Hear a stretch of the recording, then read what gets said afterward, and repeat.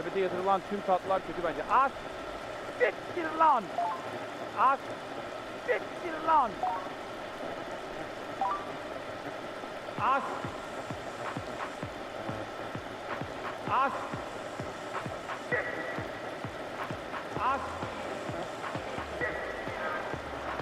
Az. Az. Siktir lan. Az. Siktir lan. Az. Siktir lan. Az. Siktir lan. Az. Siktir lan. Az. Siktir lan. Az. Siktir lan. Az. Siktir lan.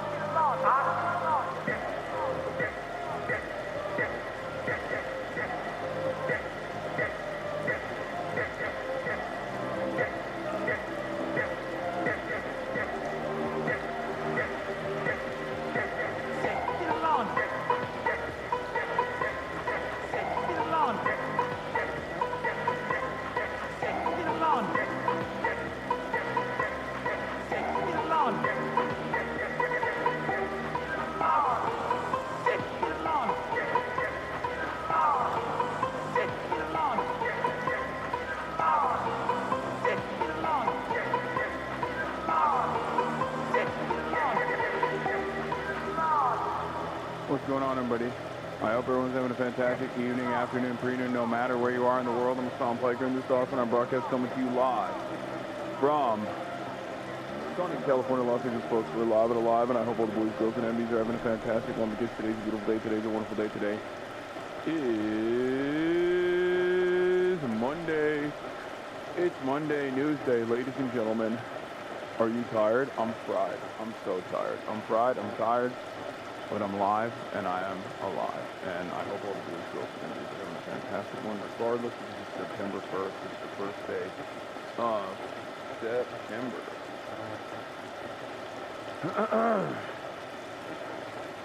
Happy Bi Visibility Month, King. Bi Visibility Month?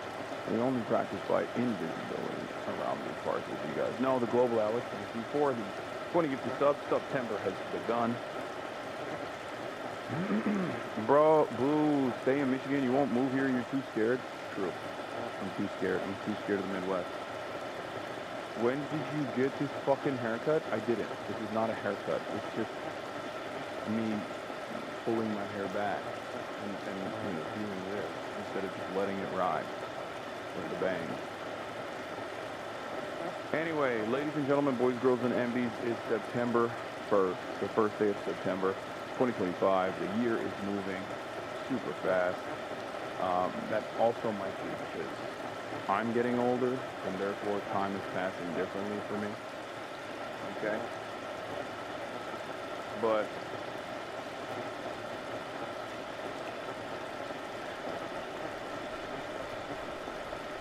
yeah, we're here. We're live. We're live. August is like 2 weeks, yeah. We got a lot. We got a lot going on. It's almost 2026. The Trump administration and its insane actions have almost made it seem as though time is moving at a slower pace than usual. But we're moving fast and slow at the same time. It doesn't make a lot of sense. Anyway, this is the part of the broadcast where I tell you about my personal news, about what's going on in the world of Hassan, Hasanabi VODs in between the time period where I press the stop streaming button and press the start streaming button to help me God. That's what I'm going to do. That's precisely what's happening. Open presents. Thank you for 25 gifted subs.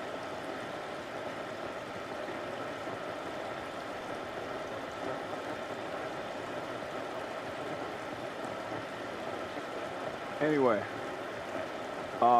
after 2 days of spending time in Detroit, Dearborn, Hamtramck, just Michigan in general, I'm back. I'm back in a big way here in Los Angeles, California. We're finally live. We're alive. We're back. I'm at the base camp, you know, and people seemingly love that shit. Open presence, Dark Money Funder. Thank you for 25 gifted subs. But yeah, folks, it's Labor Day. There's a Bernie Graham Plattner rally that's taking place later. I had a big oopsie last night. I got a lot to tell you. Okay. I had a big oopsie. Let me explain to you exactly what took place. So, end of the broadcast yesterday after finally trying Detroit pizza, and actually it was amazing. It actually was a lot better than I thought. No glaze. No disrespect to Chicago, but Detroit pizza slices, excellent. Okay. Anyway, it was excellent. I pack all my stuff. I get to the airport early. Okay, thanks for taking a picture with my mom, of course. I get to the airport early. Kaya's on a walk right now. Anyway, she's not here. And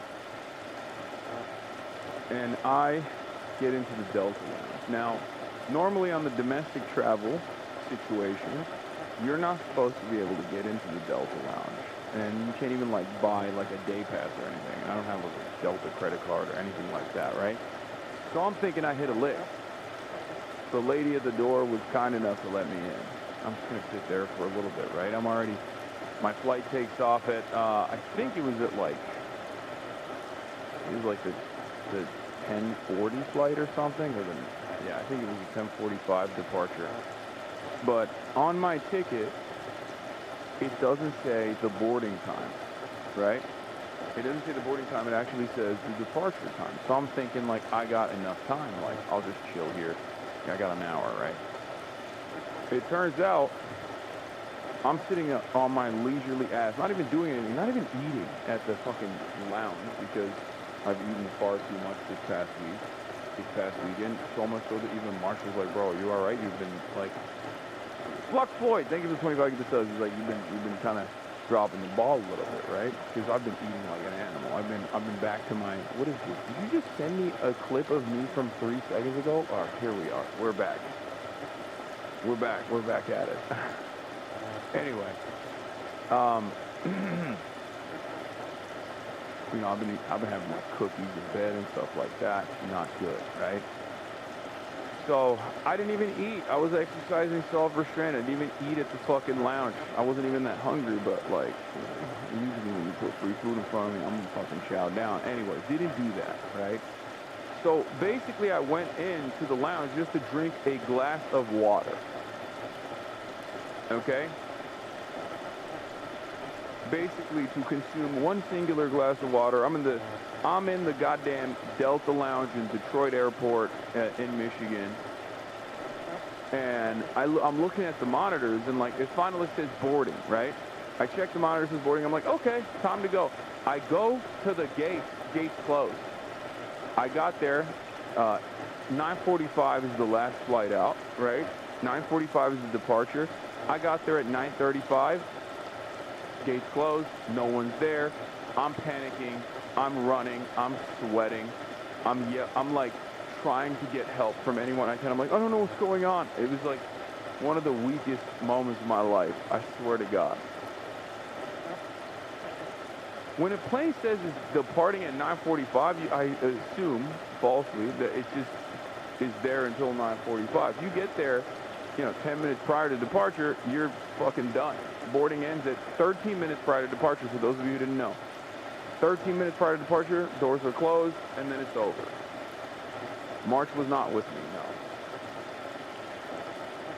no. You travel too much to do this? I know. I didn't know that, and I fucked up. And it was an incredibly embarrassing moment for me. I genuinely think I might have like a mental disability, I think. And, it's just one of those moments where your heart sinks into your stomach and you're just thinking to yourself, like, who am I? What have I done with my life? Like, this is who I am? Is everything, like, what am I doing? What am I doing in my fucking life? But basically, I got back. I already had the hotel room for the night anyway because we had, I already had the hotel room because we were in there till late that day, right? So I just got back to the hotel room. I had to spend another like couple $100 on a ticket. So that's nice for the morning, for the first flight out. Went to bed, woke up early, got on the flight. I was the first.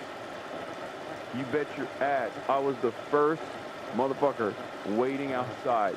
I was like, nope.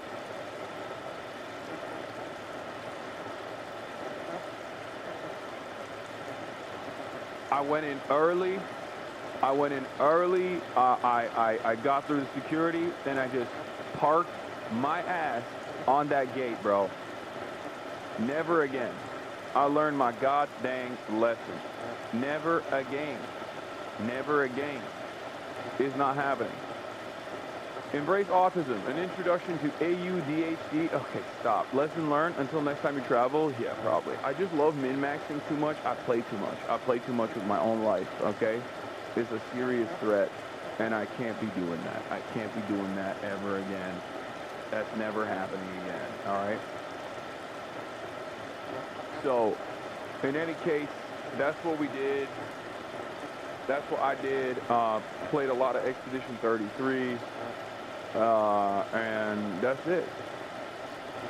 You do not have a mental disorder. Stop that now. I mean, I definitely have a litany of different mental disorders, for sure. But I'm just thinking, like, this has got to be something new. Like, there's just a new hole growing in my brain, I think. Like, how did I fuck this up so bad? Are you worried Charlie Kirk might drop out of the debate? No. Why would he? That would be a terrible look for him. I don't think he would. I don't think he really will. But, yeah. Una Bebesota, thank you for the 10 gifted subs. Luna or Seal for Eve 33. My Lune is underpowered, and my Seal is too confusing. I can't understand her combat system that well.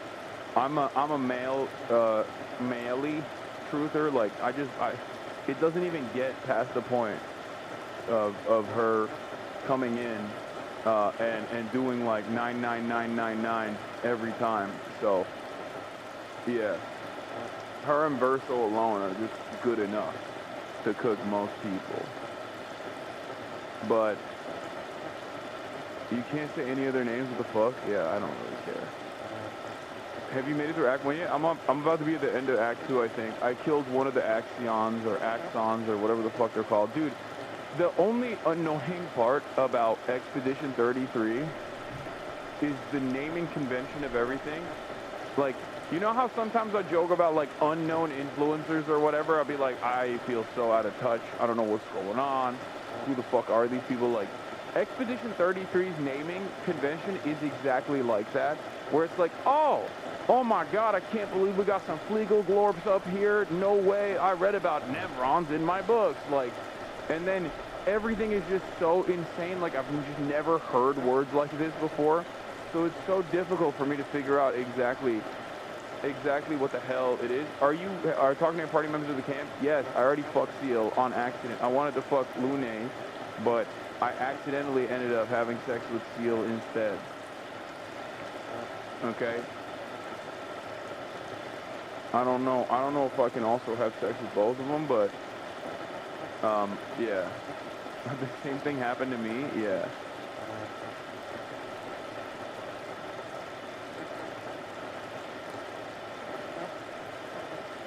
You can do both Seal and Lune? Oh, you can do both? Wait, some people are saying you can't, Sag.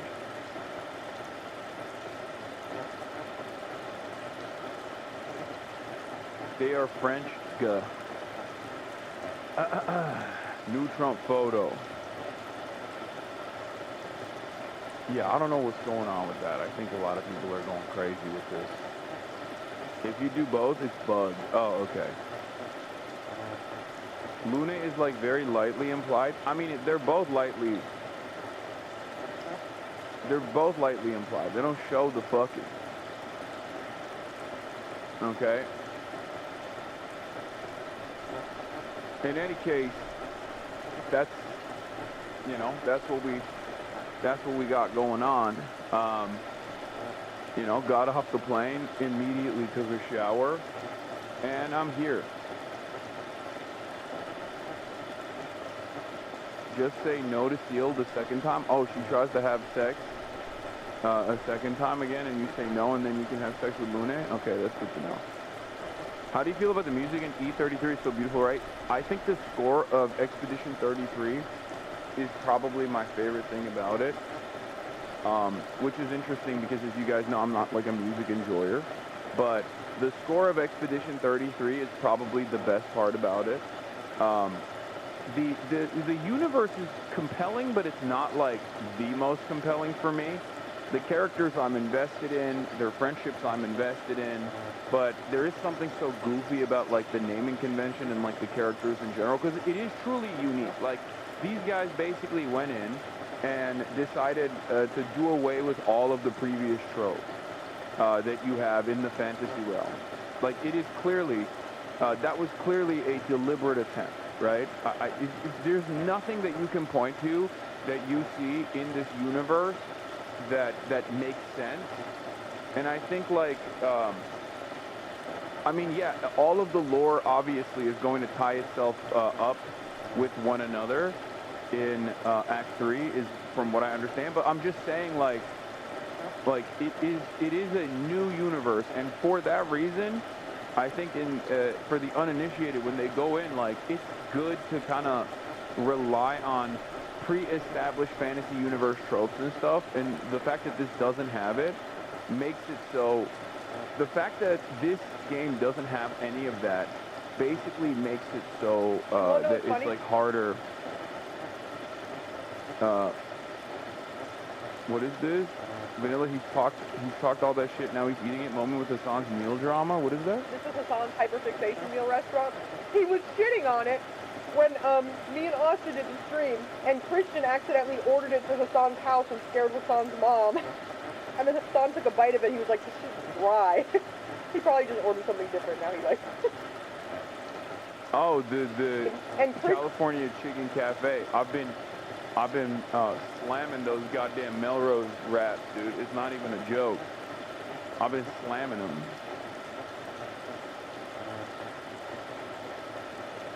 What is this? Cutie does not hate you, confirmed. Always on my side. What can I get Hasan about? There's nothing he cares about, like, besides politics, and I can't be like, I just like, no, like, I can't take the opposite. Unfortunately, I am on the same side as Hasan when it comes to politics. I'll come clean, obviously. We're on the same side, and so I cannot become a full-time. I can't do that. I don't think that's really what's going to work here. I don't know if that's really, I don't know. Cutie wants to do a peak, Fear and Peak gaming session? No, that'd be amazing. The Barbershop Quartet was insane. I know. Austin really did it this time. This episode is great. It felt weird seeing Cutie yell at Will and not you this newest Fear End episode. You guys make her so mad sometimes. I know, we do it on purpose. We do it on purpose, and I mean, she's memeing for the most part, but Austin went nutty mode on this app, for sure. Have you seen Cutie setting her kitchen on fire? Wait, what?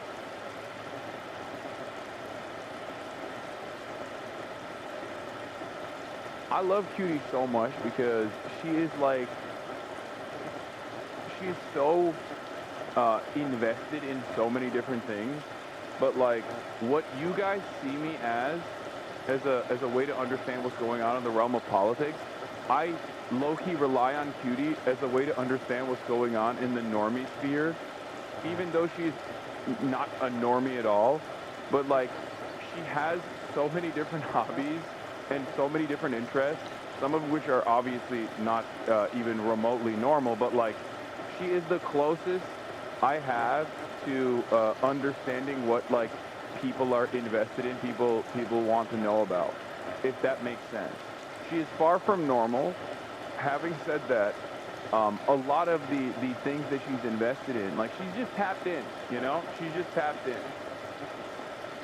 Like, you come to me for politics, you come to me for all the latest and greatest happening in the world, and I feel like I can always go to Cutie for Girly Pop Nation and whatever the fuck, like, you know, people are, whatever the fuck the actual human beings all around the world, but specifically in the United States of America, are invested in. Okay? I guess I am more capitalistic than him. I guess maybe I could do that. Capitalistic. Maybe I'll just steal more of his stuff. I'll just, you know, I can't attack him. He has too many real ops. Yeah, I'll just steal more of his pork. Oh, we're going to talk about Scooter Braun. Don't you fucking worry about it, okay? We're going to talk about Scooter Braun. They're calling it the most Israel-coded relationship. Okay? That is like the Scooter Braun, Sydney Sweeney's rep is in the dirt, okay? She just went up and said to herself, I'm going after a villain. I am going to date a villain. I want to be around this man who is like straightforwardly burned virtually every beloved artist and figure, while also simultaneously just like having the absolute worst opinions and worst politics of all time. Now, I don't even want to get into it yet. Let's see, Cutie also lit her kitchen on fire. What the frick is this? Let me take a look at this. Are you going to talk about Indonesia? Yes, I am going to talk about Indonesia. We remember that Cutie Cinderella has been a very, very professional pastry artist and pastry chef, not a pansy. And so instead of questioning every single thing I do, today we are going to join each other in trusting the process. Damn it! That's right, it might be new for you, but what I need you to do is just when you are freaking out and when you think, that's not going to work, shit, fuck! Instead of telling me, hey, flour, I just want you to sit there, okay? Flour's good, right? You need flowers, right, Kat? Because it's going to work. It will always work. We're good. Wait, she lit her house on fire? What the heck? Here's the deal, you guys. Disclaimer, don't use flour. That caused this video. Hey guys, my name is Blair. If you don't know me, I am a trained pastry chef. I've been baking and cooking since I was 10 years old. Hold up, what? And you know what we never talk about? We never talk about safety in the kitchen. And today I want to talk about specifically fire safety. Because you never know when you're baking, something could catch on fire, and it's really important to follow these steps. Number 1, stay calm. That's the most important thing. Number 2, fire can't exist without oxygen and fuel. So the first thing you should do... Yeah, she dropped... That's how you know it's serious. She dropped her government name, dude. ...is turn off your oven and then close... It, like, freaks me out when I hear it.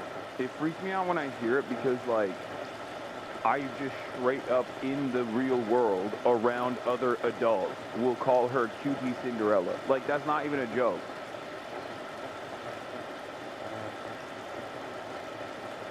I have never in my life called her Blair. I just say Cutie Cinderella. Like, that's, to me, that's her government name, okay? The door. Never open the door. Eventually, the oxygen will deplete and the fire will go out.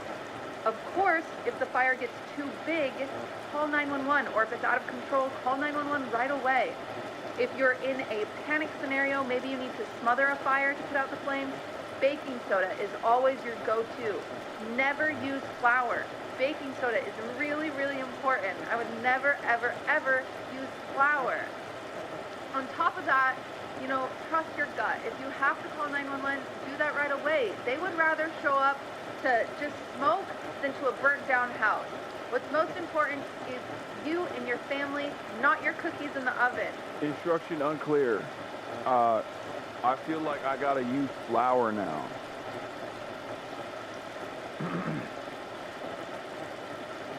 You call Leslie Foosley and Myung Killer Katamina? Ain't no way. No, that's not. I do actually, I switch between both for Foosley, and Myung I just call Myung. But with Cutie, I don't know. I just never not called her Cutie. What does Ludwig call her? I think Ludwig also calls her. Isn't that crazy? Wait. I also just realized, like, I also just realized, like, there are not that many people in this space that just have their full government names as their usernames, and Ludwig is one of them, obviously, and me and Will and Caroline are obviously also using our government names, but, like, that kind of makes sense because we're older. So I guess Ludwig is an unk when you think about it. Ludwig is always been unk status just by virtue of using his name, like full-blown name.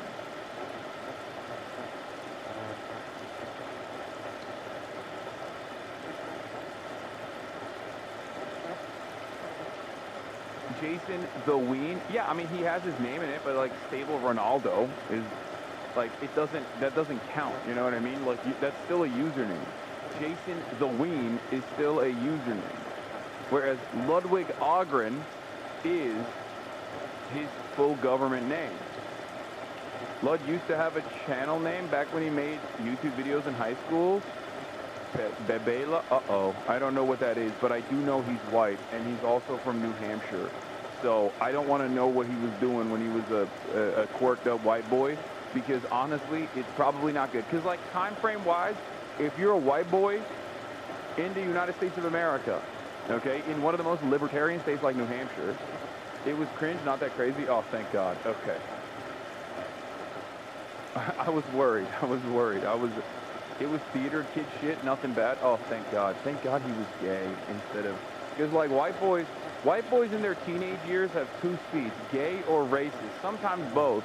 And like, I'm so glad that he was just gay instead of, he was one of the gay white boys instead of the and I myself was one of the gay white boys too, for the record, because, you know, I was too invested in constantly doing DeviantArt and like drawings and shit to get into some real trouble. Bro, what the fuck? Hasanabi, chill. No, that's how it works, man. You either go like the theater kid route or you're racist. I feel like there's nothing in between. I'm telling you, when you're growing up, like, when you're growing up in the United States of America, okay, and I grew up in Turkey, so it's a little bit different, but like, you're growing up in the United States of America at that time frame, you either were racist or gay. Straight up.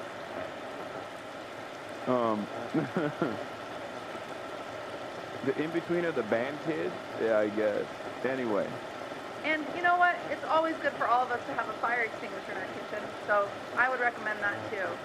Anyway, happy baking. I hope you guys have a great week. Why is RBN calling you out? Who's RBN? What the hell is RBN? Every day there's like a new person who is doing a call out post. And chatters will always find it. Ruth Bader Nuremberg. Who is RBN, bro? What is RBN? I don't know what that is. And every stream you pay attention to it? Not really. I mean, I could just say, like, I don't know what the fuck this is, and then move on. Calm down now. What is this? You'll never find someone like I mean, I'm not complaining. Actually, but that one stream where he's wearing the Pepsi top? Oh my God. What is this? That's crazy. I hate Film Bros. I have a fear of being bullied by him low-key. 13 hours ago. Girl, I got timed out for a week by him sending him a TikTok only 300 likes and legitimately crushed me because the only time he acknowledged me was annoyance. I almost changed my username. Okay, guys, it's not that serious. Okay? It's not that serious. It's not that serious. If I'm in a bad mood or something, okay, and I'm annoyed. Shatter missed meeting you for work. Oh, I saw this one. Checking it sounds like he's standing 10 feet away from my front door as I'm about to clock into work at the highest level of FOMO I will ever experience. Yeah, a lot of Michiganders had their dreams come true, dude.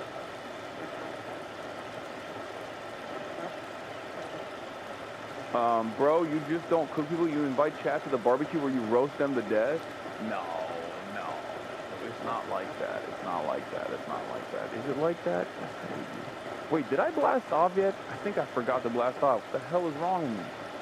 God damn, see? I'm on. I've lost it. I'm no longer goated with the sauce. I have lost it. I've lost my stamina. Okay? Let me blast off real quick and let's get it twisted. It's true, gotta be a hater to get your attention? That's not true. Oh. Can you drop more lore on interesting terrorist interaction at that restaurant? On the interesting terrorist interaction at that restaurant? What terrorist interaction? At what restaurant?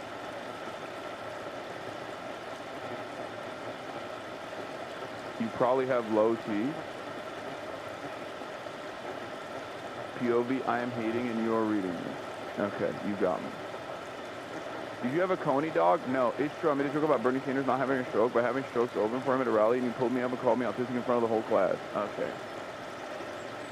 Takes one to know one. Okay, calm down.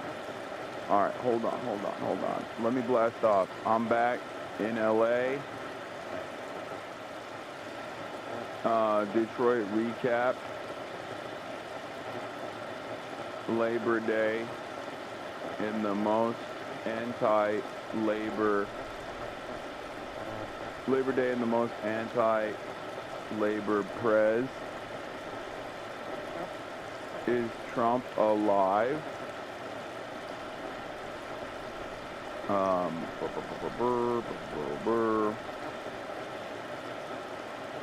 Raise your hand if you've been personally victimized by Hassan. Okay, calm down. Did you cover the Rudy Giuliani? Yeah. Rudy Giuliani. In car crash. China ex-India friendship. What's going on in Indonesia? Getting now. www.twitch.tv/Hasanabi.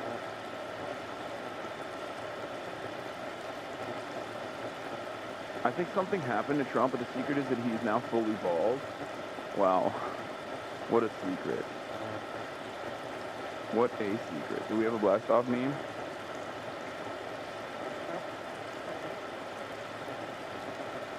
Okay, we got one. We got a Labor Day themed one.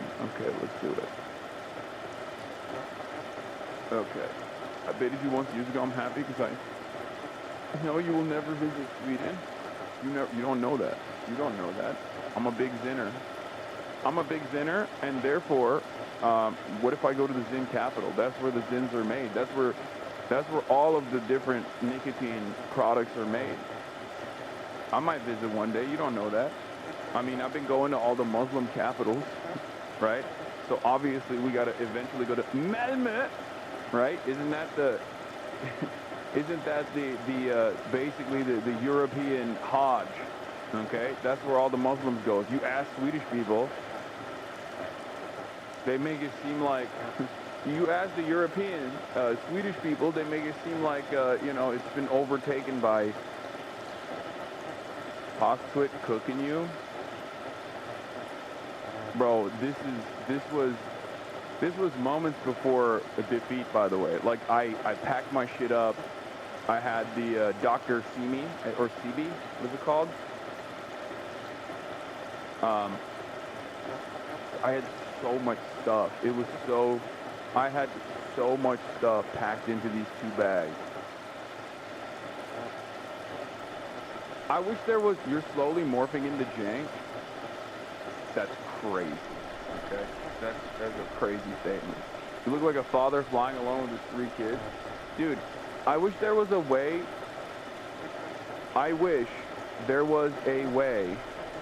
to just teleport, okay? I wish there was a way to teleport.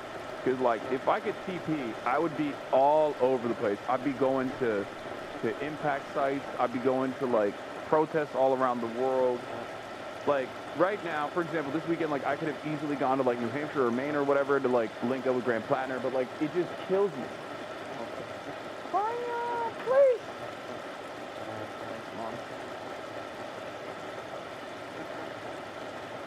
And it's just like, I can't do it. I can't do it because the issue is I cannot. How many Sky Miles you got, man? I have no idea. I don't have any credit cards. I don't have any of those things. I don't take advantage of any of those, like, sweepstakes or anything like that. But basically, it just, you actually look 50 in this photo. Yeah, I felt like I was 60 in this photo. Okay, I felt like I was 60. Goron on the I've Had It podcast before Fear End, bro, have fallen off. First of all, this is the premier real Joe Rogan of the Left podcast. Okay, so of course Zoran's gonna go on it. What are you kidding me? Fear End is nothing in comparison to the radical propagandists of the I've Had It ladies. Okay, this is where I get my notes from them. Y'all are like, you, Hasan. Where do you get your talking points? It's like, it's not chorus. Let me tell you, it's not chorus. It's not dark money. It's the I've Had It ladies. I try to tune into their frequency, you know what I mean? They're the ones building the vanguard. They're the ones doing real existing socialism. They're the ones who are saying, you know, the countryside surrounds the city, okay? Woklahoma, rise up.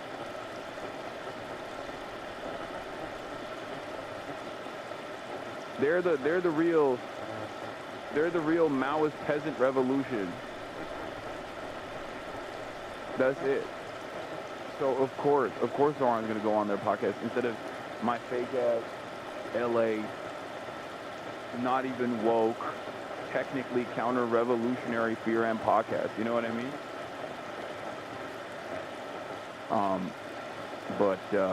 Yeah, we got Zoran's moves. What is this? Zoran Mumdani does the wine dance at the West Indian Day Parade.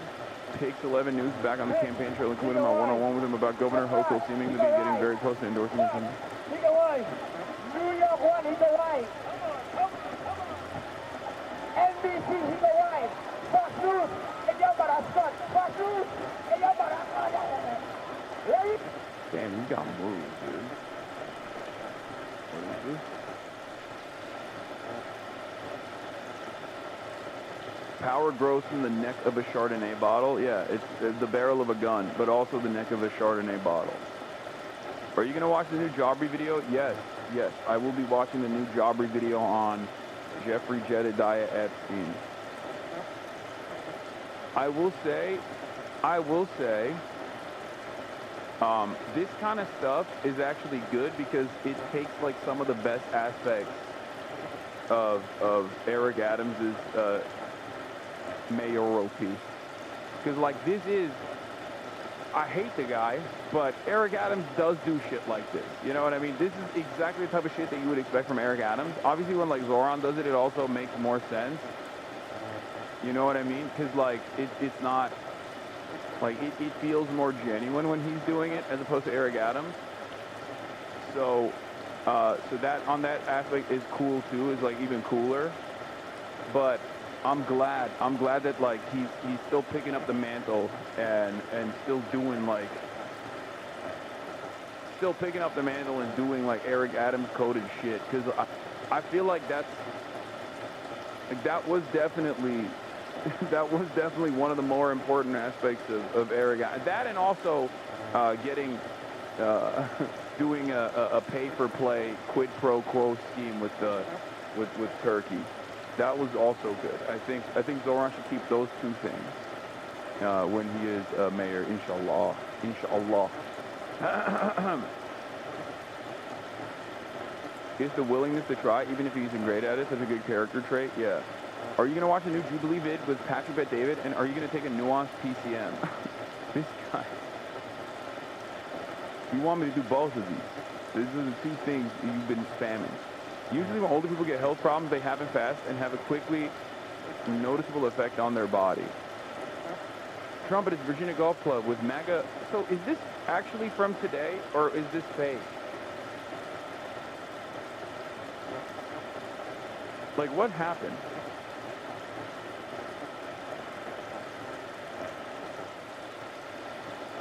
Because I don't believe this. I feel like there's something weird going on with Donald Trump, and we'll talk about it, but, like, he is not his usual cheery, constantly in front of the camera self, and maybe we have developed some semblance of parasocial relationship with the president, but it does feel like he's given us so much of himself for so long, sometimes when we don't want him to do so, that when he's not on camera, his absence is felt.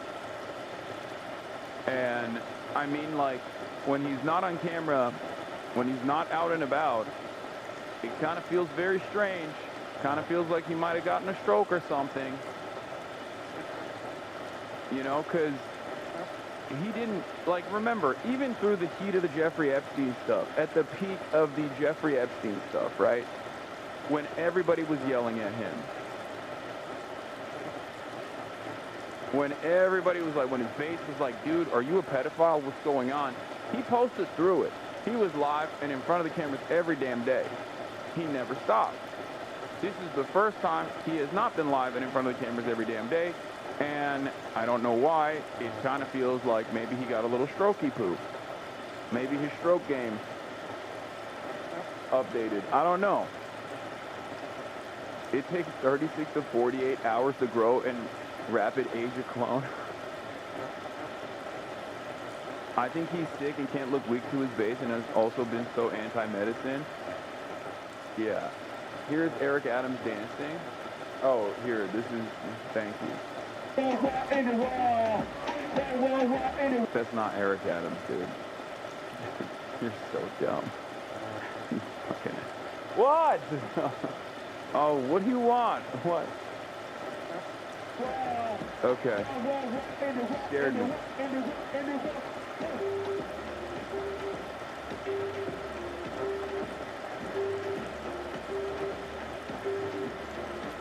This is not. You got officially injected leak? Yeah.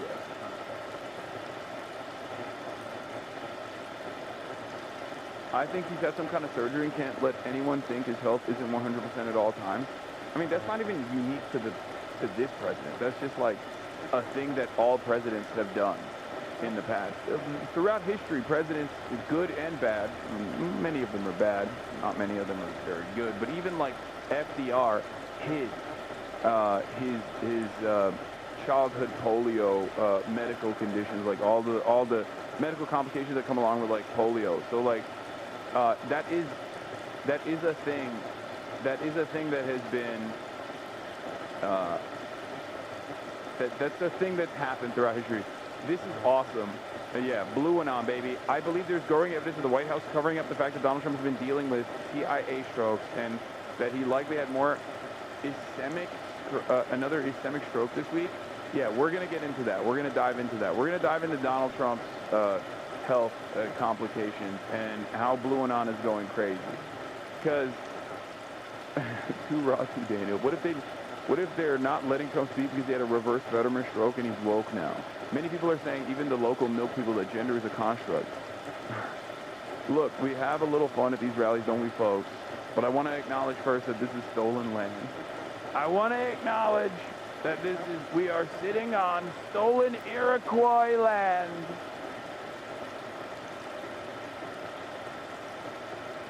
All I'm saying is,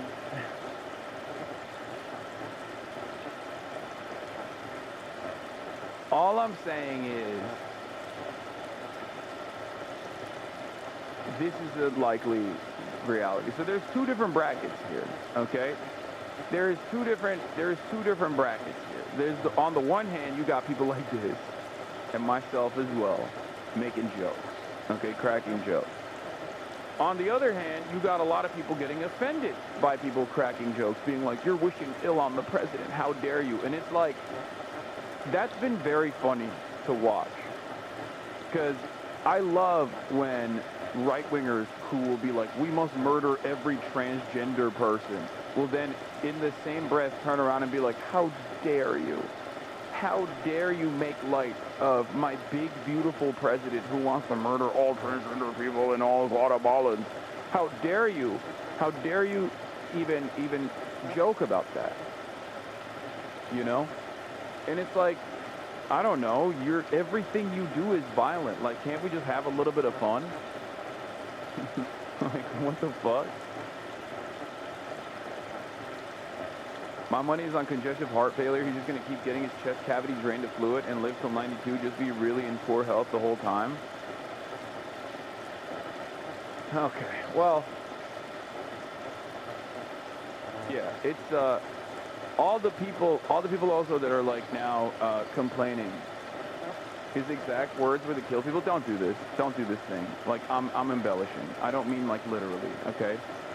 Policy-wise, yes, it is about wishing ill to marginalized groups. Don't do that.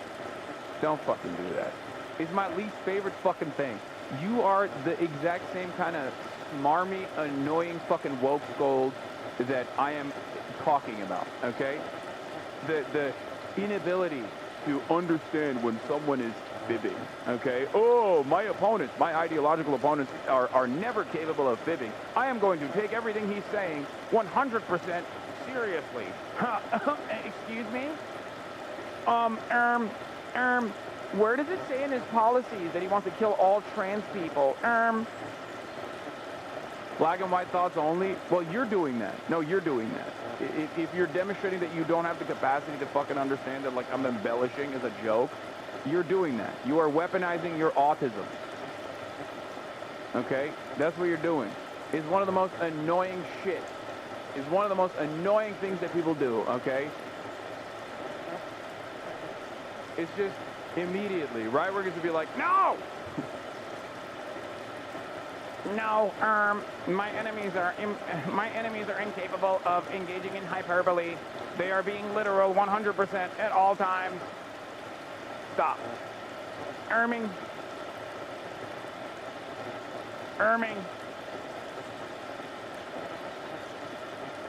Anyway, as I was saying, so on the one hand, there's a lot of people having fun with this, understandably, because, you know, Trump is he's a, let's just say, somewhat controversial figure. Is that fair? I think that's fair to say. Fireplace. He is a somewhat controversial figure, right? I'm thinking maybe he's not a very good guy. You know, he's a little divisive.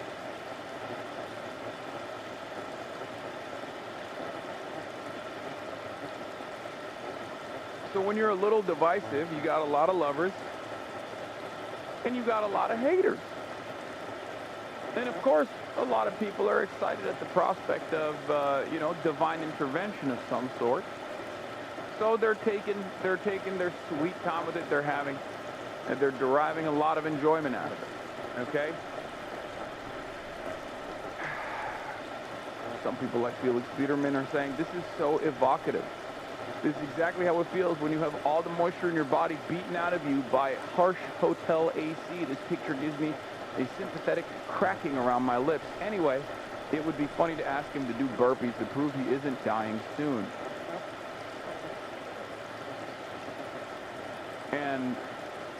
And yet you have, you know, some of the most annoying shitheads who actively Like, there's that one, the Korean dude, right? I think he's Korean, that's, like, constantly posting, like, the most racist white supremacist nonsense you've ever seen. Okay? He was going crazy. He was, like, complaining. He was like, oh, you see, the left would be wishing ill of a man who is a grandfather and a father to many children. Kang Min Lee, I fucking hate that guy. Yeah, that guy. That guy. Oh my lord, not Ollie London, dude. No. The Korean Ian Miles Chong, basically. And I saw someone call him out, being like, dude, you literally say every black person is George Floyd, and you're over here complaining about, like, the left having a little bit of fun, you know? Having a little bit of fun with, like, an objectively evil person's health complications. Let me see if I can find. Does anyone have it?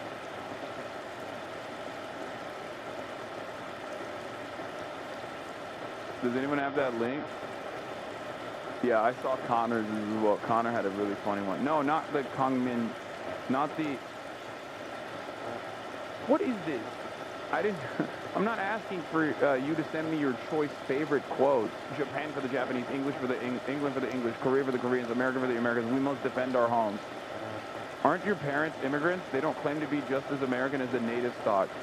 Dog, that is so funny. You are literally a Korean American, LARPing as a white supremacist, living in the United States of America.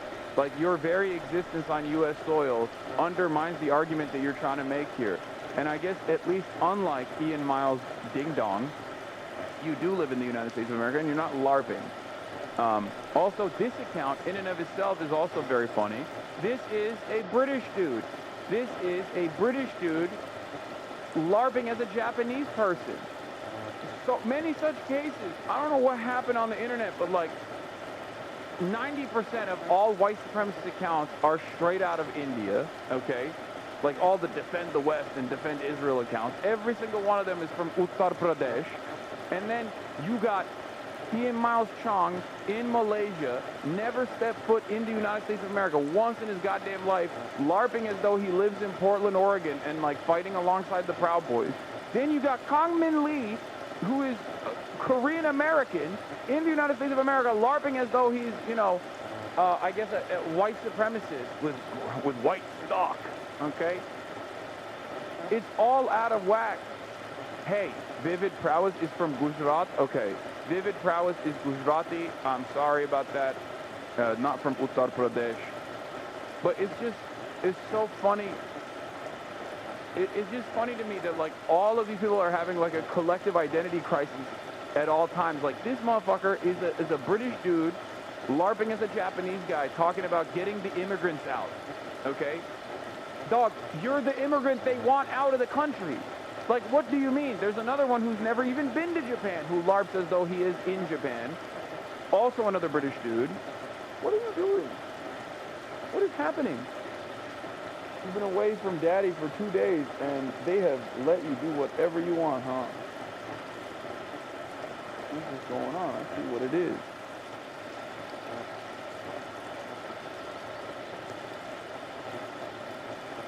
Like, there's nothing funnier than a British dude living in Japan saying, breaking, thousands of locals marched in Osaka yesterday demanding an end to immigration.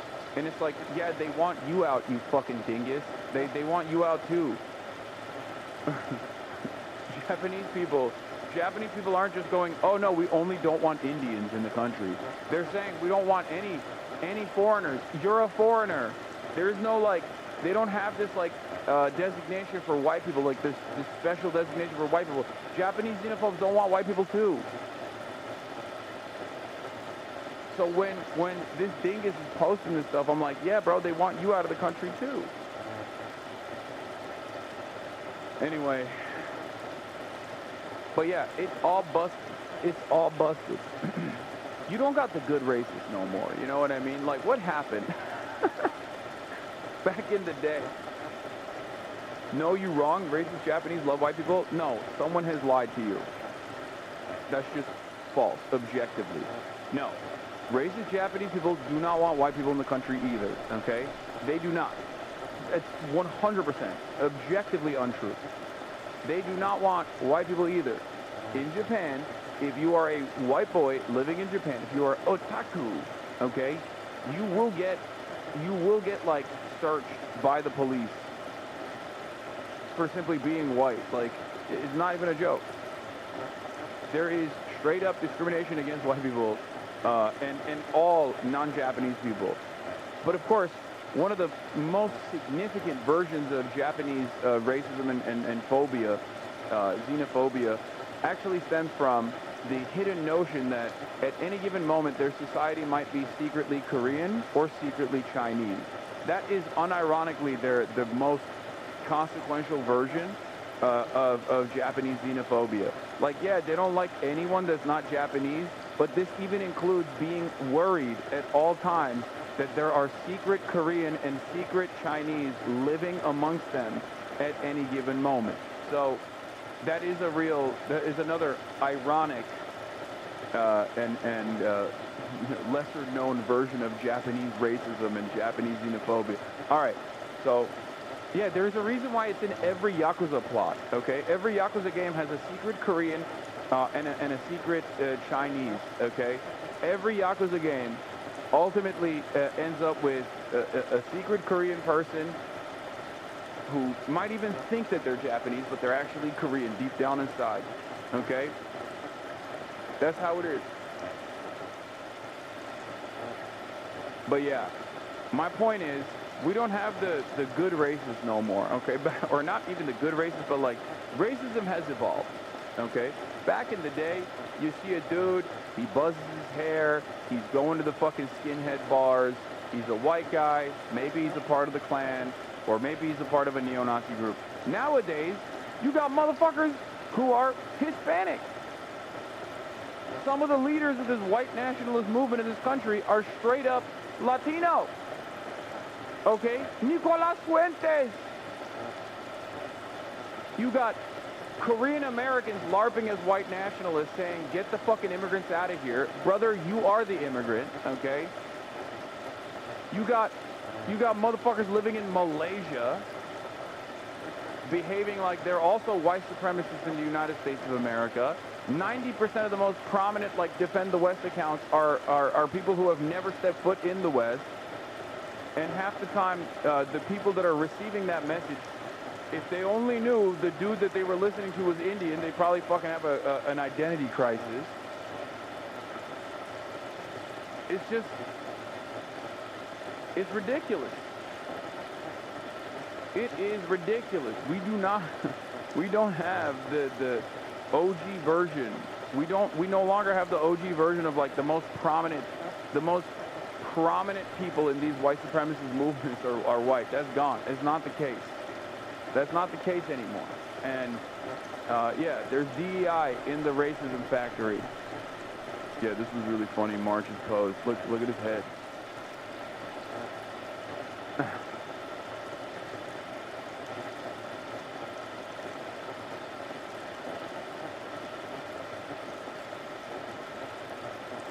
don't know.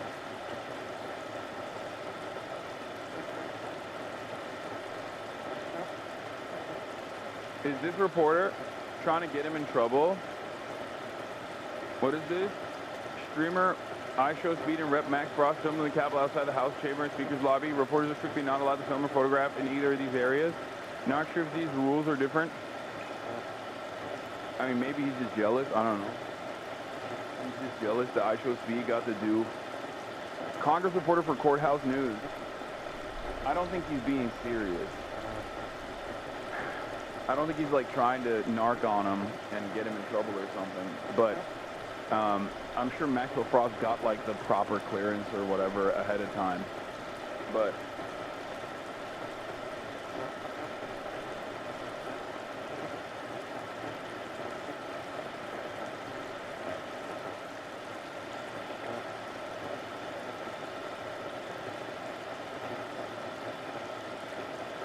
in any case,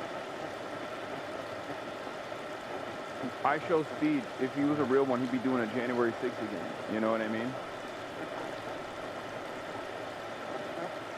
But yeah, that's smart. It's smart of Maxwell Frost to take iShow speed around. That's good. Speed Loki lapped you as a propagandist. I think the amount of benefits you get when you're not clocked as like an inherently political person is fantastic. It's too late in my career to obviously get those benefits. It's never going to happen. And he's not anyway. He's not like an inherently political, I mean, he's not like a political commentator or anything. He just has like some beliefs. He has some things that he believes and pushes for, and that's a good thing, right? But overall, what is this?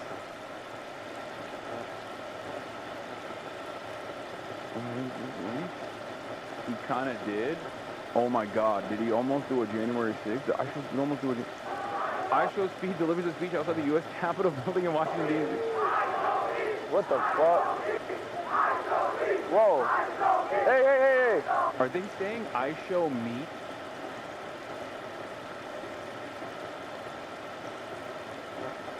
Outside of the Capitol? Ain't no fucking way, dude. That is insanity.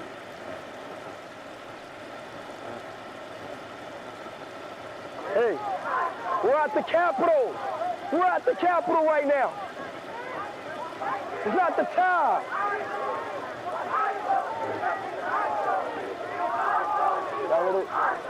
What the fuck? Okay, now they're saying iShow Speed.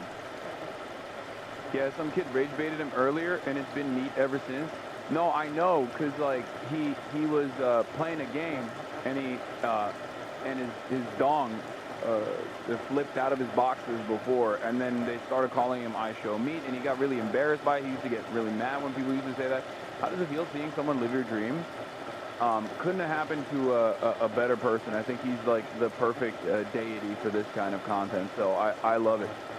I follow everything that he's doing, you know? Really? I'm about to give out a speech.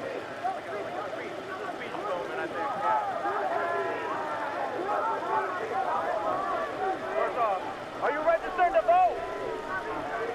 I had a dream. Hey, I had a dream. I had a dream. Hey. Let me say my dream. They don't want to hear it. So what, like, are they about to vote for us? Stop saying that.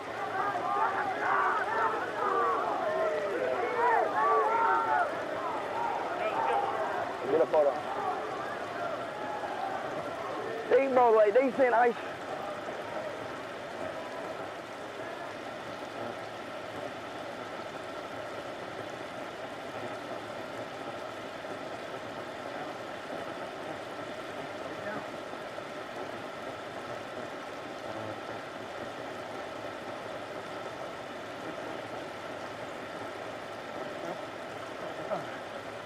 Will you be talking about Yemen? Yes, dude. Yes, I will be.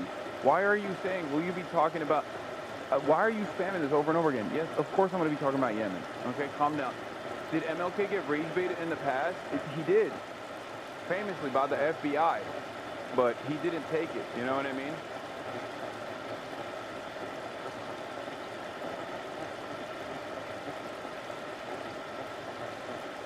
What the fuck is that number on the right that could possibly count as such a big number? That's his number of subscribers.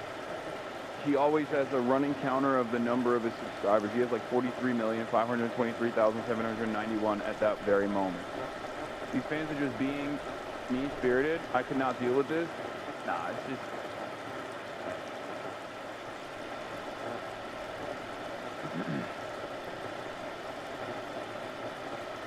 His YouTube subscribers.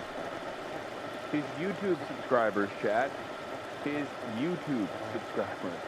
So that's not like his Twitch. He doesn't have 43 million $5 a month paying subscribers. That would be insane. Even he's not there yet.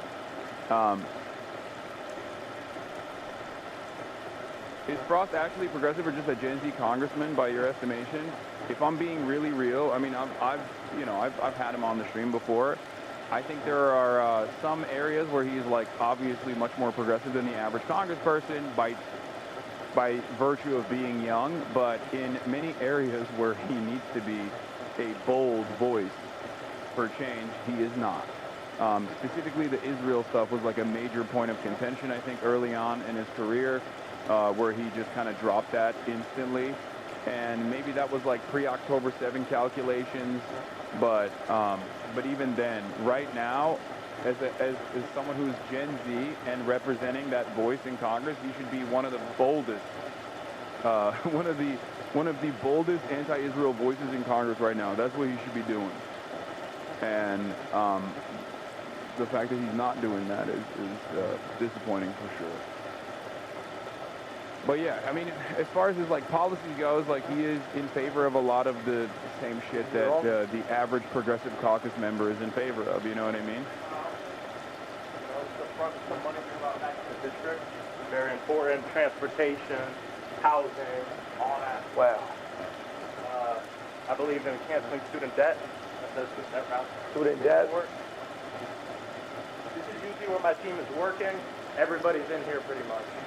These are like some of the bills I've introduced and just these preventer tax. During my campaign, I experienced homelessness. So I do a lot around housing, tenants, renters, stuff like that. Ooh. This office got a good vibe to it. Yeah, we make it feel like you're home to people, you know? And this is my office. You know, this is where I spend a lot of time. That's my whole box right there, Bernie Sanders. I used to produce a lot of his rallies. Oh, Bernie Sanders. Right there. That rally. That's my mom and I. And then, of course, Joe. Joe Biden and Kamala. Yeah, my mom came here from Cuba in the late 1950s. This is good for Speed's audience to hear. Oh, for sure. Like, if we're matching it up to like the average Zoomer, average Gen Alpha, average Zoomer, average Gen Alpha Speed Watcher, like, you know, even them spamming L Trump in the chat or demanding that he say free Palestine next to these congresspersons, like, that's a really good thing. Because, like, remember, these are like 12-year-olds that are watching, okay? So it's starting them on the right foot. It's I would say the exact opposite of. I know there's a lot of people in this chat would be like would get mad and say like, why aren't these little 12-year-olds running around with you know, copies of I don't know, Das Kapital or whatever, but it's good. Getting them started on the L Trump train is a good. Is far better than getting them started on the far better than getting them started on this other shit. Oh, Hasan's youngest fan? Yeah.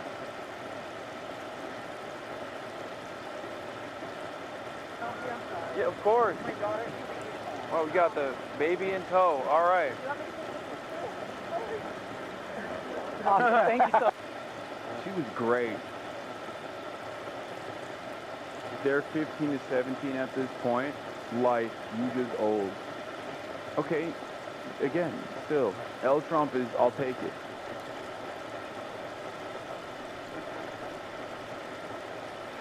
How do I get my family into progressive politics? I have an aunt and is a Modi fanatic, and my mom's unfortunately influenced by right-wing Indian news. What do you recommend I do? Oh, good luck with that. Okay. Wait, hold on. I'm going to let Kai out.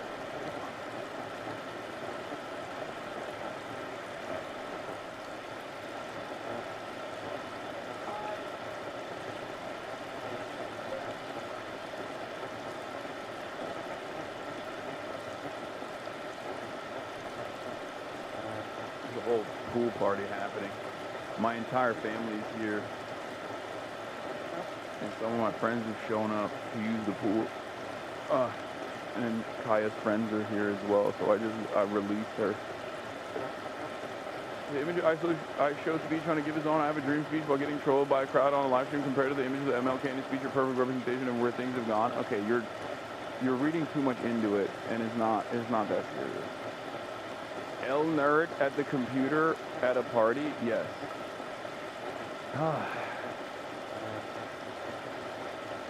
What is this? New vid of Trump playing golf has landed?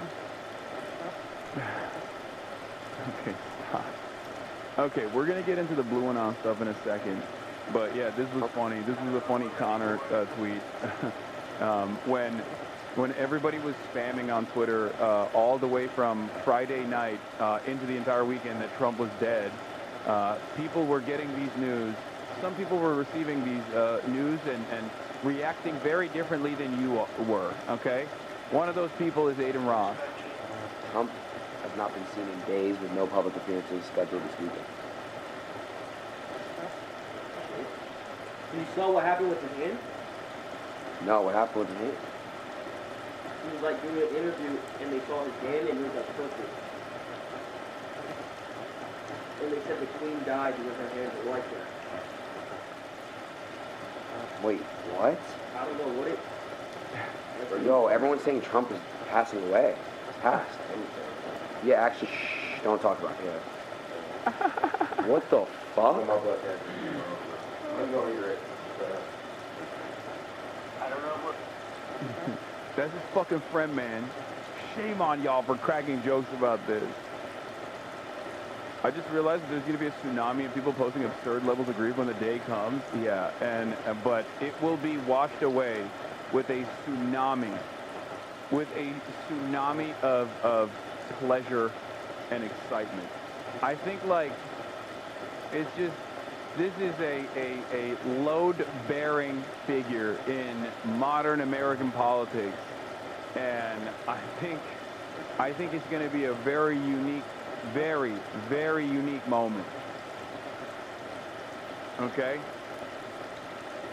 I'm going to tell you right now, there's going to be a lot more celebration than there will be sadness. Okay? There's going to be a lot more celebration than there is sadness. It is very obvious to me that perhaps some Americans who are on the liberal side of politics see Donald Trump as like the singular force for all of the awfulness that they're experiencing and don't understand that he is just like a normal continuation of unlimited reactionary sentiment. And therefore they falsely attribute all of the issues to Donald Trump as the singular force instead of recognizing that this is, there is a duopoly here. There is a bipartisan compromise here for many of societal, many of the issues that people face. But it will be jubilation for sure. I do think so. Now, of course, there are, as is the case with You Can't Have Nice Things, hate to be the bearer of bad news, even though that is precisely my job, that Trump's demise would lead to J.D. Vance's ascent. And J.D. Vance's ascent, I don't think J.D. Vance is capable of securing the basic support in a popular contest. I don't think that he would win. But if Trump were to somehow pass away, that would be truly terrifying because that's the only way J.D. Vance is going to actually hold on to a higher lever of power. And then we would truly know what it's like to have President Palantir, President Peter Thiel, Supreme Enforcer, you know? So that is definitely a real fear that I have. So we can't have nice things, basically, okay? That's my point. We just cannot have nice things ever. But latest Blue Anon research, yeah, I'm going to dive into the Blue Anon conspiracies, as you guys know. While we were out celebrating and making jokes about Trump, just people basically memeing that Trump is dead, okay? And the right-wingers were getting upset that people were memeing that Trump is dead. Blue Anon was taking it sincerely. Here's Adam Cochran, investor, professor, policy consultant, author, independent investigative journalist, and father, trying to make the world suck less. This is a 31-tweet Twitter thread from Adam Cochran. Now, if you're old enough in this community and you were around for Trump 1, you remember there were figures similar to this. There were Blue Anon figures back in the day as well. Seth Abramson comes to mind. He was one of the prominent Trump guys, okay? There were a bunch of these guys that like had gotten their brains broken with Russiagate stuff, so they would almost always tie everything back. Louise Mensch, that's another good one. They would always tie everything back to like, you know, Donald Trump's having gay sex with Vladimir Putin. Now, those guys haven't been as active or as prominent in Trump 2, but they were a important fixture. They were an important fixture of the Blue Anon movement in Trump 1. They were a prominent feature of the resistance against Donald Trump in Trump 1.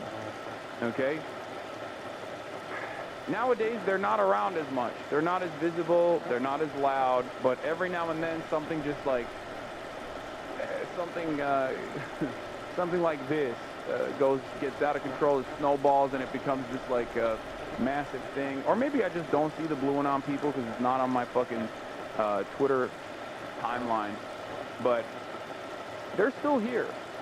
Blue Anon, in most circumstances, can have a firm commitment to the fact that the election was stolen by Trump, and that you know, SpaceX and the Starlink Elon Musk connection actually played a role in changing the outcome of votes.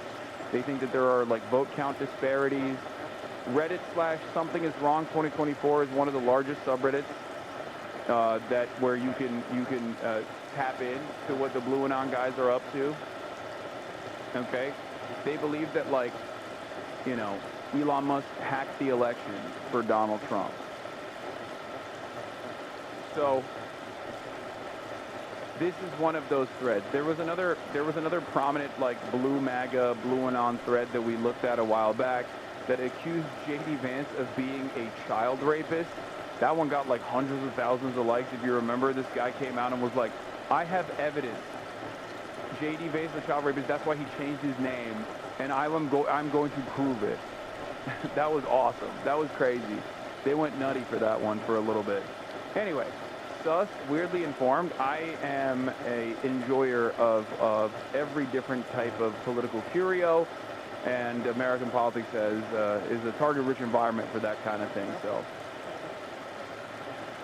anyway, I believe there's growing evidence that the White House is covering up the fact that Donald Trump has been dealing with TIA strokes, and that he likely had more significant ischemic strokes this week. Let's start with the basics. TIAs are temporary blockages. You'll see symptoms like dragging, eye drooping, etc., but they resolve within 24 hours. Ischemic strokes leave a lasting impact, but can range dramatically in scope and severity. TIAs precede an ischemic stroke in about 30% of patients and often result in a long-lasting intervention to try and prevent any risk of a larger stroke. Now let's get to what paints this picture with Trump. In March 2024, Ron Filipkowski notes that Trump has been dragging his right leg for a while. It's something we've seen him do on and off over this past year, but not super notable on its own. Let's take a look. I see a sexy man doing a sexy dance, for the record. Okay? I see a sexy man doing a sexy dance. I don't know what these haters are saying, that he's dragging his right feet.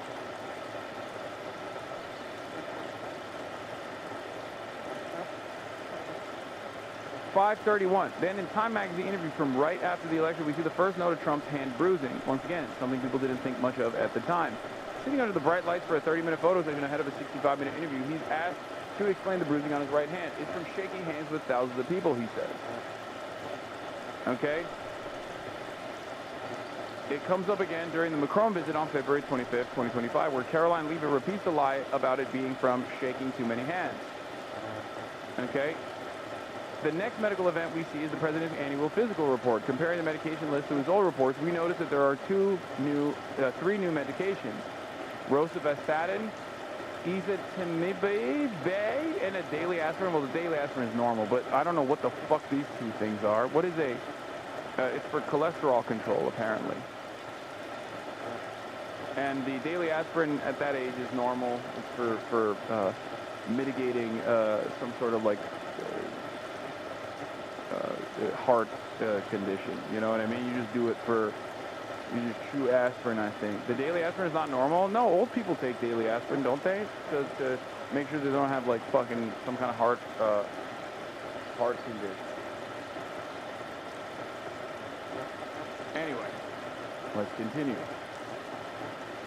I fear when I watch this kind of stuff, when I read into this kind of stuff, I fear that there are many in my audience that actually go, hold on, this is real, okay? At first, I thought this might be normal medication for managing cholesterol, but I've certainly heard of preventative aspirin use in the past, but I decided to interview some heart specialists, and I'm glad I did. There are two general takeaways I heard from multiple specialists. Daily aspirin is not recommended for prevention anymore, and aspirin regime is treating something. Ezetimibe, I don't know if I'm saying it right. I'm definitely not saying it right. Is a second-line medication not used for regular LDL treatment. Statins like rosuvastatin will manage cholesterol alone, whereas ezetimibe will be used in the second line if the patient is at high cardiovascular risk, such as prior strokes, heart attacks, or arterial disease. Then it's used for stroke prevention. Trump's previous medical reports claim his cardiovascular health is great and is on the statin, so he shouldn't need ezetimibe. But this also brings us to the aspirin. As it turns out, aspirin has been advised as a daily course prevention method for quite a while. Hasn't been advised. Some old doctors may still incorrectly prescribe it as such, but qualified medical staff who keep up with the literature wouldn't. A daily aspirin dose is now used as a blood thinner for specific lines of treatment, including in managing ischemic strokes. Then in June, we see Trump's swollen ankles, and for the first time, the White House medical team is willing to admit he's got CBI. His bruising is related to aspirin regime and shaking hands. 1431. What is it? Ezetimibe? Other name for it is Zetia. Okay, I'm just going to say Zetia. They keep coming back to the claim that aspirin, as aspirin does indeed make bruising easier. There's three problems with this claim. Bruising is seen on both hands, not just his dominant hand. The next problem, CBI is not a sudden onset issue, and swollen ankles is an intermediate symptom. An annual physical in April would have caught CBI back then if ankles were going to be swelling, and aspirin isn't CBI treatment. But third, some of the bruising is monthly, usually around the 24th. Check the dates. It seems much more likely the president is being monitored monthly for something, and then also occasionally getting an emergency IV as well. I could totally see that, by the way, blue and conspiracy aside, I could see that bruising being a consequence of like getting monthly, what do you call it? Like monthly IVs.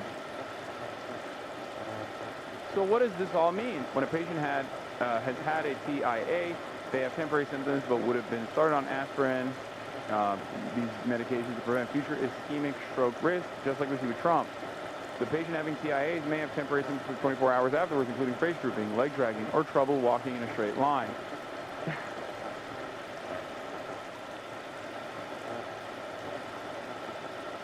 This was weird. Oh my God, it's working. It's working on me. It's working on me. I'm believing it now. I'm a blue and eye guy. I'm a truther. He's dead. He's been cloned. Patients who experience very mild strokes that are not on TIA, such as lacunar stroke or minor ischemic stroke, may have persistent but barely noticeable symptoms, such as drooping on the lip, eyelid, and eyebrow, which would be on the same side of the leg dragging symptom. I think he's just old, man. That's it. He's just a droopy guy. That's just what happens when gravity takes over. You know what I mean? Like, this is... I think we're reading too much into the tea leaves here, okay?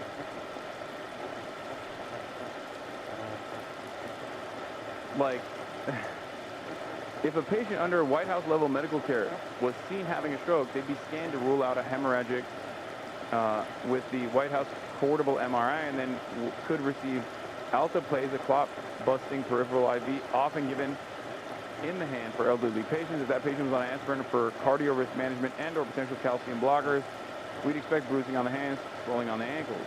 If they had a mild ischemic stroke, we'd expect the patient to be on bed rest for 24 to 48 hours, by 2 to 3 days, able to take smaller assisted steps, and the patient may have facial droop. flatter facial creases, or their mouths agape due to facial muscle weakness.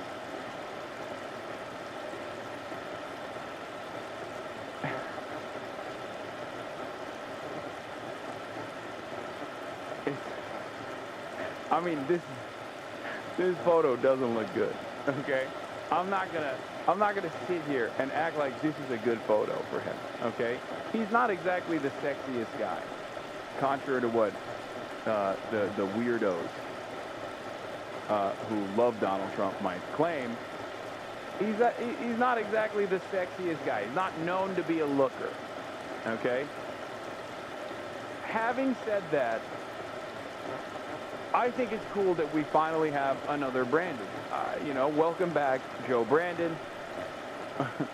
It's Brandon 2, okay? That's it. We got Brandon 2, Brandon 2.0. He's here.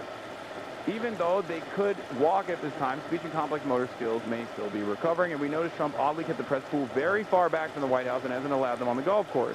We also noticed that he was dressed as the same as the last time he went golfing with Kai, and that MAGA influencers were given an old picture to circulate from January and his other golfing picture from June 27th. Yeah, also, whenever the administration actually cares about a particular thing, they will release like info. They'll info dump to the regular fucking Twitter sphere, right? And they will all turn around and post, President Trump's the best grandpa. Trump looks so young. I love this photo. Okay? It's an old photo. It's an old-ass photo. They posted old-ass photos. Like, they were just, like, making it seem like he was hanging out with this professional golfer. He was not. You know what I mean? Those same influencers were circulating a video of him in the same outfit, but that one came from June 29th this year. Yeah, this is not a new video. This is an old video, but they were literally circulating this on Saturday as though it was a new video. Bravo!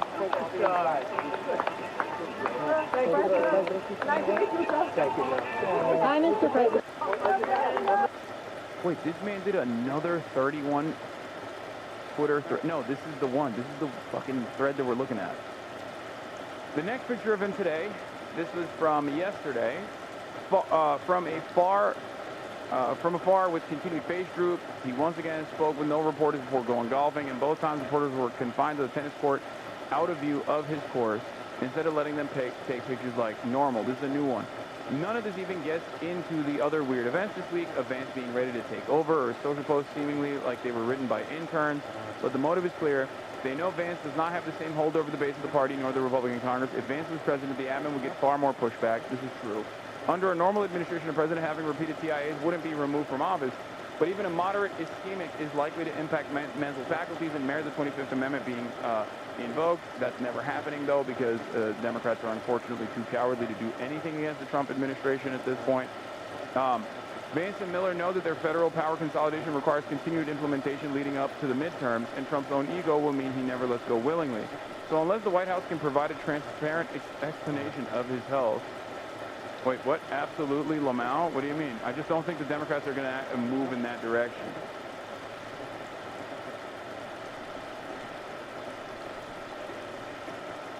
'25th would be cabinet members, not the Democrats in Congress. Okay, but the cabinet members are obviously not going to do it either. The cabinet members are not going to do it.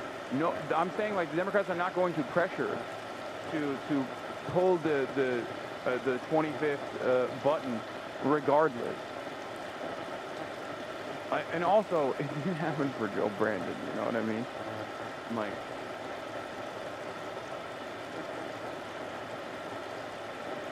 my assessment of this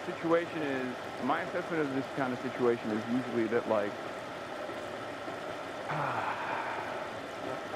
what you see as far as the president health is the most rose-colored version of actual events. No matter who's in charge, whether it's a Democrat or Republican, doesn't matter, okay? That's just how it is, okay? But because Donald Trump is, you know, Mr. I love being in front of the cameras and chopping it up every day, it is unique that he is no longer doing that. This is the reason why a lot of people are going, oh, there is definitely a real health complication, okay? But given the fact that no matter who's president, the version of the president's health that you see in public is going to be the best possible version, like far better than what is actually happening behind closed doors, this doesn't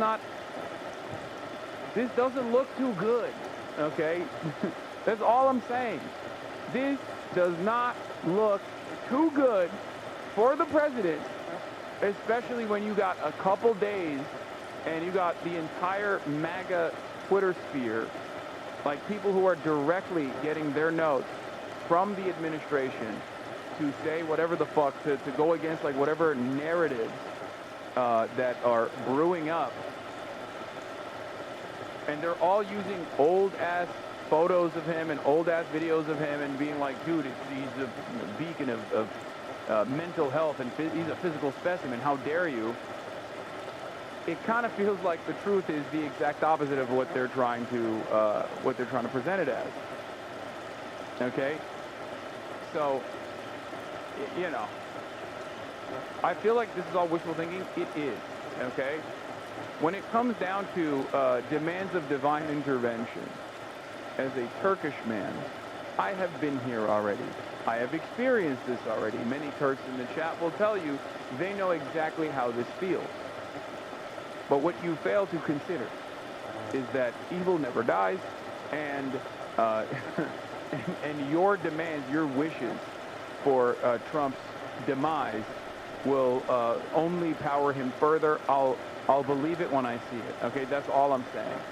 But anyway, he says, so unless the White House can provide a transparent explanation of his health that better fits the circumstances, I'm forced to conclude that they are lying to the American people and hiding that Trump had a stroke. It's time for the press to push this and get clarity.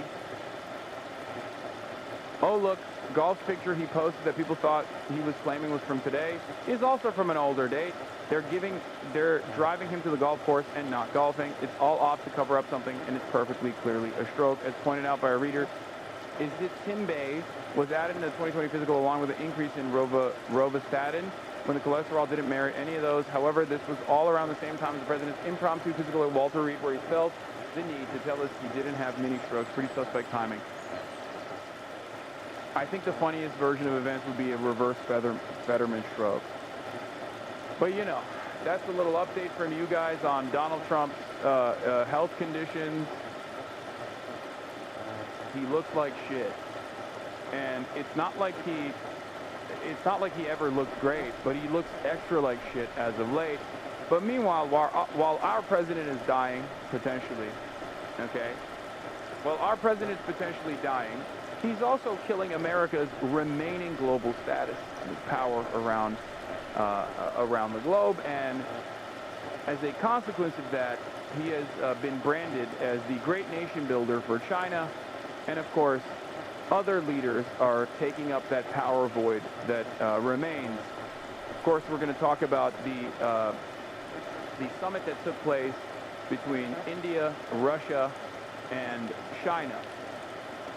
I'm going to go pee real quick. Holding hands, Russia's Vladimir Putin and India's Narendra Modi head straight for their host, Chinese President Xi Jinping. They form a huddle with their translators and exchange a few words, even a few laughs. For Xi, the optics are ideal as he seeks to assert himself as a world leader they can count on. In his opening speech at the Shanghai Cooperation Organization Summit, he told members that global governance had reached a new crossroads, taking not-so-subtle jabs at the United States. We should uphold fairness and justice.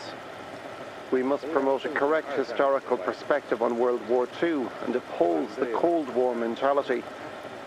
We should block confrontation and bullying practices. When Donald Trump upended the global trading system, he provided fertile ground for President Xi to rally partners from around the world. This summit is one example, aiming to strengthen ties between more than 20 countries from across Asia and the Middle East through cooperation on issues ranging from AI, infrastructure, or the creation of an SCO development bank. Modi would have once been much more cautious about showing public displays of affection for Putin and Xi as he tried to cultivate India's relationship with the US.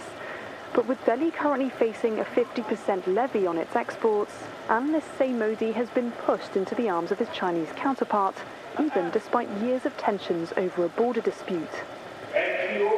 the Shanghai Cooperation Organization can become the guiding light for multilateralism and an inclusive world order. Meanwhile, people always say do nothing win, but like this is doing something. It's not doing nothing. He is doing something. Okay? It's really interesting. It's so funny that this is happening for actually no reason. I mean, it's not necessarily, there is a reason for this. Part of that is because Donald Trump is in this unique bind where on the one hand he must, for the foreign policy decisions of America, for the State Department, he has to apply pressure to Russia because Russia is delivering a significant blow to American hegemony by, you know, disrupting the power that America had as the world police, right? He's like, nope, I'm going to do some fuck shit. I'm going to invade Ukraine. I'm going to kill as many people as I want, and you can't do anything about it. And then after years and years of America being like, no, you can't do that. We're going to help Ukraine to the best of our ability. It's clear that it hasn't worked. But on top of the existing sanctions, there is obviously another sanctions package that Donald Trump could potentially entertain. This sanctions package is against India, because India is basically now assumed the role of a mediator for Russian oil and Russian energy to enter the international markets to avoid the sanctions, right? Problem is, India is also a key ally against China. India is supposed to be the bulwark against Chinese socialism, growing Chinese socialism in the region, growing Chinese power in the region. So you can't really sanction India, especially at a time like this, as I have described time and time again. Trump knows this. So even the mere threat of sanctioning India is enough for India to go back into the hands of China and maybe even leverage America by exhibiting a closeness to China to get more favorable deals out of the United States of America. And that's where we're at. Xi is gearing up for his next major event, a military parade in Beijing attended by leaders of Russia, North Korea and Iran to mark 80 years since the end of the Second World War. Chinese President Xi Jinping opened the Shanghai Cooperation Organization Summit in Tianjin by calling on leaders to work harder to forge a new world order. A global governance concept based on consultation, joint contribution, and shared benefits. Also, you know, once again, Modi's still Modi, okay? Close to China, anti-China, doesn't matter. That's still a fascist, okay? Let's be real. This is, in some respects, like if Xi Jinping was developing closer ties with Israel. It's not the same as Israel, but, you know, Modi is a... Modi Modi, I would say, is like closest in ideological alignment to a country like Israel or a leader like Benjamin Netanyahu. So it's not. This isn't. This is yet again further evidence that there is no internationalist socialist perspective developing socialism around the globe coming from the Chinese side. Okay? Practicing genuine multilateralism, deepening cooperation with the United Nations, and constructively participating in international and regional affairs. It was the largest gathering of the trade and security bloc since it was founded in 2001, participating with some of China's closest partners and friends, including Russian leader Vladimir Putin and the president of Turkey, Recep Tayyip Erdogan. Indian Prime Minister Narendra Modi was also in attendance. During a bilateral meeting with President Xi, he pledged to improve New Delhi's previously frosty ties with Beijing. Modi's visit to China comes days after the U.S. imposed a 50% tariff on Indian goods. There was an expectation that this Trump administration would continue to be a close partner for India. And the fact that that hasn't worked out means that India might have neglected the region for... They're offering stability that the USA doesn't. On the international scale, China, especially in that region, especially in Asia, is beefing up Asian cooperation because they're saying, look, America's unstable, it's dangerous, it's a madman. And you can see it, we can see it, we can all see it. We offer stability. On the other hand, if you look at internal politics in India, I feel like Modi's time is running out. The walls are closing in. I don't know exactly what it's going to look like for Modi and the BJP in general, but this kind of this kind of olive branch extended to the BJP by China, I suspect, gives more power to Modi. Like it's a saving grace for someone like Modi. What do you even know about Indian politics? By my own admission, you know, I think it's incredibly complex, and I don't fully comprehend it. I am the first to admit that. So if you take issue with what I'm saying currently, as far as like domestic Indian affairs and what Modi is seeking to do here, you can tell me if I'm wrong on any of this, but I feel like it's not very, you know, my analysis is fairly reductive. Far too long. Many of the nations at this summit share India's frustrations with U.S. tariffs. Xi Jinping wants to harness that frustration and motivate SCO members to work more closely together to reduce their reliance on Western-led security initiatives and trade. The bloc signed a joint statement and agreed on a development plan for the next decade, pledging wider cooperation in energy, infrastructure, green industries, the digital economy, and artificial intelligence. An SCO development bank. You do understand that Xi doesn't choose the Indian Prime Minister, right? No, of course not. What do you mean? I'm not saying that at all. I'm not sure how much power Xi Jinping would have over Indian affairs in general, but the power that he does have is a very important regional power he is using to prop up Modi like this. And the reason why he's doing that is because this is, once again, America's major bulwark in the region against growing Chinese influence. So it's purely self-interested from the Chinese perspective. Will be established, with some pushing for an independent payment system to reduce dependence on the dollar and circumvent Western sanctions. In the face of a resurgence of unilateral bullying, the summit issued a statement firmly supporting the multilateral trading system with the World Trade Organization at its core. It called for the elimination of unilateral practices that violate WTO rules, sending a clear message of rejecting hegemony and upholding fairness, and voicing a shared commitment to maintaining an open world economy. China has pledged to provide $218 million in aid and loans to member states and expand educational opportunities. Numerous meetings were held on the sidelines, which provided an opportunity for Putin to brief Modi and Xi on his summit with U.S. President Donald Trump in Alaska last month, a meeting he said he hoped would pave the way to peace in Ukraine. Katrina Yu, Al Jazeera, Tianjin, China. Don't miss out. Get the full picture. Subscribe to Al Jazeera for reliable. New comments from Chinese leader Xi Jinping, who took a veiled dig at the U.S. as he promoted his vision of a new global order. Xi told leaders at a major summit, quote, "The house rules of a few countries should not be imposed by others." He said more as well. We should advocate for an equal and orderly, multipolar world and a universally beneficial and inclusive economic globalization, and make the global governance system more just and equitable.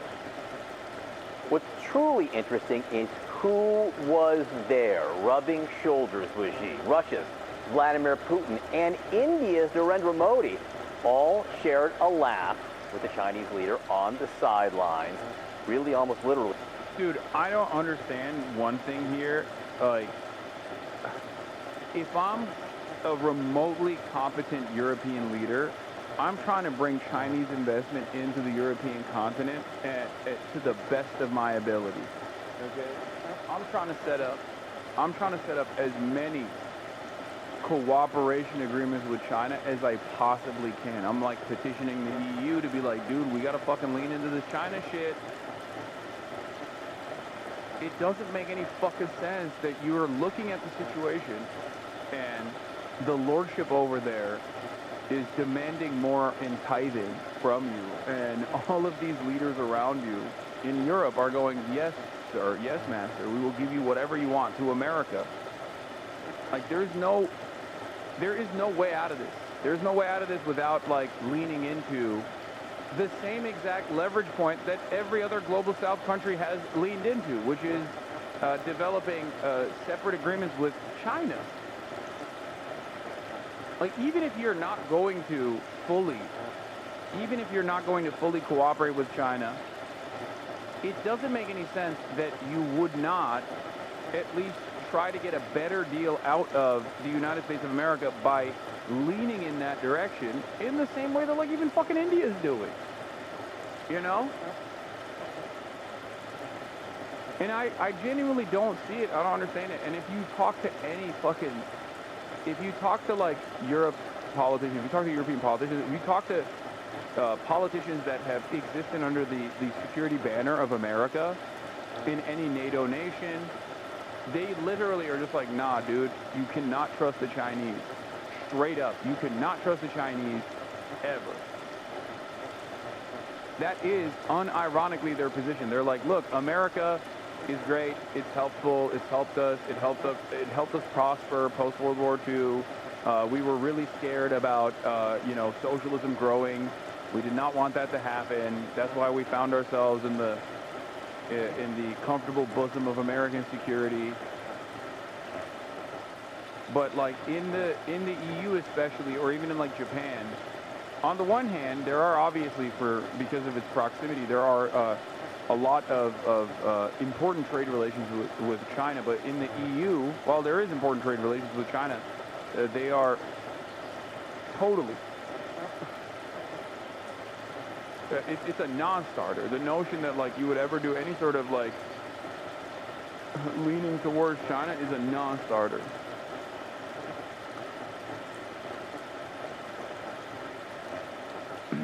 Even if it's a point of leverage. Rubbing shoulders. For Modi, it was his first trip to China in 7 years. Let's get right to CNN's Ivan Watson, who is in Cannes. Sweet Bear, bro, China is the enemy here, and I've never had a politician explain why. I mean, the question remains, the USSR was the enemy as well.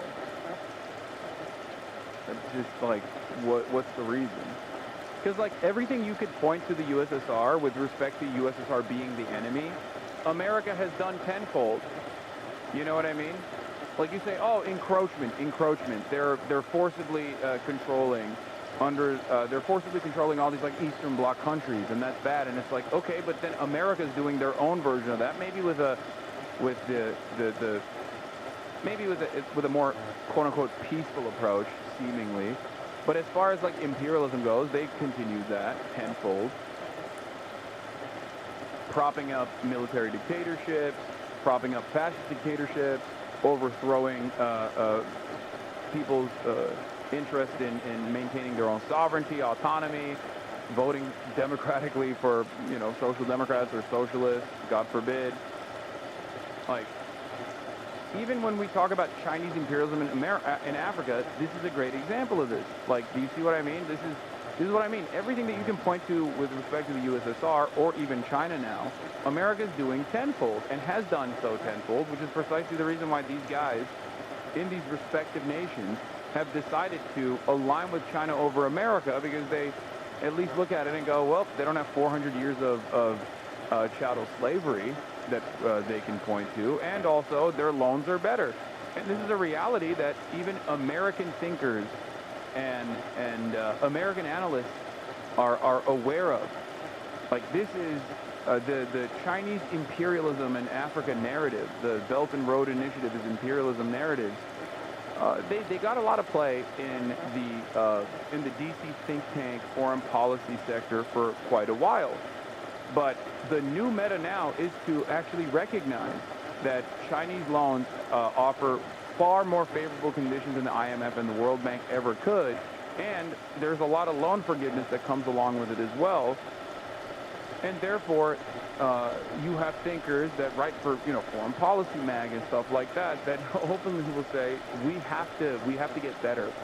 We have to deliver better, more peaceful, and less interventionist loans than China is doing, than China is offering. The Shanghai Cooperation Organization SCO Summit in Tianjin is a key gathering for Iran after the U.S.-Israel war. Tehran is set to deepen its relationship with China in a way it hasn't before, moving beyond its past short-term crisis-driven outreach. This is SCO's largest summit since its 2001 founding. Over 20 countries plus at least 10 international bodies, including the UN Secretary General, are present.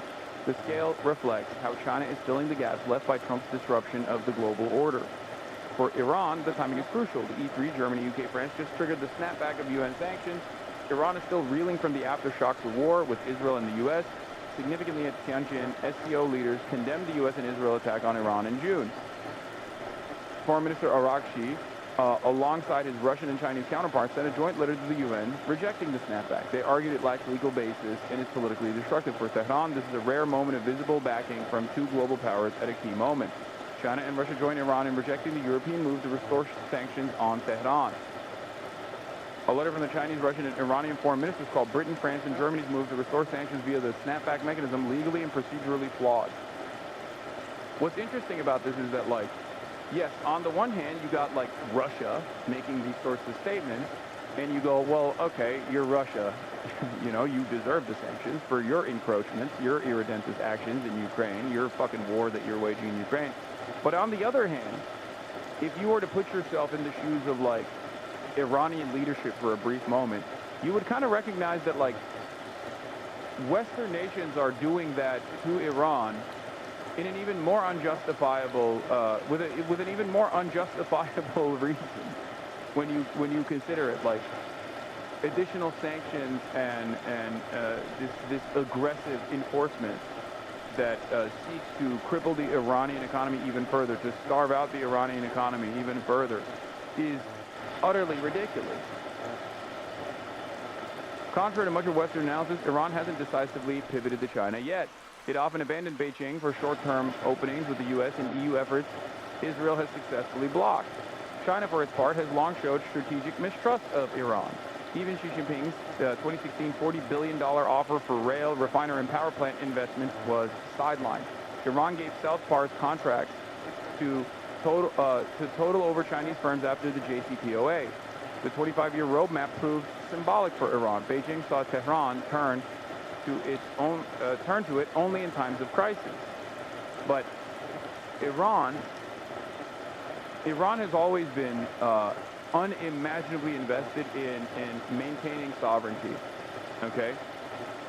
I'm not making an assessment on whether this is good or bad. I'm just telling you that they've always chosen sovereignty and also leveraging the reverse relationship that they don't even have with Western powers against China with regular frequency.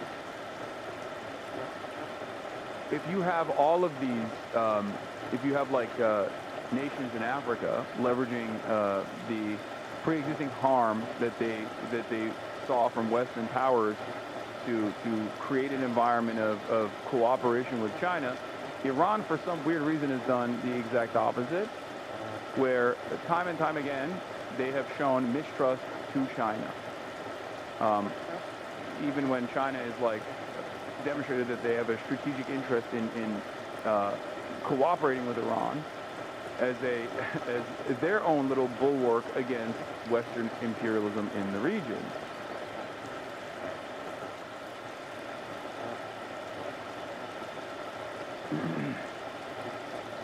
Russia is not irredentist, Lamau, just the irrational justification that Putin's dumbass gave for a rational invasion after they were left no choice thanks to NATO threatening to have news position at Kharkiv at a distance equivalent to Detroit or DC to Moscow. It is absolutely irredentist. If we know that there was never going to be NATO encroachment in Ukraine, do you think Vladimir Putin miscalculated that? No, of course he didn't. There was already pre-existing instability in LPR and DPR, and they had already annexed Crimea. It is absolutely an additional push for more land and more control over Ukraine. It's ridiculous. Come on, please stop. Now the Iranian calculus may be shifting. Iranian Defense Minister Nazirizadeh at the SCO. Orgs like Shanghai and BRICS can substitute unilateralism by forming new alliances. Regional security will be ensured with SCO cooperation. Iran is signaling readiness for deeper long-term cooperation with China. This stretches from Afghanistan to the Persian Gulf to Xinjiang and shaping the future of Central Asia, South Asia, and the Caucasus in the wake of the IMEC and the Trump corridor. I'm not saying this because I'm Turkish and I do often meme about Turkey being at the table, but a key component of this, or I guess like the last remaining castle for American imperialism in this region would be Turkey, because every single Turkic region that spans from China all the way to Europe is still very much aligned with Turkey here and gets logistical training and supplies from the Turkish military. And therefore, Turkey being the NATO nation that it is a very important factor as far as like China having its own backyard and the entire Asian continent cleared of like American intervention so they can do trade maxing to the best of their ability by rail and you know, develop their supply lines in the way that they want to.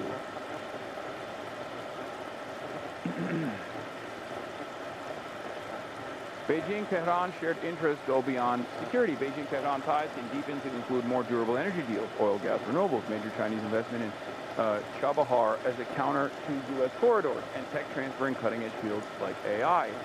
At the SCO summit, Pezeshkian welcomed China's call for reforming global governance. He backed SCO financial cooperation to cut dollar dependence, new rapid crisis response mechanisms, SCO Strategic Studies Center, Chabahar linking China, Central Asia, and the Indian Ocean. Iran sees the SCO's 10-year strategy as a chance to anchor itself in a multipolar order. Beijing's support in infrastructure and defense will hinge on Tehran showing long-term commitment and on how the U.S. and Europe will engage with Iran. China's invitation for Iran to its World War II Victory Day military parade while excluding Israel, the U.S. and EU, Saudi Arabia, and the UAE is telling. The message: Iran is part of Beijing's envisioned multipolar order.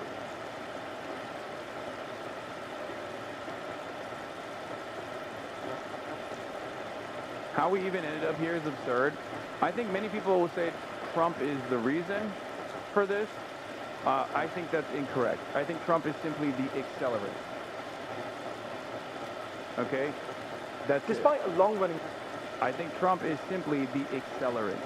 Trump is giving the much-needed push to all of these other periphery countries by behaving in this inconsistent and irrational manner.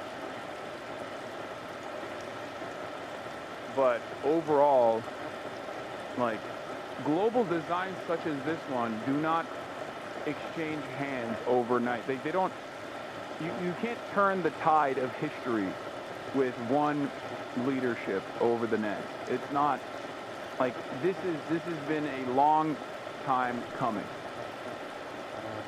This is decades of sanctions and America basically turning China into the manufacturing hub of the entire planet. It's a long time. And that gave China a tremendous political influence and power because it caused. It basically made China intervention-proof.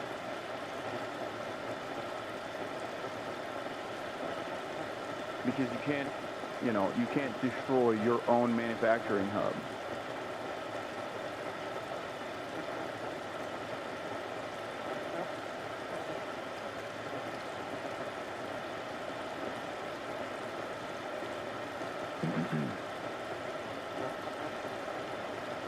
They started with the shit talking during COVID. That started the polarization. Biden wrapped up. No, no. It's far before COVID. No. This is far before COVID. COVID could be seen as another accelerant, and Trump certainly is an accelerant. But I wouldn't say that it's like one singular event. But it definitely. Ne oldu gittiler mi? Emir gelsin orada oynasın onlar. Okey gitsin ufak. Yok açık kalsın sıkıntı yok. Yeah. Is that a Jeffrey Epstein tattoo on his hand? Yeah, he loves him. He loves Jeffrey.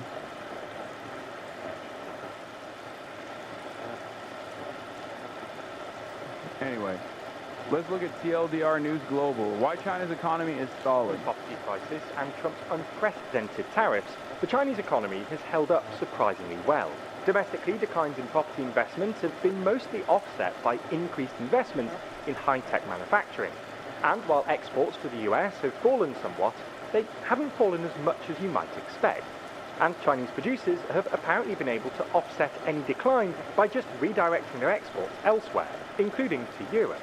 Nonetheless, in the past month or so, the Chinese economy has shown new signs of strain, and a combination of debt and deflation take their toll on industry. So in this video, we're going to explain how the Chinese economy outperformed expectations over the past couple of years, and what's gone wrong.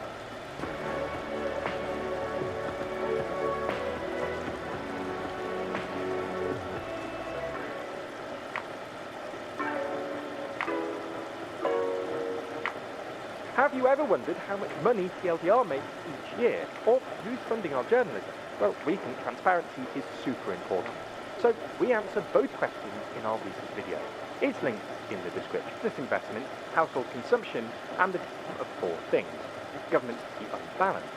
In short, GDP is defined from economic woes. You need to understand how the Chinese economy is fundamentally unbalanced. In short, GDP is defined as the sum of four things. Government spending, business investment, household consumption, and the difference between exports and imports. In China, consumption accounts for a lower than average share of GDP, while investment and net exports account for a higher than average share. A recent analysis by the University of Groningen found that, in 2019, household consumption accounted for It's really hard for me to value Western perspective on China's economy because they do have a different system and priorities. I know. And for the record,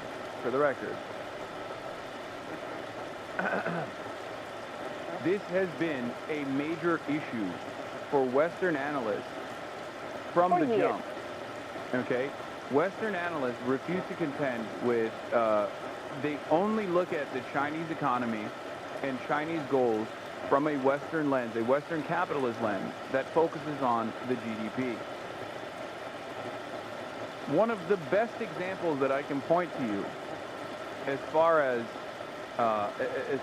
trying to fit Chinese governance into a Western lens and failing to understand what's going on in China has been ghost cities, right? For the longest time, Western analysts looked at China and said, oh, these guys are so stupid. They're just trying to do economic output domestically by building all these cities, but haha, these cities are all empty. These are ghost cities. Look at how stupid they are. Look at how silly they are, right? And that is because in America, and in the Western world broadly, you look at home ownership not as a means of shelter, but as a means of economic activity, okay? It's supposed to be an asset, a speculative asset to be traded on the stock market. So they don't actually realize that like a government could have broad-reaching, multiple decades-long agendas to rapidly urbanize, for example. This is just not a thing that is within the Western liberal field of vision, right? So because we don't have any sort of like real long-term planning, or even if we do have long-term planning, our long-term planning is still very much at the behest of capital. We can't even see a world outside of that horse blinders that we have on. And oftentimes this is the reason why Western analysis on China actually falls short.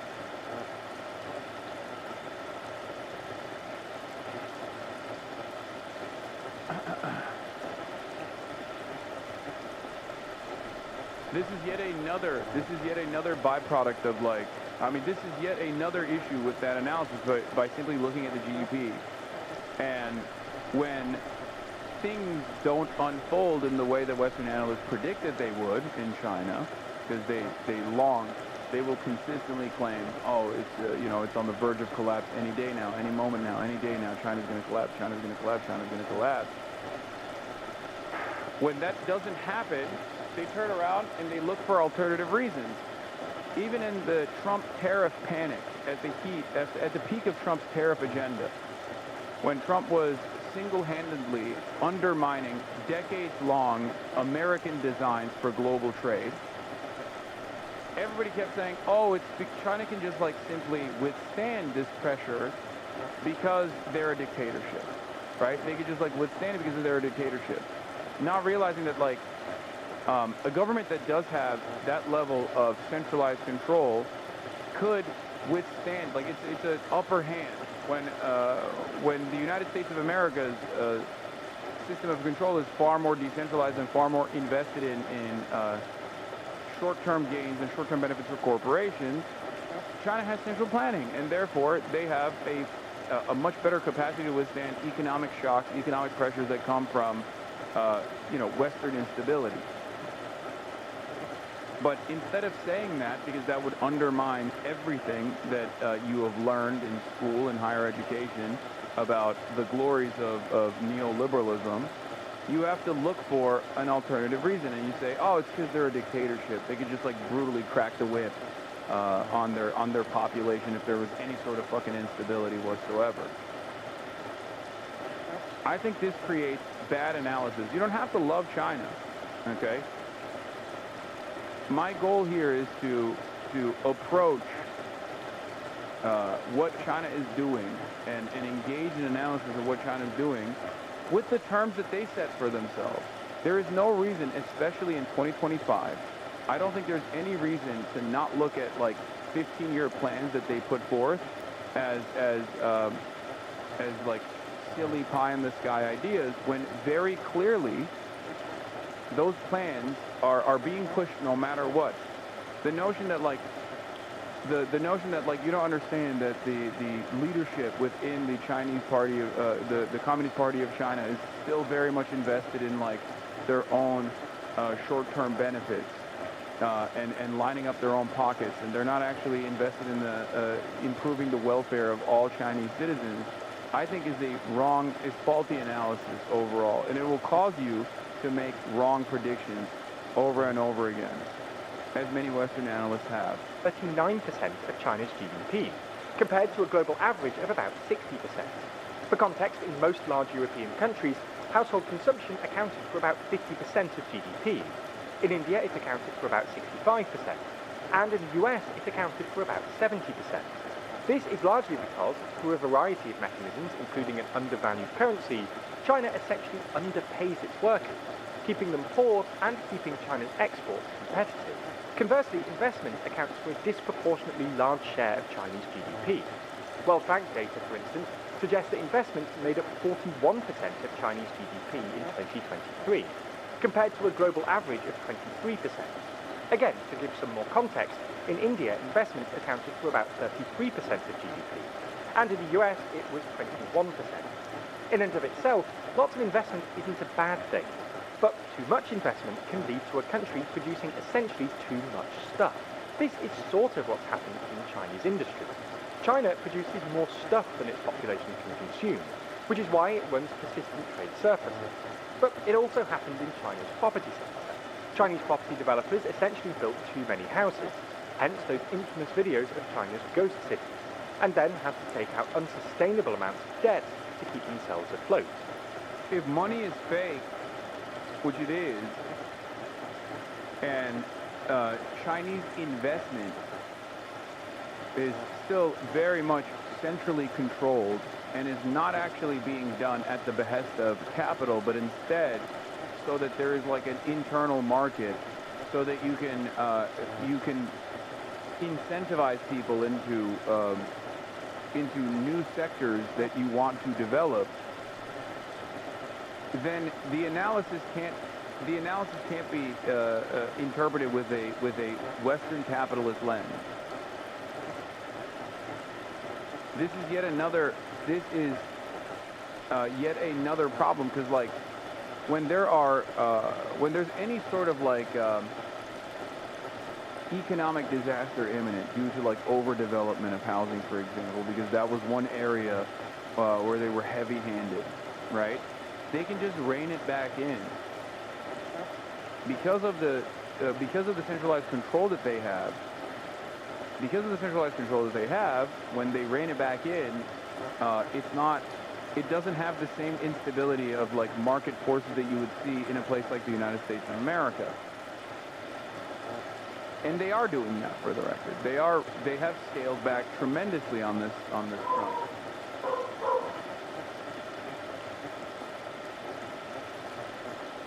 Doors open.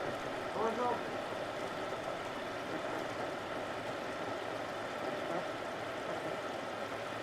Informative chart from Ben Norton. Open presence, thank you for the 100 big bones. Goddamn. Informative chart showing how China's economy has shifted in the past 5 years. China decided to pop its real estate bubble in 2020 with the 3 red lines policy. After that, investment in real estate fell markedly while rising fast in high-end manufacturing, especially of cars like electric vehicles and renewable energy technologies such as solar panels and batteries, of which China is now the undisputed global leader. This illustrates how China's economic model has transitioned from building up lots of housing and basic infrastructure to a pronounced emphasis on developing the new quality productive forces in the science and tech sectors. One of the main reasons China can do this so effectively is because of its financial system is socialized, so state-owned banks were ordered to stop lending to real estate developers and instead give cheap loans to high-end manufacturers. So basically what they're doing, at least by my estimation, and I'm no expert here, but basically what they end up doing is like they use capitalism or like capitalist market forces like a sleeve.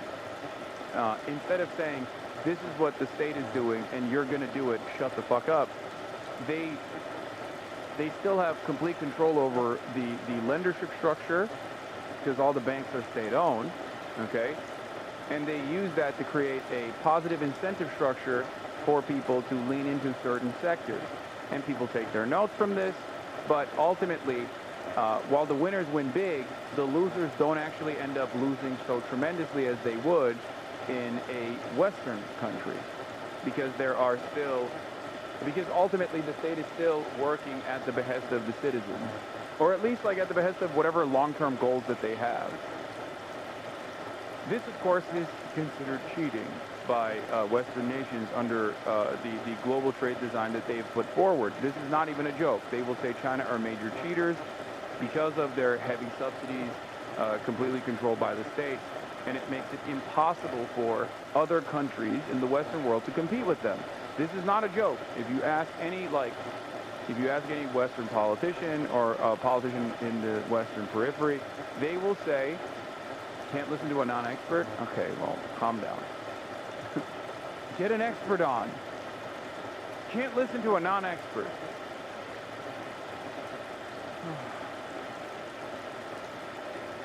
I'm over here talking about how the experts in the West are getting this wrong, and you're over here yelling at me. I'm a Twitch streamer, okay? What you see is what you're gonna get. Calm down.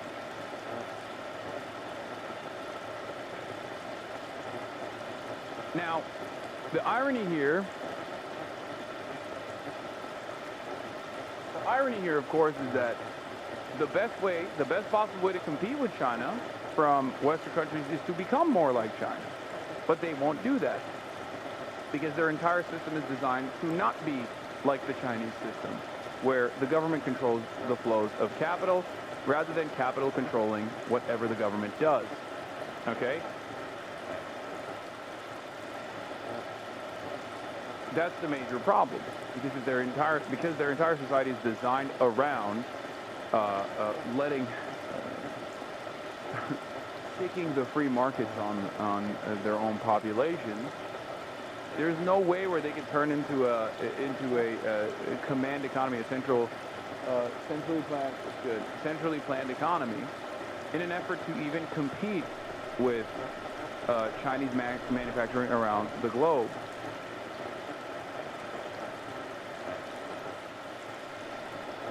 I'm an expert, and I say this is bad. They should have collapsed their entire economy over a failing real estate industry. Yeah. U.S. economist Michael Pettis, who has incorrectly predicted the failure of the Chinese model for over a decade, is complaining that the Chinese policymakers avoided a recession by popping the real estate bubble and redirecting investment into manufacturing. This is not a bad thing, but a good thing. It also means that not only Chinese consumers, but the entire world have access to very low-cost green technologies like solar panels, batteries, and electric vehicles, which is obviously another good thing in order to combat climate change. Sure, Chinese companies are paying part of the cost, as their profit margins have fallen significantly. But if we're serious about reducing carbon emissions, this is a positive externality. Here is an expert. But why China's GDP growth didn't slow at all? Why? Because Beijing didn't allow the decline in property investment to translate into lower overall investment. It stalled the decline in property investment by engineering a surge, almost RMB for RMB, in manufacturing investment. More manufacturing, in other words, was not driven by any perceived increase in Chinese or global demand. It was wholly a reaction to the decline in property investments combined with a political determination to continue meeting excessively high GDP growth targets. The consequence was perhaps predictable. The creation of excess capacity in the property sector now shifted to the creation of excess capacity in the manufacturing sector, and especially in politically preferred sectors like solar panels, EVs, and batteries. This also is part of the reason why America is actively trying to undermine any sort of EV surge or renewable energy surge, because for two reasons. One, because this obviously still very much benefits the profit margins of the oil and gas industry, which America is leaning heavily into. They're like, fuck it, we're not doing renewable energies at all. And it's because they don't want to even give a crumb of global market share to China. But ironically enough, China is still pumping EVs and batteries and and all of these other like renewable energy sector technologies to every other country in the every other country surrounding the United States of America. And what's really interesting about this is that it's causing America to be left behind. We are actively refusing to move into this new growth sector, which for many decades was a major area that required investment, as many renewable energy loyalists would tell you. We just chose to avoid that side. And now we're in a situation where we're being left behind. Like, even if you weren't going to allow Chinese goods to flow into the country on this side, because you're worried that it benefits the Chinese economy, you could have at least like invested in R&D. You could have tried to poach scientists. You could have tried to focus on building a robust renewable energy infrastructure, a manufacturing and manufacturing facilities all around the country for this new sector, this growth sector, as opposed to this finite good that is fossil fuels. This is an issue that far predates Donald Trump, mind you.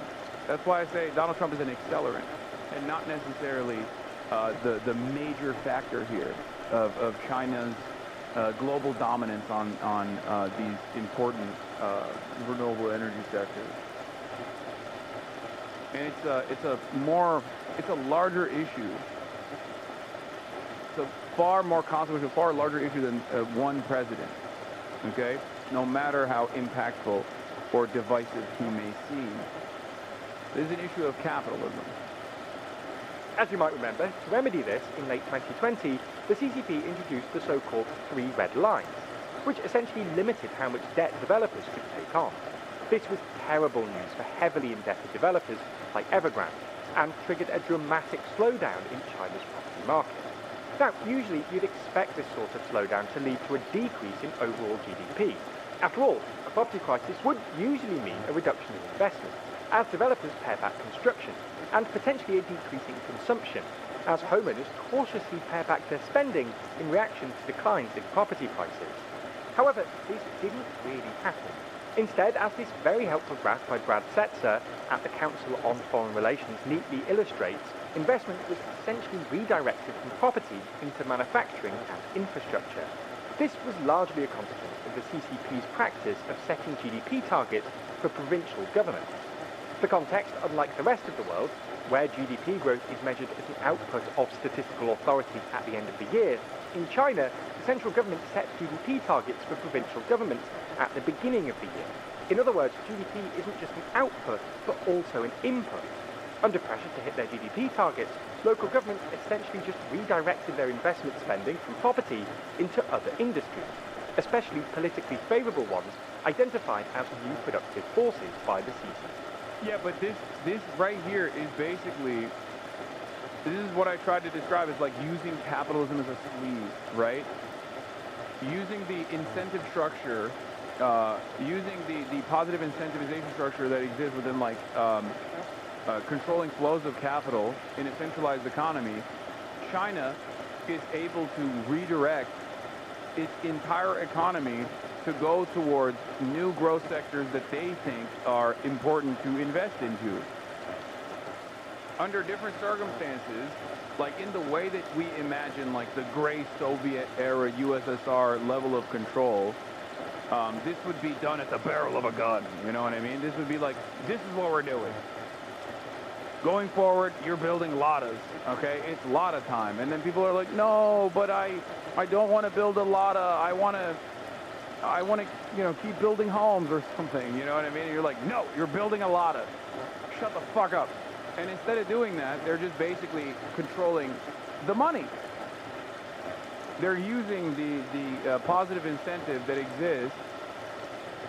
People will say they're choosing winners and losers in this regard, but if everyone is on board, and if everyone understands that this is how this is just how they move their economy, then you know you just have to look at the overall well-being of the citizens instead as a better metric for success. Are their material conditions improving? And the answer is yes. P. For a while, this strategy seemed to be working. While there was indeed a mismatch between consumption and production, Chinese producers were able to bridge the gap with exports. In other words, selling their surplus to foreign consumers. This helped boost GDP growth and allowed China to establish market dominance in high-tech industries like EVs. Even when Trump's tariffs kicked in, which obviously made it harder for Chinese producers to sell to the US, exports held up impressively well, with Chinese exporters redirecting their surplus to Europe and other markets in Southeast Asia and Latin America. You can see this if you break down China's most recent export data by region. While exports to the US have indeed fallen compared to 2024, exports to the rest of the world have held steady or increased. However, this strategy always felt somewhat unsustainable. Other countries were neither economically able nor politically willing to absorb China's surplus forever. And even though exports were holding up relatively well, China was still clearly producing too much, as evidenced by the brutal price wars we saw in industries like solar panels and EVs recently. Price wars aren't necessarily bad, but in China they contributed to the pre-existing deflationary crisis, and encouraged affected companies, and the local government supporting them, to take out unsustainable amounts of debt in an attempt to survive the price wars. This is a big reason why China's total debt now stands at over 300% of GDP, up from about 200% only a decade ago. Anyway, it now looks like this strategy is indeed running out of road. Prices can't go much lower, and affected companies can't take out much more debt, which is why, according to the latest data release from China's National Bureau of Statistics, in July, growth in both manufacturing and infrastructure investment declined dramatically. More generally, both industrial production and corporate investment fell markedly, with fixed assets investment falling from about 4% growth year-on-year earlier this year to 1.6% in July, and industrial production falling from 6.8% in June to 5.7% in July.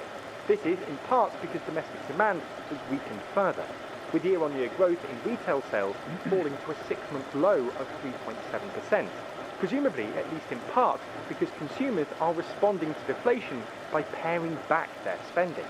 Weak domestic demand will obviously... By the way, this is part of the reason why the One Belt, One Road initiative was so important for China. It's not even like opening up new flows of trade, but the Chinese investment into African nations not only helps them in the long run to develop long-standing allegiances with countries that will be more and more impactful in the global design at the United Nations and the like, but also when you develop African countries, you create secondary markets that you can sell to. You create secondary markets that you can sell the products that you're manufacturing to offset whatever kind of like tariff war that America might try to play with you. Now, of course, obviously, the entirety of the African markets is at this stage nowhere near as important as the American markets are.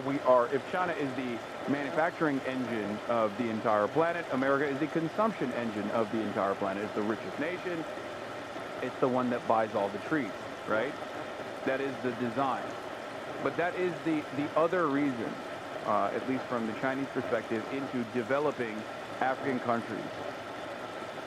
Developing African countries specifically so that there is a market that they can sell products to. Again, trade maximum.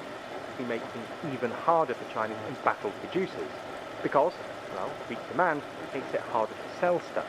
Weak demand also seems to have restarted China's property crisis, with home prices in urban areas, which seem to have stabilised somewhat in late 2024, resuming their decline in the past couple of months.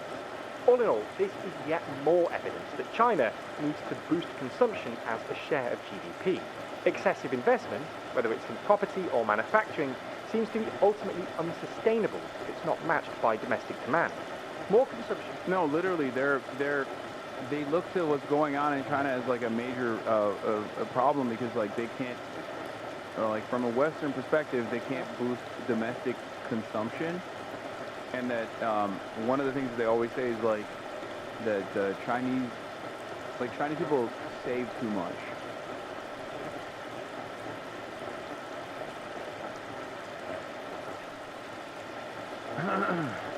Would both rebalance the economy and perhaps even ease trade-related tensions with the rest of the world. After all, more domestic demand would mean both fewer exports and thus less risk of the politically toxic overcapacity we're seeing at the moment, but also more imports from foreign producers, which would encourage other countries to see trade with China in less zero-sum terms. Now, other China-related news has been covered across the media landscape, including Xi Jinping's planned hosting of Kim Jong-un for China's military parade next week, with 147 sources reported on it. Taking a closer look, you can see that 20 of these sources come from the right and 40 of them come from the left. It's clear that there were some differences between each side of the political spectrum, with right-leaning outlets focusing on... Okay, hold on. Here, this is another one. This is a better... Money and macro, China's increasingly bizarre economy. This seeks to understand. The Chinese economy seemed unstoppable. Now people are spending less. The all-important housing sector is in a downturn. China then, that is booming, according to its latest economic figures. Okay, it's official. China's economy is getting weirder and weirder. On the one hand, it is showing all the signs of a Japan-style slowdown.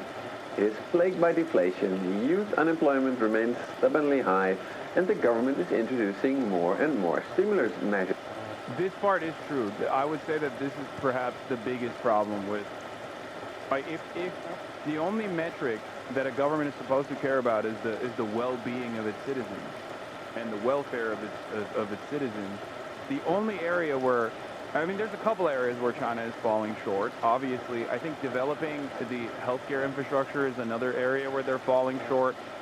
But youth unemployment is definitely, as far as I've seen, youth unemployment is definitely a major issue. To try to get people to spend more. And yet, at the same time, China's economy seems to be experiencing a second economic miracle of some sort. Last year, it was again the second fastest growing major economy in the world, and in just a few years' time, it has come to dominate advanced industries such as petroleum cars, electric vehicles, clean tech, and even AI. So, what's really going on with China's economy? Is it failing? Is it booming? Or is it somewhere in between? In a normal economy, these two stories cannot be true at the same time. After all, if consumers are not spending, then firms have no revenue, and thus they cannot be investing and producing on such a large scale.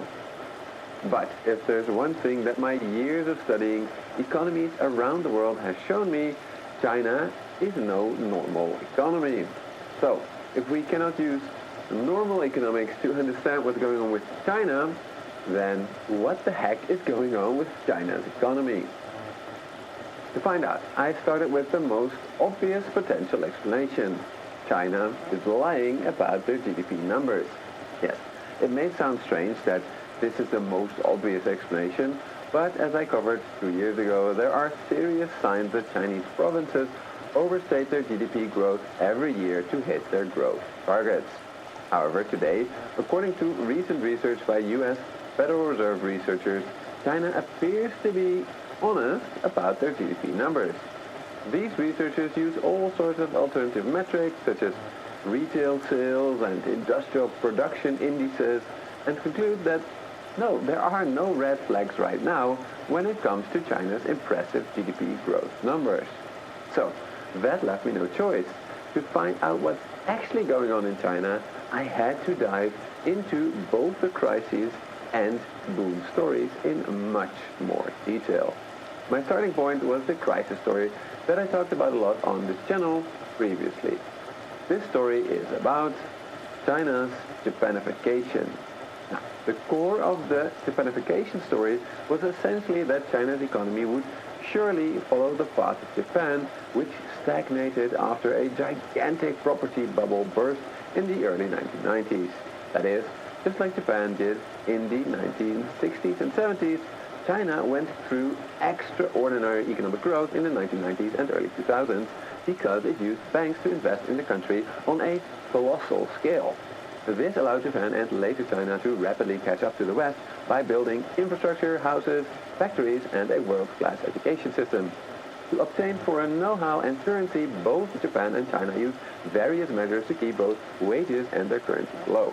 This allowed both countries to quickly become manufacturing powerhouses.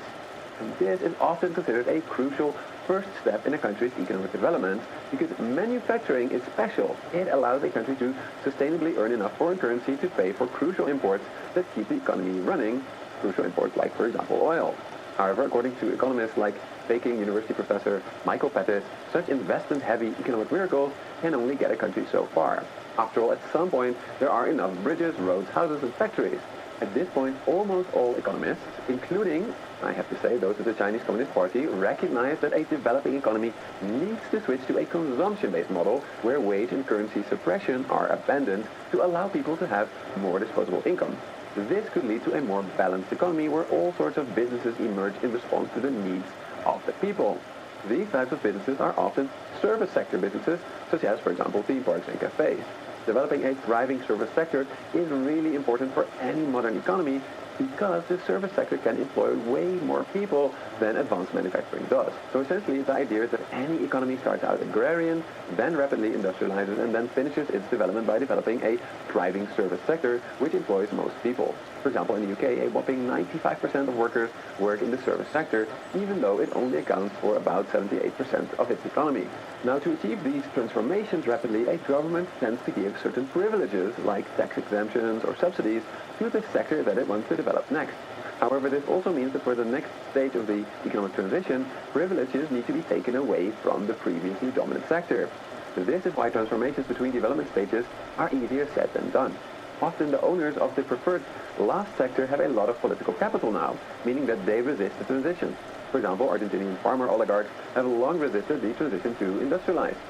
Similarly, now China's powerful industrialists, whom many of are high-ranking members of the Chinese Communist Party, are resisting the transition to a consumption-based economy because it would reduce their relative power. But what if there is a simpler option, one that can just make everyone richer, one that will allow people to spend more and to keep the economy growing without taking wealth away from government and manufacturing elites that have profited from the previous investment-led growth model? Believe it or not, but in macroeconomics, that option actually exists, and it is called blowing a housing bubble. Here's how you can get one started. The first step is to get rid of conservative regulations that prevent the housing market from taking off. Second, you make it easier and easier for banks to supply mortgages to households. And then it's easy. Just sit back and relax as the following positive feedback loop starts making everybody in your nation feel rich. As more and more households borrow from the banks to speculate on the housing market, house prices will inevitably be pushed up. This will make homeowners feel richer, encouraging them to borrow and speculate even more. Of course, banks will be happy to help them out, as they have lent against the collateral of these houses. So if one borrower was not trustworthy, the bank can just take the house. After all, it only keeps going up in value. Crucially for the economy, rising home prices made both the Japanese and Chinese consumers feel richer, allowing them to spend more freely, just as they might have in their countries if they had chosen to switch to a consumption-based development model. Therefore, the housing bubble years helped sustain high economic growth well after most productive investments. In America, this happens because people use real estate as a speculative asset. In China, it happened because they wanted to build more houses so that they could have rapid urbanization. And instead of telling everybody at gunpoint to build more houses now, the mechanism that they chose to do this in which was the incentives that you gave when you control all the money flows, the incentives you gave to the banks. The state controls the banks, so this is the way that they increase their housing supply. Dude, you're partially right, but the Chinese consumers are also speculating on housing. No, I understand that. I know. Which is why, when it got to a point where there was too much of that happening, they bursted their own bubbles. Investments were already done, both in Japan in the 1980s and in China in the 2010s. Sadly, while these mortgages helped push GDP up, they made debt go up way faster, causing debt to GDP to rise rapidly, almost doubling from about 130% of GDP in 2008 in China to roughly 260% in 2019. This was a huge sign that this all was not sustainable. Then, when house prices inevitably started dropping, the virtuous cycle that we saw before became a doom loop. Banks started demanding their money back. Consumers could not fully repay their loans, and therefore they stopped spending their money in the economy. In Japan, reduced spending meant that its industries then started getting fewer and fewer orders. On top of that, reduced home values and more bad borrowers meant... I don't know the exact inner workings of the Chinese healthcare structure, but from what I've read about it, I think it makes me feel like the only reason why they haven't been able to improve the healthcare infrastructure is because they need to eradicate this incentivization structure in its entirety from healthcare and have it just be a government-owned and operated thing. And when there is, when you are trying to positively influence and positively incentivize people into leaning into that sector by way of opening up like new additional investment, you fail to actually build the necessary, robust healthcare infrastructure. They can't just like move it, I think, given that there is too much inelastic demand when it comes to healthcare. You are watching a guy who made a video titled "Why Trump's Tariff Chaos Makes Sense, Big Picture." I'm not agreeing with this person. I'm just looking at his assessment. And that the banks stopped lending to anyone, including industry. Therefore, industrial firms stopped investing and lost their edge. To keep the doors open, they also had to lower their prices, making it harder for them to repay their debts as well. Therefore, the Bank of Japan eventually stepped in to support banks, consumers, and firms with low interest rates in the hope to get Japanese consumers to start spending again and banks to start lending again. This is the story that many economists, including me, said we'd likely see in China as well. This is the point. This is the turning point in the video where he says we were wrong. Here's why. Because and he presents it as it's bizarre. Okay. But now, just a couple of years later, I can say that it was only half the case. Yes, we've seen the property slump stick around for many years. Yes, Chinese consumers don't spend as much anymore, causing deflation and youth unemployment. And yes, just like in Japan, we are seeing the central bank stepping in with stimulus in a big way. However, we are not seeing this translate into a recession in Chinese manufacturing. Despite Chinese consumers suffering, we are seeing Chinese factories produce more and more and more and more, even expanding into risky new sectors such as green technologies and electric vehicles. In all of my years of studying economies around the world, I can truly... I'm telling you, this is exactly like the same failed analysis around ghost cities. Like, they're like, wow, it's so crazy. I guess they're only moving into the renewable energy sector, not because they recognize that as like the next step in our global evolution away from the finite and also world-destroying fossil fuel industry, but instead there must be a different reason. There must be a cynical reason. Oh, it's because China wants to build out. China wants to make cheap, affordable batteries because they just want to sell cheap, affordable batteries. Like there can't be an alternative reason here beyond like fixing the economy, fixing the output. And that's it. That's, again, the issue with this analysis. The issue with this analysis is that, like, they never want to hand it to the government. They never want to hand it to having, like, a long-term plan in mind. It just can't be the reason. It must be for short-term profits. You say that I've never ever seen anything like this before. This is why I think it's fair to call this China's second economic miracle. So, how did China do it? I think this graph from National University of Singapore, Professor Bert Hoffman, shows it best. As you can see here, as Chinese banks stepped back from the real estate market when... Like, it's staring them right in the fucking face. Huh? You think they're doing this for moral reasons then? No, China is pragmatic. What do you mean, moral reasons? There is no moral reason to want to continue mankind, okay? It's not moral, it's just pragmatic. They're not doing it out of the kindness of their hearts. They're doing it because they recognize that this is an important sector to invest into, because unlike our politicians who supposedly read the literature showing the inevitable doom, the inevitable demise because of our over-reliance on fucking carbon-polluting fossil fuel sector, they realize if we want to continue fucking living, if we want to continue surviving on this planet, then yeah, we probably have to change this dynamic. We probably have to invest heavily into R&D. We probably have to invest heavily into renewables. It doesn't have to be like a bleeding heart liberal that's pushing for this. Do you see what I mean?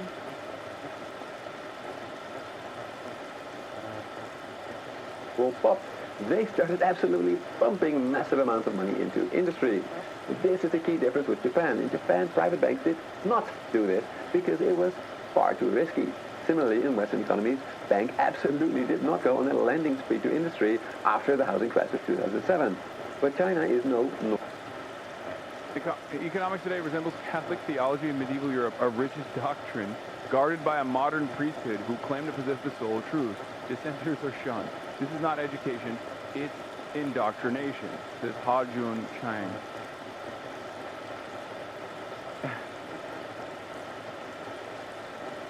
It's true. It literally is true. We have this entirely dogmatic approach to capitalism as though that's it. There's no alternative vision. There's no alternative means of commodity production. And it can't be for anything other than pure profits. And that's part of the shortcomings in all of the China analysis, is that all of our most well-read thinkers have been indoctrinated into this way of thinking. So the most intelligent guy that you have met will still be short-sighted and will often get things wrong when it comes to analyzing what's going on in fucking China. This is, I'm not the most intelligent person. I'm not the best at analyzing what the fuck's going on in the global economy, but the only difference, in the simplest terms, the only difference I have between looking at China with like the way I analyze China's actions versus the way that like the average Western liberal thinker analyzes China is that I take what they're saying at face value. I don't think that this is a sinister reason. Like when they say, here's our 15-year program, okay, when they reveal that, I don't look at that and go, there's a cynical reason why they're moving in this direction. It must be because they want to fix their outputs or something. It's like that might be part of the process, but clearly they've done the exact opposite of what Elon Musk has done, okay? Elon Musk, every fucking quarter, will just lie his ass off, okay? And after the 11th time where he is just like overpromised and under-delivered, you gotta go, maybe he's not being honest this time, okay? Whereas with China, it's the reversal. They literally will routinely fulfill their economic targets, like with regular frequency. They do it all the time. So at a certain point, you have to think, okay, maybe they're not lying. Maybe this is like genuinely what they're invested in. You know what I mean?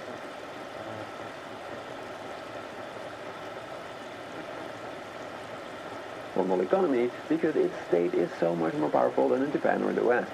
So after the housing bubble burst, the government essentially stepped in and ordered its state-owned banks to pivot hard and turn on the lending taps to industries that it considered essential for its further economic development.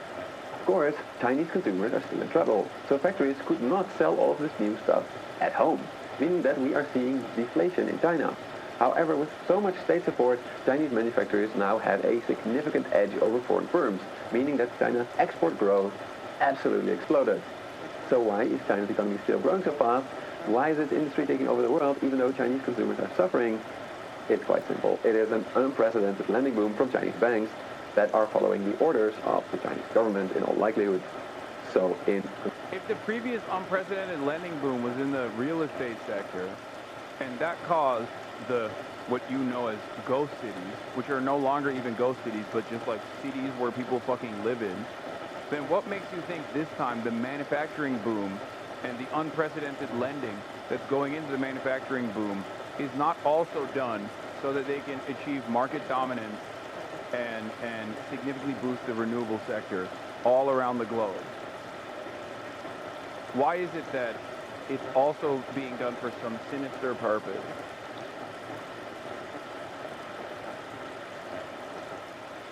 What happens if the central economy gets it wrong where investments should occur?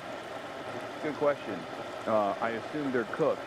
But ultimately, if you have a dynamic form of governance that is willing to take the initiative and then quickly recognize when they're failing and immediately move away from that, you know, when they're too heavy-handed, then, you know, you arrive at what's going on in China.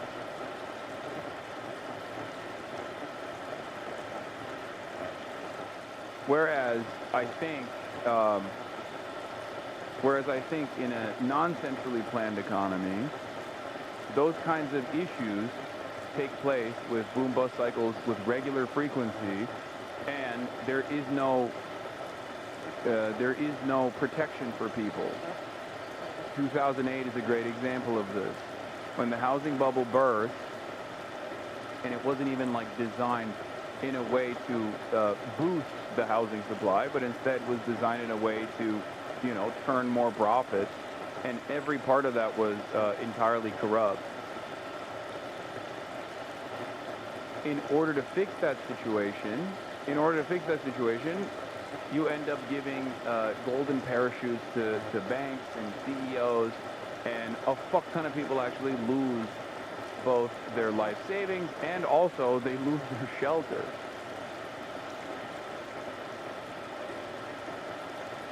Conclusion, both stories about China's economy are correct. China is not taking its economic numbers. Its consumers and property market are actually struggling, similarly to how it happened in Japan in the 1990s.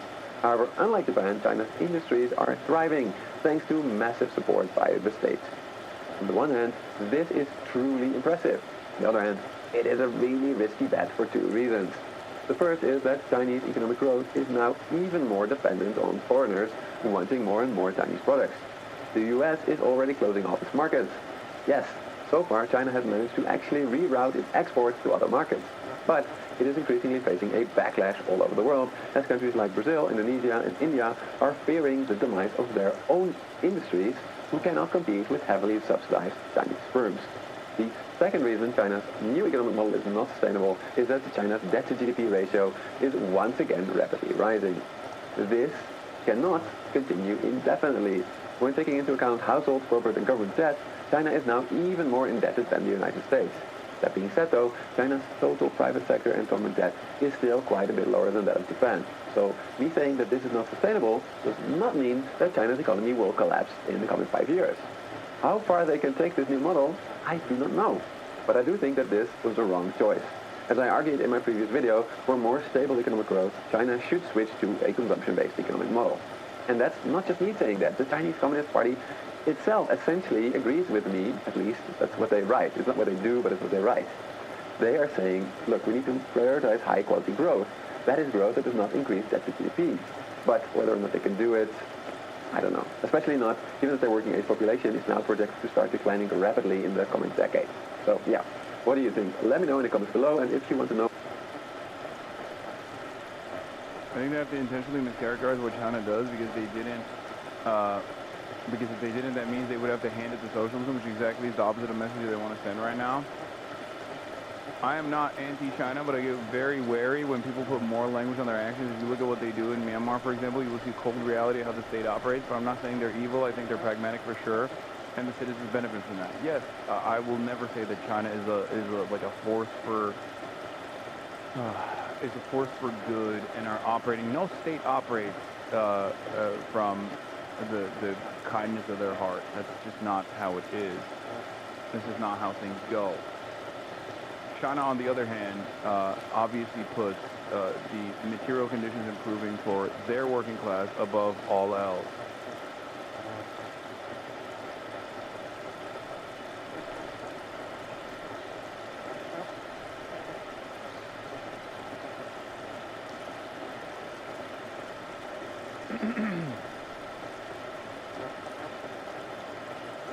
Anyway, but I think more and more, you'll probably start seeing more and more like China hawks, or at least like China watchers in general in the West, take a different approach to this issue, because if they continue to operate on these like arrogant confines, they're just going to keep finding themselves, making wrong predictions. And maybe 20 years ago, making the wrong prediction about China's inevitable demise was not so consequential because America was still obviously the superpower, right? But now, when you are directing the State Department to take action in a certain way, and that actually allows China more breathing room to operate internationally, that's a far more costly penalty, because China does have motion now.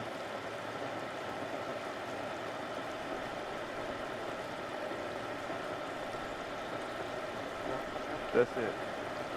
In China, with this rather extraordinary summit, Ivan. That's right, and it's wrapping up now. The leaders of countries from across the Middle East and Asia have been gathering in this huge building here where they boast that they represent nearly 50% of the world's population, starting to see their motorcades leave now, John. And I think the enduring image is of those leaders of three of the world's largest countries, Russia, China, and India, looking pretty cordial and happy together, and all agreeing that this is a time of global uncertainty, and they're all calling for some kind of newer, fairer system of government. A lot of digs taken at what they describe as a world order that's been dominated too much, they argue, by the U.S. since the collapse of the Soviet Union. And Chinese leader Xi Jinping complaining about bullying, the Russian President Vladimir Putin saying that this kind of Atlantic Eurocentric world order, these institutions. To that chatter asking, isn't Canada Dry also on the BDS list? It was on the latest episode of Pure End. The answer is no, not to my knowledge at least. Okay? Do you feel like you're doing some activism here? The question remains, do you feel like you are engaging in activism by not even fully, let's say if it was, okay? Let's say if it was. Do you feel like you did activism here because I boycotted it myself? Okay, well why don't you look into it instead of coming in here and being like, wow, seems like you're not participating in BDS. Go look it up. I did before. No, you clearly didn't, because it's not.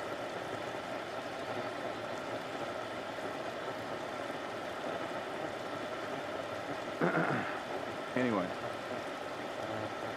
Are outdated.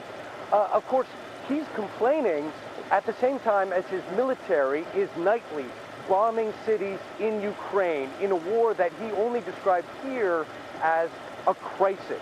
It is notable that the Prime Minister of India was here. He skipped last year's Shanghai Cooperation Organization Summit, in part, I think, because of the fact that India and China's relations have been pretty bad. About 5 years ago, soldiers from India and China were beating each other to death in a skirmishes in a disputed... Like, even the skirmish stuff that they talk about, like the border skirmishes is so funny because, like, I've said this a lot before,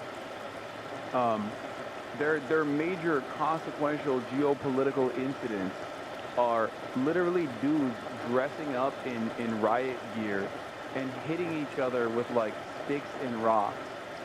That's what they're talking about. Whereas, when there's any sort of serious military skirmish between, like, a Western superpower and another country, that's never handled with fucking sticks and rocks. This isn't to say that there isn't, like, instability there, but it's just, like, funny to... It's always funny to, like, really hype up how dangerous and how unstable and how volatile this situation is. When, you know, we're talking about America that just, like, used fucking bombers and blew up a bunch of, like, Iranian nuclear sites only a couple months ago because they were fucking bored and because it would make Israel shut the fuck up a little bit. All while, you know, Israel has obviously reduced Gaza to rubble.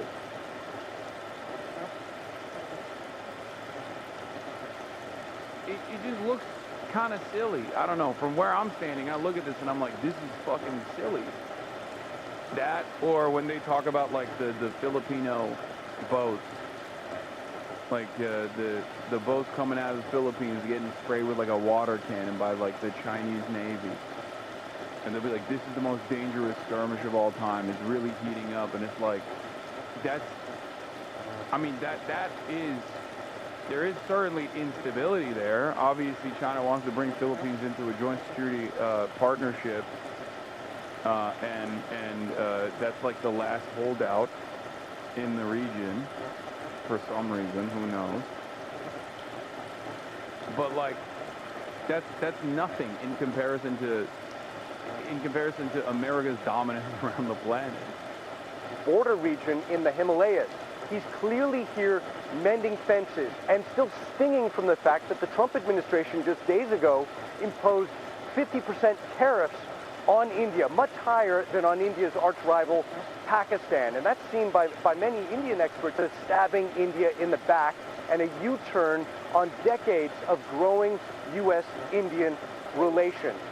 Watch this place closely, because in a couple days' time, China will go from flexing its diplomatic muscles to flexing military muscles with a huge parade, military parade in Beijing. It will be attended by none other... Am I crazy in feeling this is embarrassing for China? They had the opportunity to meaningfully intervene in Gaza by Sudan if they wanted to stand on business, but instead they're siding with Putin to maintain le boo-boo quo.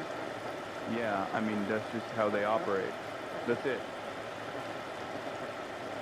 That's always how they operate. I understand. I myself am frustrated.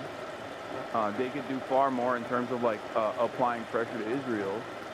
But obviously, once again, Chinese intervention in this regard is, or my demands for Chinese intervention in this regard, when they've shown to be far too pragmatic and far too disinterested in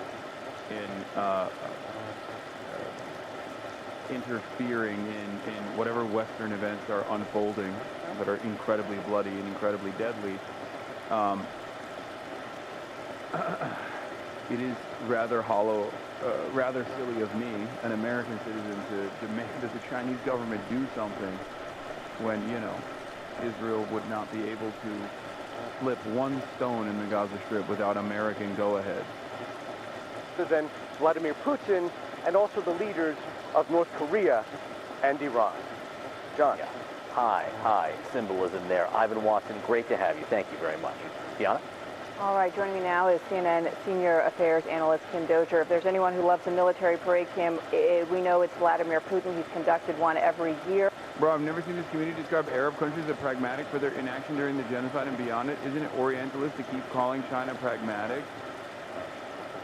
I mean, yeah, we fucking say that the Arab nations are betrayers of their own regional goals, their own interests and sovereignty, and demands being made by their own populations to intervene to save the lives of Palestinians.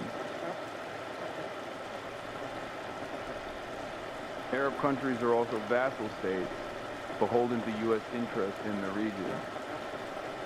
China is a sovereign nation. In Moscow, and now he's going to be there with Xi Jinping on Wednesday to watch China's. To pick up on what Ivan said about Putin's statements, here's what he said today at the summit and how he described the SCO, the Shanghai Cooperation Organization. He said it's a system that could replace the outdated Europe Central and Euro-Atlantic models and would take into account the interests of a maximum number of countries and would be truly balanced. Putin has long been pushing for a multipolar world order, one that is less focused on U.S. and a unipolar world dominated by the U.S. being the global superpower. Is he getting that wish come true now? Well, what we're seeing is this formation of this Eurasian bloc that is strengthening its ties economically, militarily, diplomatically, and China is in the lead. You know, China wants to conquer the world through trade, through markets, vice through force, and replace the U.S. as the leading global power.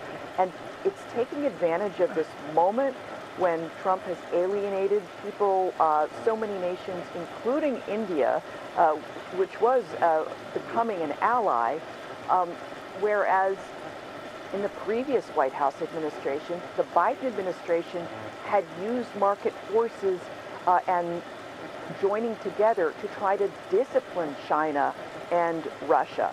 In this case, however, we see that sort of method being thrown out the window, and now these tariffs producing a fusion of nations that haven't always had the West. China does want to trade, Max, but take over the world? No, not yet.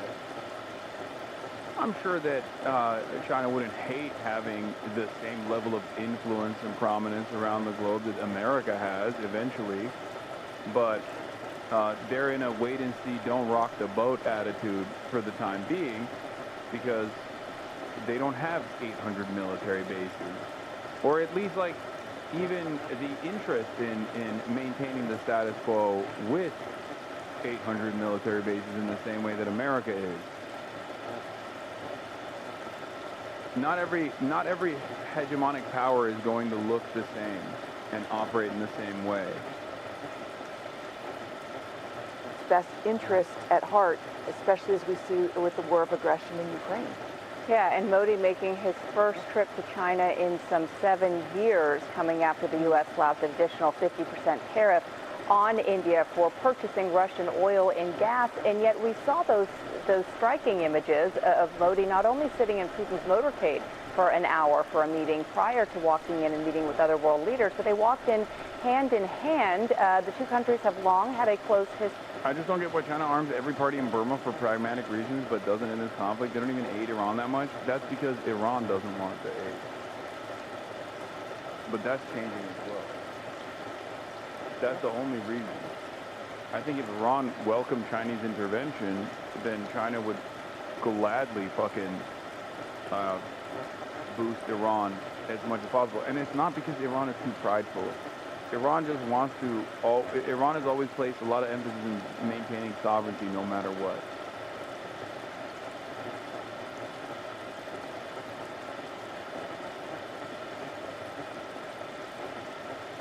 Dating back to the Cold War in the Soviet Union era. But do you envision this being an opportunity not only for Modi to get closer with Xi Jinping, but also with Vladimir Putin? These sanctions appear, at least optically, to only be bringing these two closer. They not only buy Russian oil and gas, we should note they also buy arms from Russia. Yeah, Russia and India have always historically had close ties because Russia has time and time again helped India out militarily. Much of India's military manufacturing systems are based on Russian models and need to be resupplied by Russia. But what you also have is this new pressing together of the two sides because while India had been taking advantage, yes, of cheap Russian crude, India sells that Russian crude onwards to the European Union, which has doubled the amount that it buys from India. So inside India, you see this fury over what they see as a double standard. the EU escapes U.S. tariffs over second-hand purchase of Russian oil. China isn't facing tariffs over... I mean, it's not what they see as a double standard. It is a double standard. Like there are... And that double standard was just the way of the land for a very long time, because whatever America designed, whatever America said goes. Whatever America said was whatever was going to happen. It's not like... That double standard is in every aspect. That double standard is in every aspect of existence, every aspect of foreign entanglements, foreign conflicts, trade. That's just how it always has been. Nice and good coffee. I know, dude. Listen, I don't think I'm getting enough sleep, okay? Calm down. It's much larger portions of Russian oil. All of that together spells out an India that is ready to do business with anyone but the U.S. right now. Yeah, China. This morning, Israel claims to have killed... Israel is claiming that they killed Abu Ubaidah, which is a sad state of affairs. In Gaza City, the long-serving spokesman for Hamas. Abu Ubaidah was one of the most senior Hamas officials still living. Hamas hasn't commented. Gaza City is now squarely in Israel's crosshairs. Prime Minister Benjamin Netanyahu is in the midst of... I mean, here you go. You want to see a fucking double standard? Here it is, you know what I mean? On the one hand, these exact same outlets talk about, like, Russia doing incredible cruelty to the Ukrainian population. On the other hand, they present this as, you know, a normal part of the process. This also comes after Israel not only is doing a genocide, but also wiped out the damn near entirety of the fucking civil governance structure of Yemen.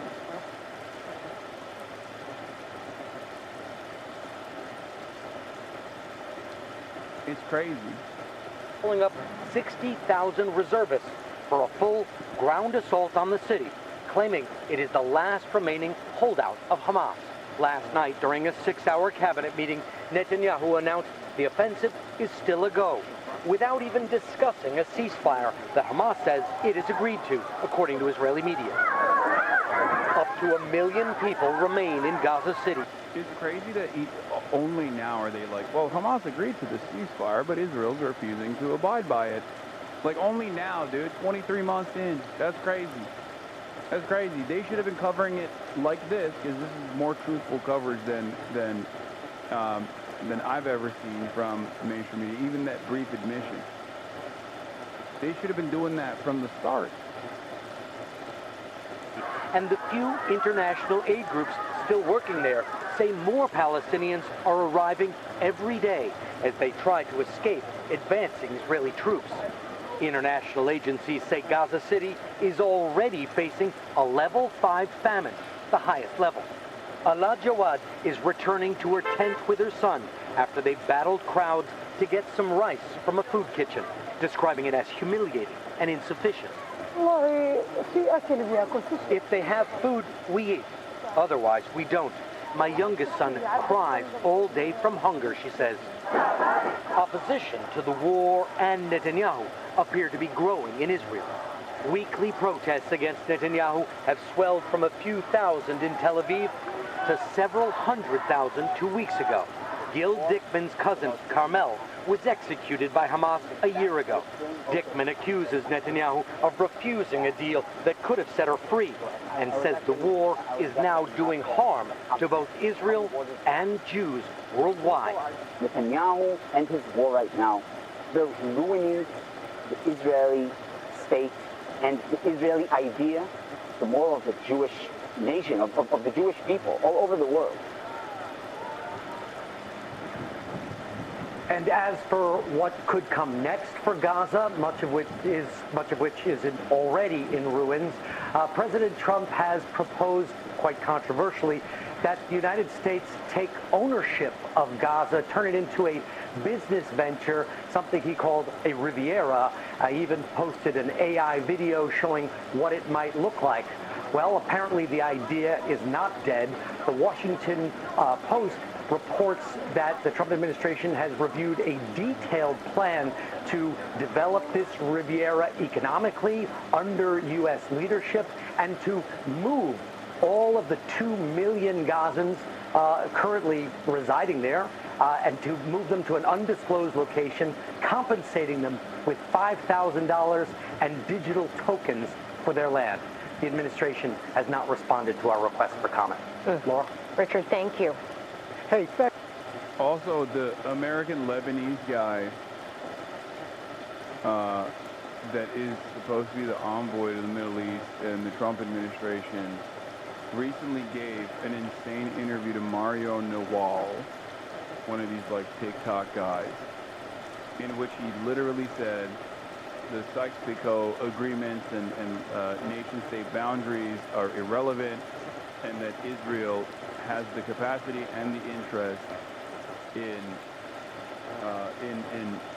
overriding all of these pre-established states. Like, he basically said Israel has the ambition and the military power to implement the Greater Israel Project. It's pretty insane. Hold on, let me pull this up real quick.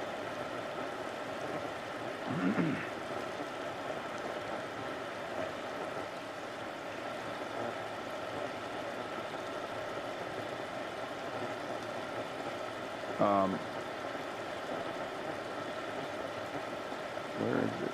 Where the frick is it? Hold on. I'm looking at Seamus's tweets. He tweets quite a bit.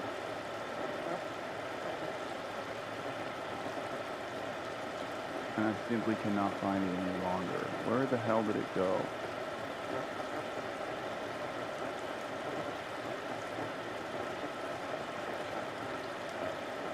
In any case,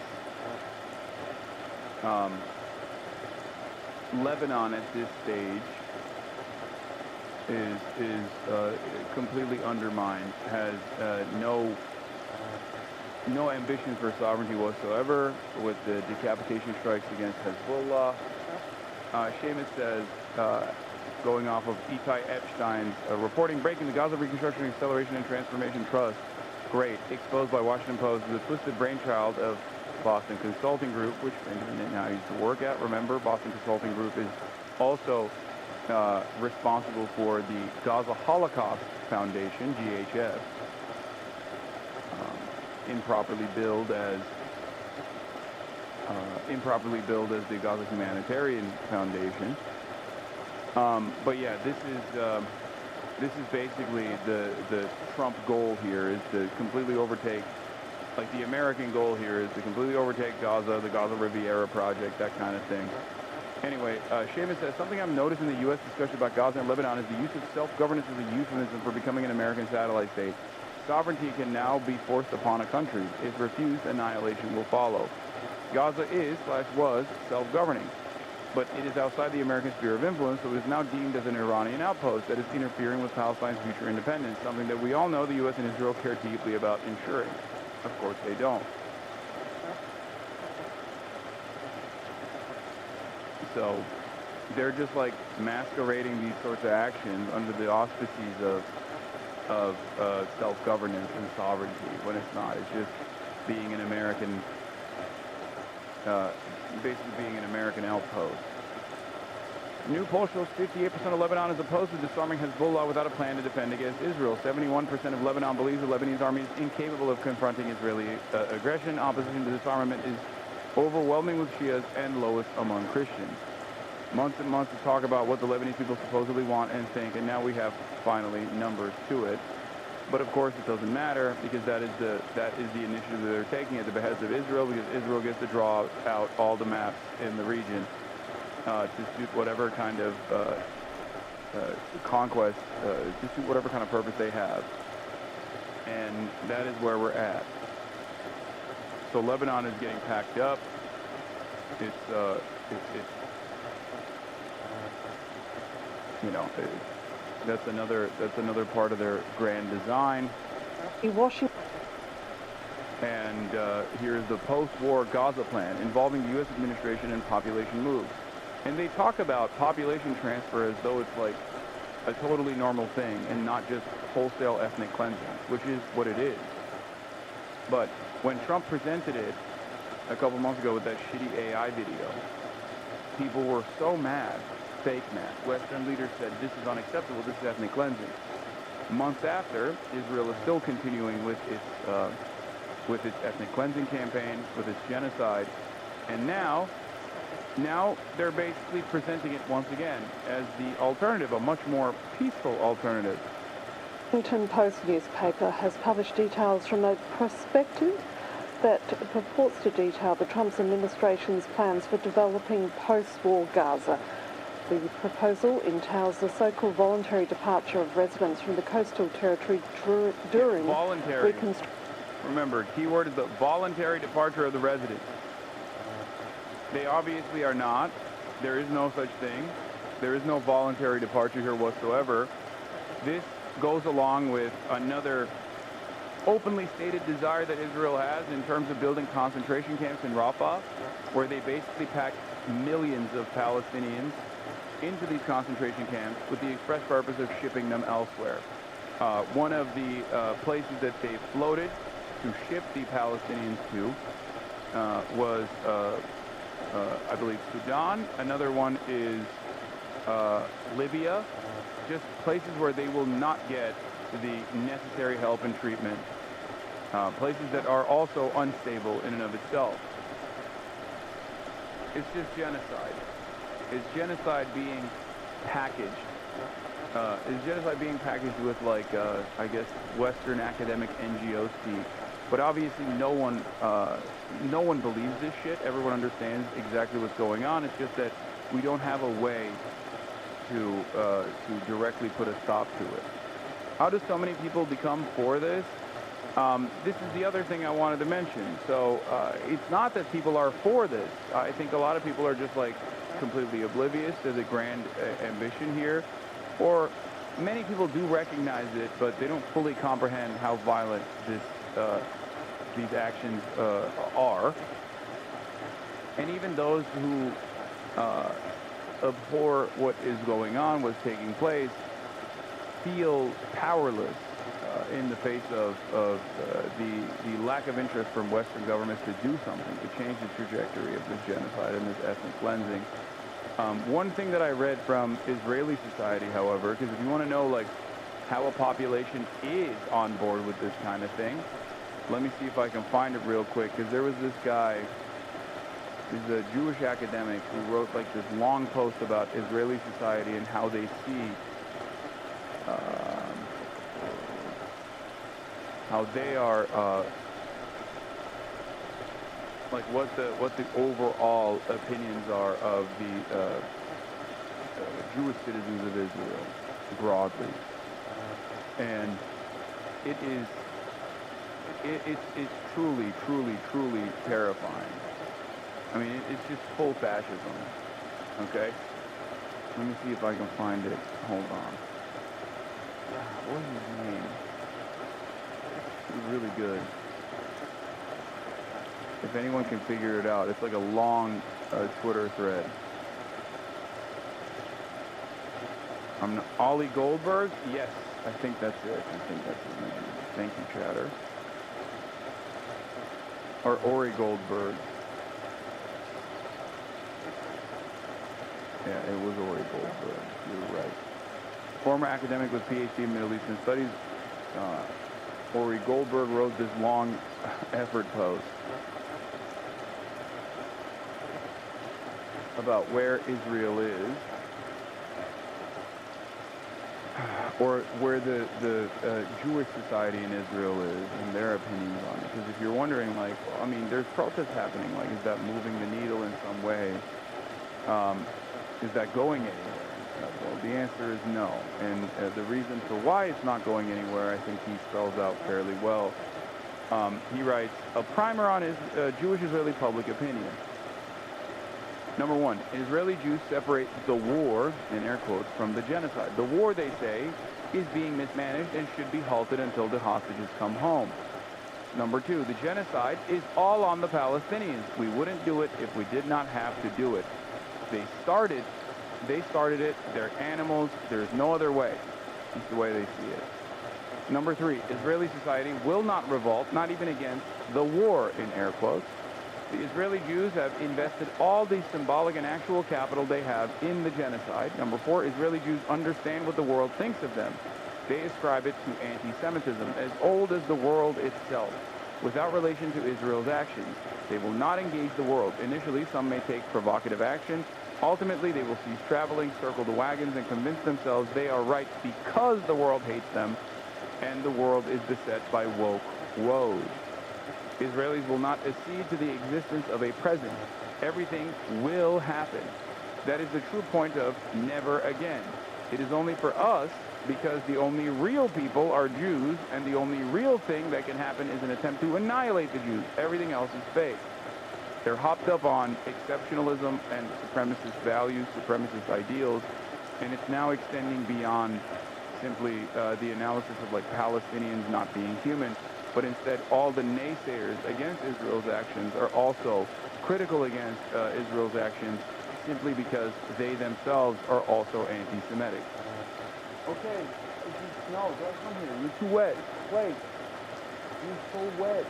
What's wrong with you? You are so wet. She was playing outside in the pool with her friends all morning. And she just like wants to come over and get pets, and it's just like she's way too wet. Israelis will insist that Israel is a robust democracy exhibiting debate and difference in opinion. As the genocide continues, this debate will focus exclusively on intra-Israeli issues. After all, what does it matter what happens to the Palestinians or in the broader world? We are the only ones who truly exist.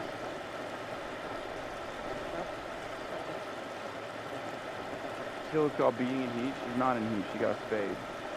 So this is one of the best assessments I've seen so far of like broader Israeli society and why they are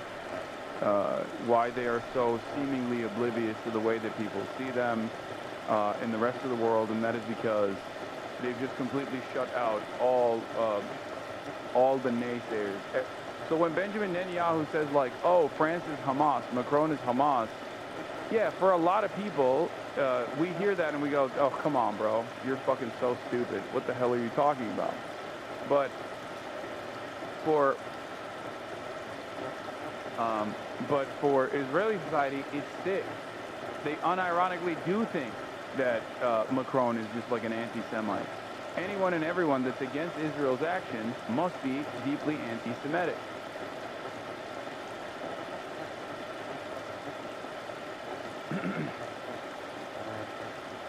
That's it.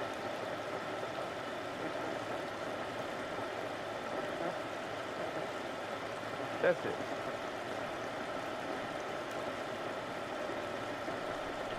It's like, slowly but surely, every aspect of Israeli society has molded into Kahanist sentiment.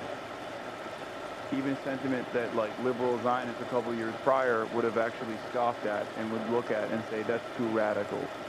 They now fully are on board with this kind of principle. And that's where we're at. It's a plan that's being welcomed by the leadership of Israel's far right, but NGOs saying it would hasten the ethnic cleansing of Gaza. Joining me now from Washington, D.C. is France 24's Fraser Jackson. Fraser, what more do we know about this proposal to turn Gaza into the so-called Riviera of the Middle East? Well, Trump shocked the press gathered in the White House back in February when he first uttered that phrase, Riviera of the Middle East, unleashing a wave of backlash, some of which he embraced. But now we have a bit more meat on the bone, thanks to reporting from the Washington Post. Now, the paper says that there are numerous proposals floating around, with one which would see the Gaza Strip turn into a, quote, trusteeship administered by the United States for at least 10 years, while it's transformed into a gleaming tourism resort and high-tech manufacturing and technology hub. Now, the Post has published this 38-page document, which calls itself the Great Trust, standing for Gaza Reconstitution, Economic Acceleration and Transformation Trust. Now, that trust says that it would turn the Strip, quote, from a demolished Iranian proxy to a prosperous Abrahamic ally. Now, Washington Post says that the plan envisions at least a temporary relocation of all of Gaza's more than 2 million people, either through what it calls voluntary departures to another country or into restricted, secured zones inside the enclave during that reconstruction. Now, under this plan that is being floated, Palestinian landowners will be offered a digital token by the trust in exchange for the rights to redevelop their land. Now, that token would... I can't believe a couple months ago when we actually covered how fucking insane and stupid this was, it just seemed like a far-fetched idea, and now it's like... Now it's turning into this like crypto rug pull based government policy. Whenever Hasan tells Kaya a place, I imagine myself as her. That's crazy. And she's not listening to me any longer. She is no longer a good. She's no longer a good lady. She's become a bad lady. Either be used to set the landowner up for a life elsewhere, or the token could then be redeemed for an apartment within one of half a dozen AI-powered smart cities that the trust wants to build in the Gaza Strip. Each Palestinian who leaves will be given $5,000 cash as well as money to cover 4 years of rent payments and a year of food. But how that system would work isn't immediately clear. Now, it should be said that the White House and State Departments haven't commented on the proposals, and it's unknown if this is the plan that Trump is indeed.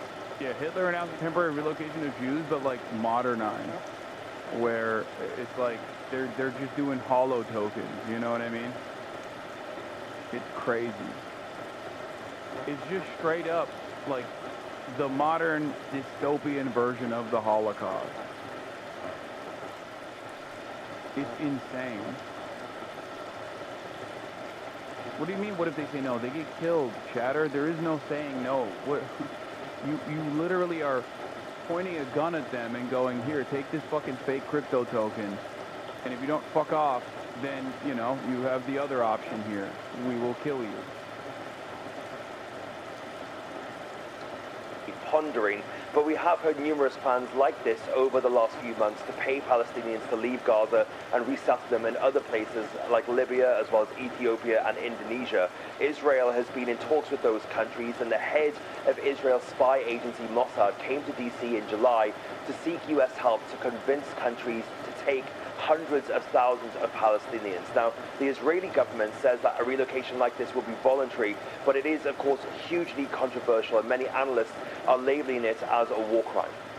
And, of course, this is all coming as the Trump administration has cancelled the visas of all Palestinians just days before the UN General Assembly. Yeah, this reporting coming from the New York Times this time. They are saying that U.S. officials have increased restrictions on Palestinian passport holders, effectively suspending approvals of a whole host of U.S. visas to the diaspora. Now, the new measures that we are being made aware of in this reporting were told to U.S. embassies in a cable on August 18th. And they will effectively impact the ability for Palestinian passport holders to travel for medical treatment as well as university studies and business trips as well. That adds to the restrictions already in place on visitor visas, and it comes just days after Marco Rubio announced that the U.S. would not issue visas to Palestinian officials who are wanting to attend the UN General Assembly in New York in a few weeks' time. That also includes the leader of the Palestinian Authority, Mahmoud Abbas, along with around 80 others who were planning on traveling. The State Department said that Marco Rubio was doing this to hold the Palestinian Authority, quote, accountable for not complying with their commitments and for undermining the prospects for peace. Now, it's unclear what prompted this newest push for restrictions from the U.S. government, but it, of course, comes after a wave of close U.S. allies announced plans to recognize Palestinian statehood at that meeting in New York in just a couple of weeks. France, Canada, and the UK all set to become the first G7 nations to do so. Your country's evil, bro. The most. The most evil. And dumb. Like, it's just evil and stupid. It's stupid evil. It's cruel for the sake of cruelty alone and nothing else. It just fucking sucks.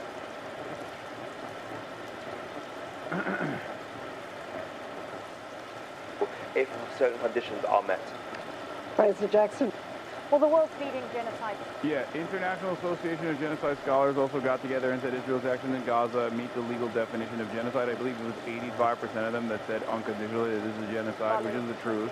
Say Israel is committing a genocide in Gaza. The group passed the resolution on Sunday, joining a chorus of countries, experts and rights groups to say Israel's actions meet the United Nations definition of genocide.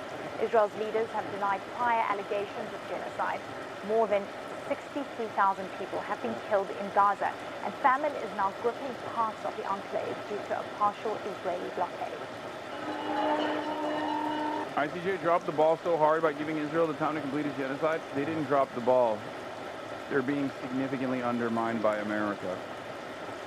If you notice, the ICC has also, quote-unquote, dropped the ball. They haven't. They're powerless if America says so. And that is what we are seeing.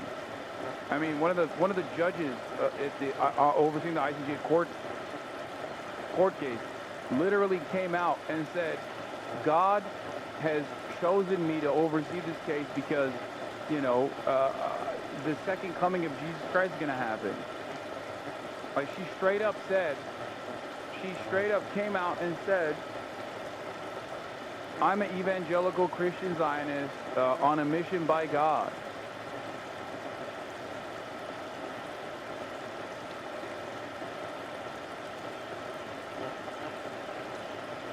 Yeah, the ICC and ICJ literally take many, many years for genocide traditionally. I know. That is the ICJ judge. The ICC prosecutors have been sanctioned into oblivion by the American state as well, though. Anyway, Graham Plattner is speaking live at the Bernie rally. Let's tune into it and let's see what he has to say. Much of the world that we have today is the specific result of policy choices made by establishment politicians. And the shameful truth of all of this is the blame cannot simply be left at the feet of one political party.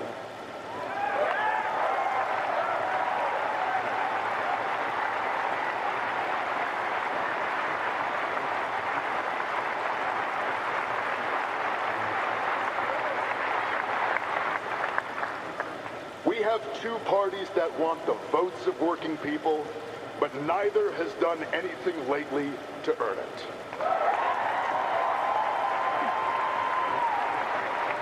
Yeah, his criticisms of the Democrats' feckless attitude has been getting a lot of play on Twitter and annoying people apparently, which I say good. Must be earned.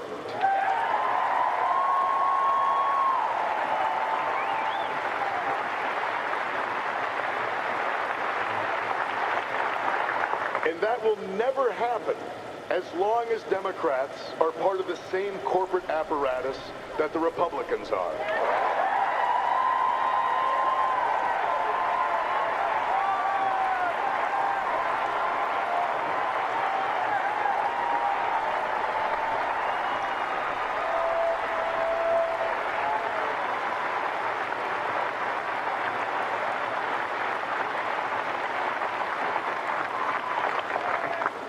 Now, Susan Collins' charade is wearing thin.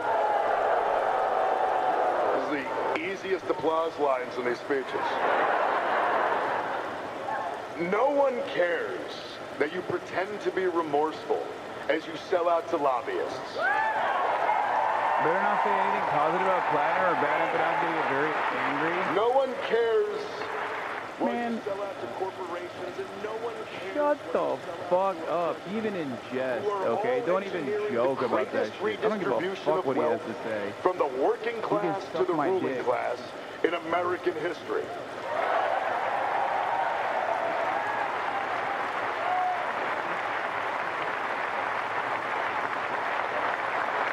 Symbolic opposition does not reopen hospitals.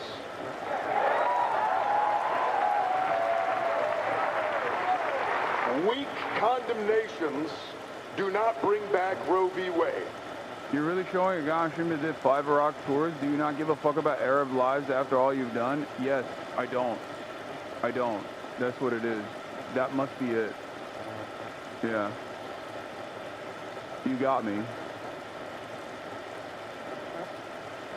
Not Maybe Maoist. a performative politics that enables the destruction of our way of life is disqualifying for the role of United States Senator. The benefit out of viewers are already here pre-mad. I don't know how you do this with so many idiots. I've been doing this my whole fucking career. Who gives a shit?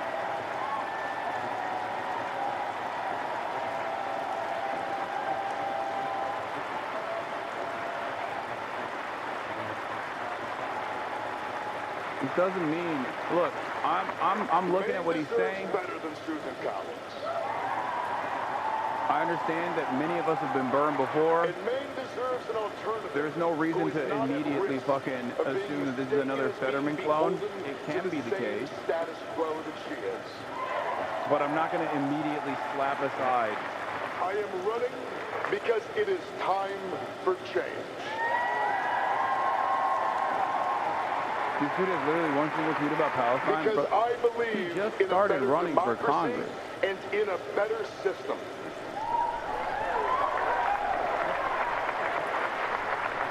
And I believe that a politics that is willing to sell anyone out is a politics that will eventually sell... Bro. I'm sorry.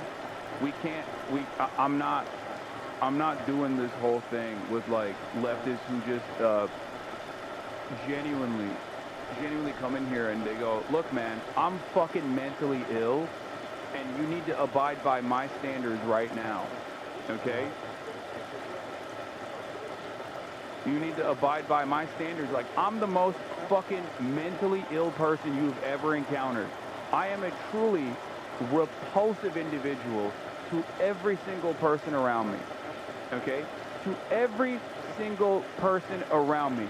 It is unimaginable how much I make people, I revile people. People are, they shudder in disgust. They throw up when they're around me. And you have to be just like me in your analysis, okay? My mental illness is my strongest fucking suit. My mental illness and my insanity is what makes me the greatest fucking leftist of all time. It is a weapon. Okay? Get a fucking job.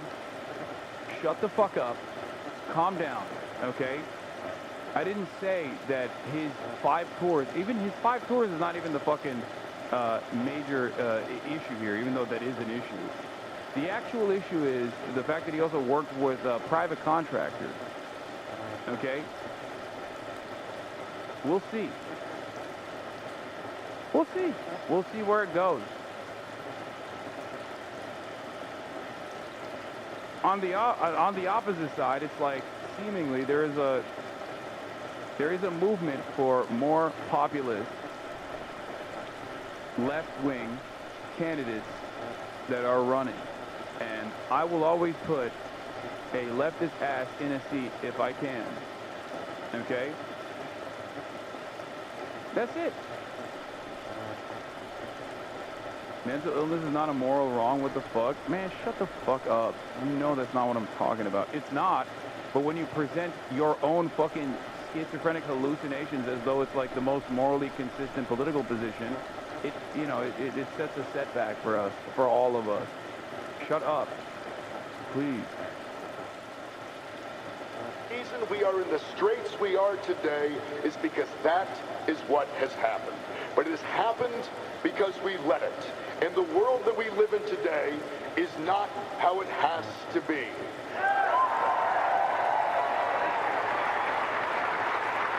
We can have a healthcare system that is not a mechanism of extracting wealth out of working Americans, but a guarantee for safety and health for all.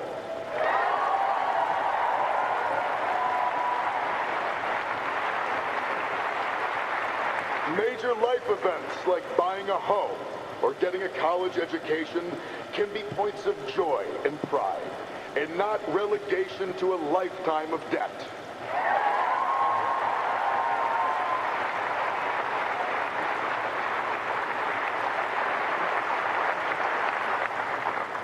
taxpayer dollars can build schools and hospitals in America, not bombs to destroy them in Gaza.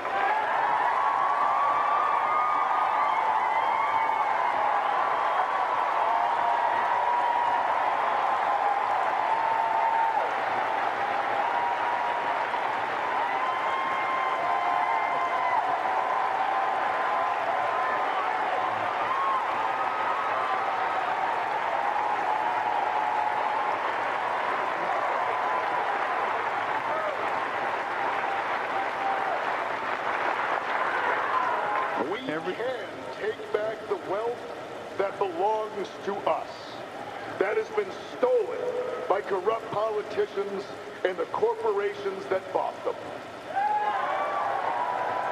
We can use government to usher in a golden age for unions and workers, not double down on gig work and union busting for the benefit of Wall Street and CEOs. And we can have an economy and a government that works for the 99% and not just for the 1%. Every campaign ad speaks in the genocide. I spoke to him in person. He spoke of it. I talked to the finance director for an hour. We talked about it. They're goated. I met him in person. He spoke on it at an event near where I live. He speaks about how he realized he was conned, that people were killed because of capitalist demands and suffers as a disabled veteran as a result. One that looks out for the most vulnerable, for children, and for the elderly. Again. Where we lift each other up, whether we are trying to start businesses or go to college or buying a home. Where we empower workers to fight for fair pay and safe conditions. And where we reap the profits of our hard work.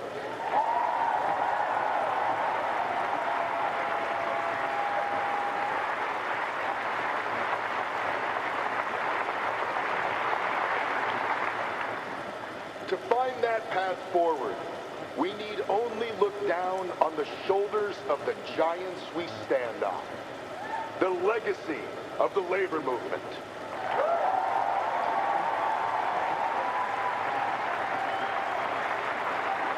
The legacy of the civil rights movement.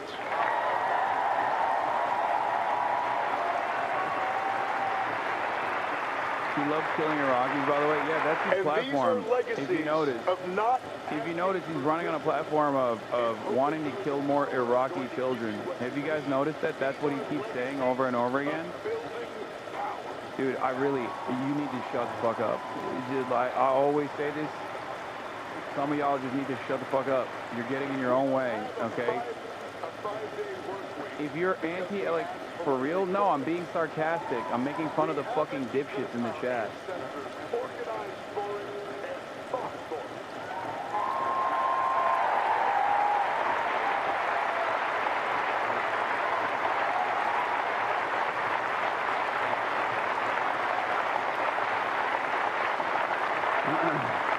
Regardless of what some might want you to believe, power exists for those who are willing to organize and to take it.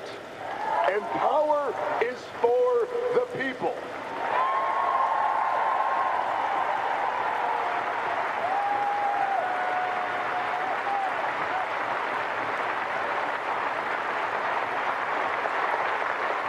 That is what I am asking you to do here today, is to come out. Does it piss me off that everyone's now applauding Gaza genocide talking points after saying you were wrong? Why would that ever piss me off? I don't care about being right. I want others to also see the truth. I will always celebrate people fucking changing their idiotic positions initially. Not even for a brief second do I feel burned or angry or resentful about that shit. I am asking you to show up, to come out, go to events, knock doors, do the hard work, do what is uncomfortable, and that is to connect with your neighbors and help us write a new story that leads us from this troubling chapter of our history.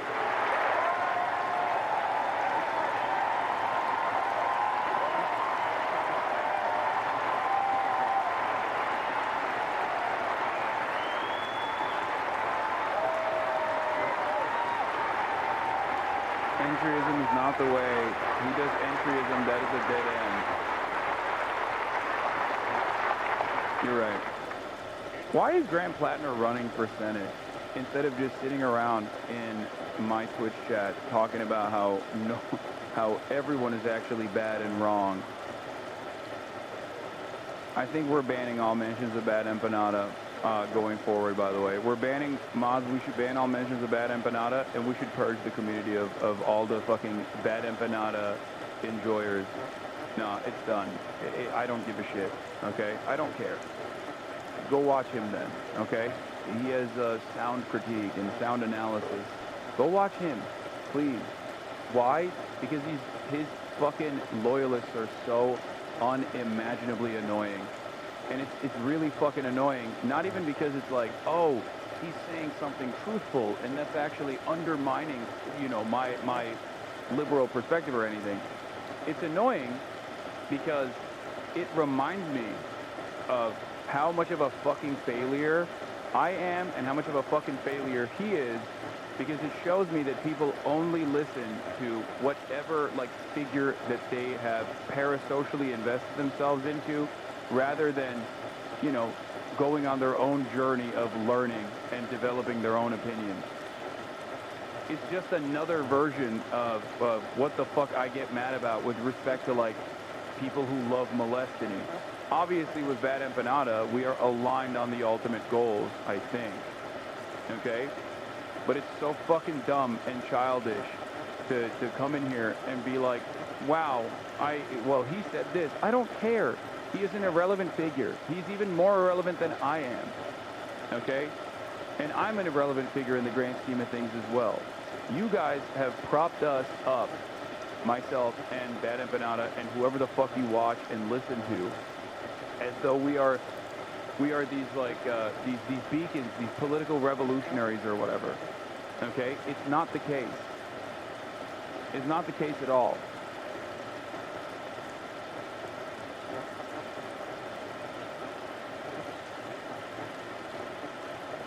We're cooked. We have no semblance of organizing. We have nothing.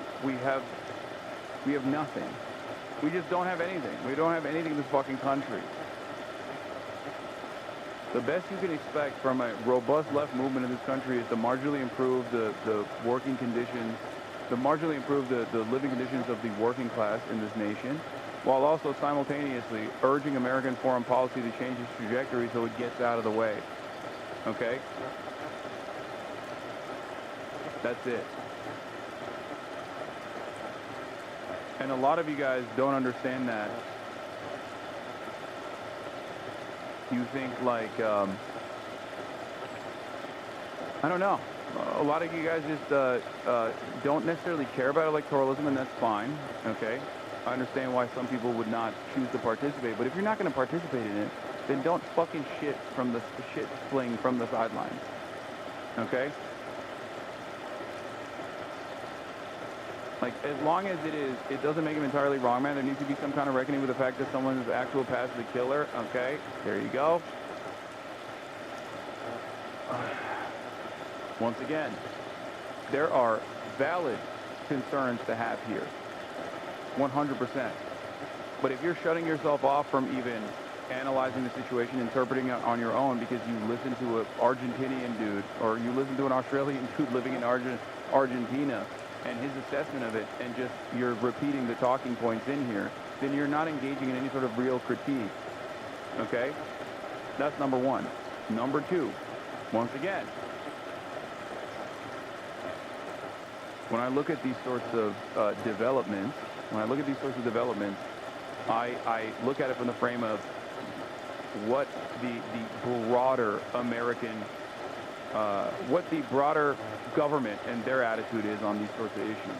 This person is above and beyond aligned with, at least the way he's communicated himself so far. This person is far above and beyond the expectations of, like, a Pete Buttigieg or whatever the establishment's trying to present, okay, as the best path forward.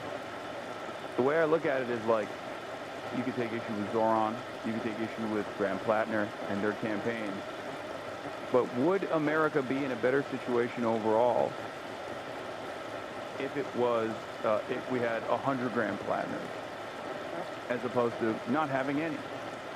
And if the answer is yes, you move on with that assessment in mind. Okay?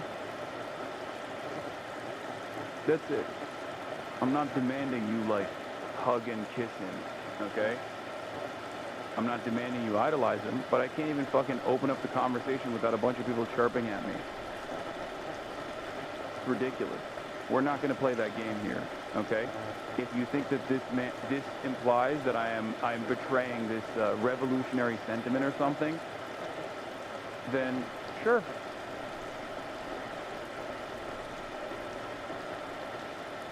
That's it. I make my assessment off of I have a goal in mind, but I make my assessment and moderate my commentary off of like what the broader consciousness looks like, what the broader opinions look like, okay? And while I'm still uncompromising, when it comes to electoralism, when it comes to propping up candidates,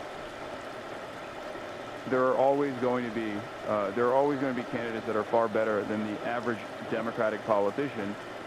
And if one presents itself and they have a viable alternative, you have to look at the rest of the race and recognize that if he's the best and he is choosing to unseat a Republican politician, then it is idiotic to not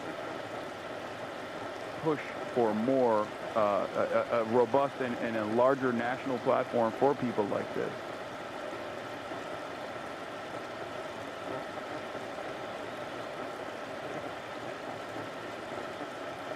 What?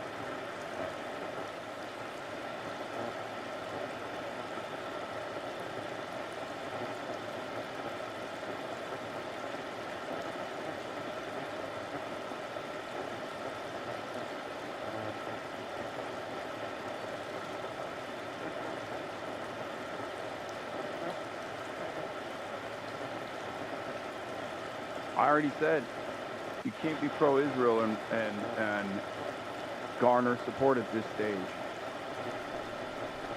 And it's obvious that not only is he tackling the issue of Democrats' inability to put hurdles in front of the accelerated fascist administration, he's also openly communicating that what Israel is doing with our support is a genocide. So he absolutely passes that bare minimum standard. These are my metrics. You might have different ones, and that's okay. But the thing I won't allow you to do is come in here and just fucking chirp because you watched a fucking YouTuber and you're just trying to relitigate his anger in here because it makes me feel like you don't have any fucking stake in this at all. And for you, praxis or political action and political engagement is simply yelling in a fucking Twitch chat. And that's morally repugnant. Okay? It's disgusting.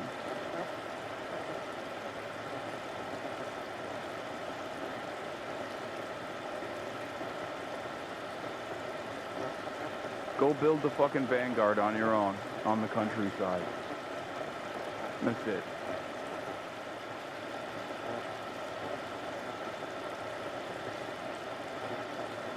It's so fucking sad.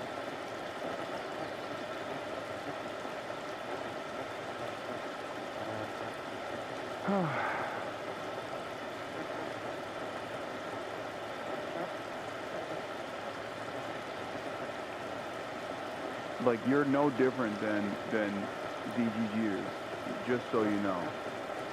Just because you're doing it at the behest of what you assume is like creating a Marxist-Leninist vanguard or something, or exhibiting revolutionary class politics in your mind, doesn't change the dynamic at all. You are literally doing the exact same thing. You are simply wearing politics as a sleeve to advance drama.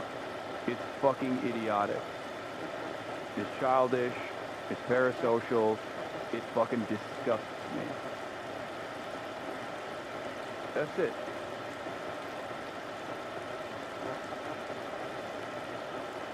Yeah. You're just doing drama, but Marxist style, I guess.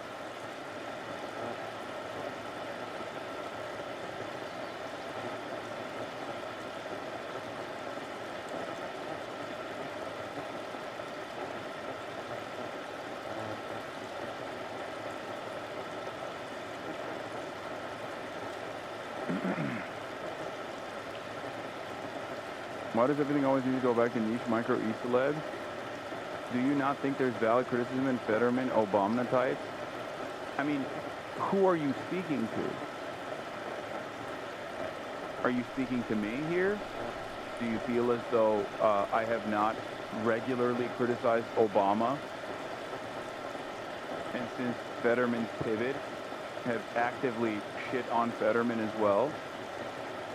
Like, who you're now addressing a straw man that you propped up in your mind. If you are to say that Graham Plattner is going to be like Obama or Fetterman, yeah, there's a likelihood that that could be the case. But as far as he hasn't shown that, what's the purpose here? What's the purpose? Okay, I think you're dismissing a valid conversation that needs to be had about the Obama strategy. Run as a progressive, govern as a liberal because of people bringing up bad empanada? No. Because not a single fucking person has presented a valid reason as to why this is the case. They're just simply relitigating talking points that they saw in a fucking YouTube video. Okay? That's it. You're have your assumptions and I have mine. That's all you have right now. This person is not even elected. This person has only launched his campaign like a fucking month ago. And you're already in here being like, I want to be the guy who says, I told you so. I think this is pessimistic. Okay? If he was running around doing wishy-washy sentiment, if he was demonstrating wishy-washy sentiment about his own service, about American military conquest in the global south, then you would have a little bit more validity to your argument. The problem here is you will look for this perspective that you have in your mind, born out of pessimism, is now going to guide every single point of analysis that you engage with, because you just want to be right. That's it. You want to be right. Okay? I understand people keep bringing that up, but the aspect can't be ignored to discuss his tendency. I've been watching since 2019. I remember your support saying similar things for Fetterman. Yes. John Fetterman presented himself as a progressive figurehead and then literally went back on every single thing that he promised. Okay? Every single thing, including shit that is directly related to his own personal life. His wife was an undocumented migrant, and now he's anti-immigrant. What are we talking about? There's a reason why that is like not the Obama technique, for the record. That's something beyond that. John Fetterman became one of the most reactionary politicians in Congress, virtually overnight. If you think that everyone is going to turn out like John Fetterman, then you can't vote for anybody, because everyone could be like John Fetterman. Literally everyone. So then your argument is simply, don't vote for anybody. Don't vote for a single fucking person. Do not engage in electoralism. Do you see what my anger is here? So if you recognize that, and why dismiss people? Because the fucking concern is psychotic. That's it. There's a reason why he is a unique figure.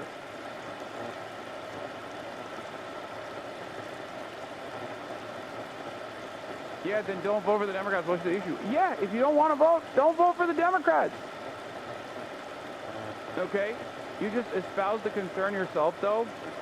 Once again, you want to win an argument. You don't want to you are currently not looking at this in a reasonable fashion. You are simply looking at this to say, this guy's fake, I already made up my mind on it, and I want to convince everyone else that he's fucking fake before we even make up our own minds. Okay? That's it. That's it.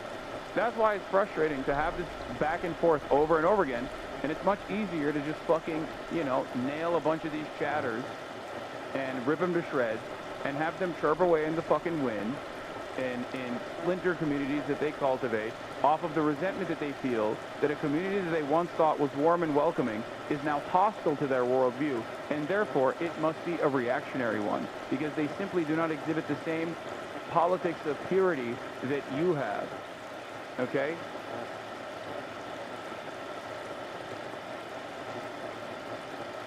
You're doing, and once again, now, how quickly do you fall into identity politics?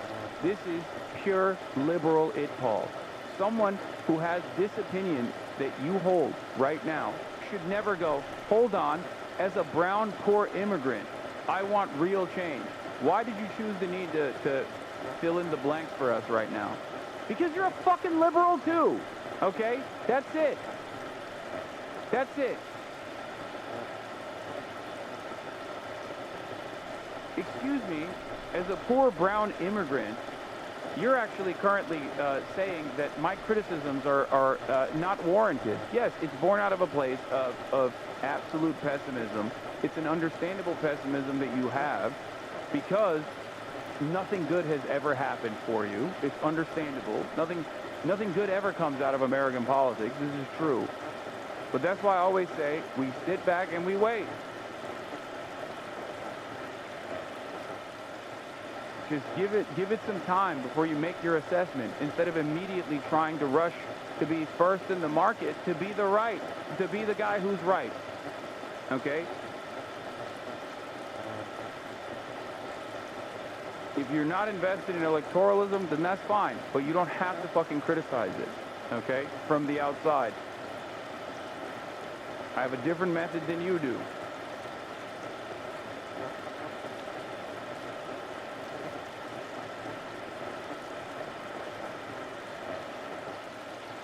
He has significantly better bona fides than John Fetterman in terms of his investment. Even being a part of the DSA alone is like automatically putting him above John Fetterman anyway. As a rich white guy, isn't it easy to wait for you? How quickly do fucking libtards showcase their libtard ass behavior in here as a rich white guy? Yes, dude, I'm a rich white guy. I should just vote for the Republicans then, don't you think? Why do I do this kind of advocacy? None of it actually harms me, right? Isn't that right? So why am I? I'm not trans. Why am I advocating for trans rights? I can pay for my health care. Why do I want everyone to be able to pay for, why do I want everyone to have free health care? I already paid off my student loan debts. I paid off my family's student loan debts. Why do I want all student loan debt to be eradicated and for college to be free? Why? I'm a white guy. Why do I talk about black liberation? Why do I talk about discriminatory practices in American policing? The racist outcomes of the criminal justice system. It doesn't impact me at the end of the day. Also, why are you here? Why aren't you watching someone who is from a marginalized background and instead are here? There you go. What do you do for black people? Oh, I'm not even going to entertain this. I'm not dignifying whatever fucking dumbass position that you hold here. It's the classic, you haven't had enough black guests on the show. And then you just, arrive at a position where you got a white guy spelling out exactly what he's done for black people, like I'm the fucking champion of black people. Shut the fuck up. If you can't figure it out, then that's on you.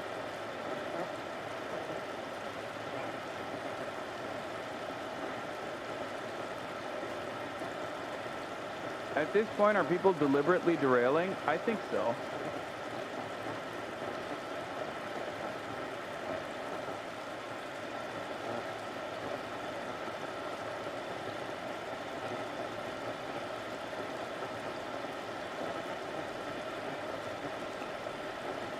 This is such a dumb way to deal with this, man. It's not Paul to say someone has an interest in certain outcomes. Hey, tell me how again AOC voted for the bill to ban funding for the Iron Dome law. This is such a dumb way to deal with this, man. It's not Paul to say someone has an interest in certain outcomes. You have an interest in improving both your material conditions and everyone else's. Okay? Your background, the reason why you're bringing up your background is because you want to add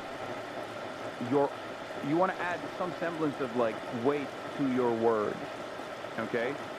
I believe that you actually have an investment in improving the material conditions of all working class individuals around the world. You've been in here for 48 months. I suspect that if you didn't have this kind of opinion, you wouldn't be a 48-month subscriber. The only reason why you add that to the conversation is because now you want to be like, see, you don't understand. My concerns are more valid. Correct, I agree. That's why when I see another possible figure that can go down the route of Fetterman and Obama or AOC in some cases, I'm rightfully cautious. Correct, I agree with you on most of these. You just want to be right, man. That's it. You want to be right.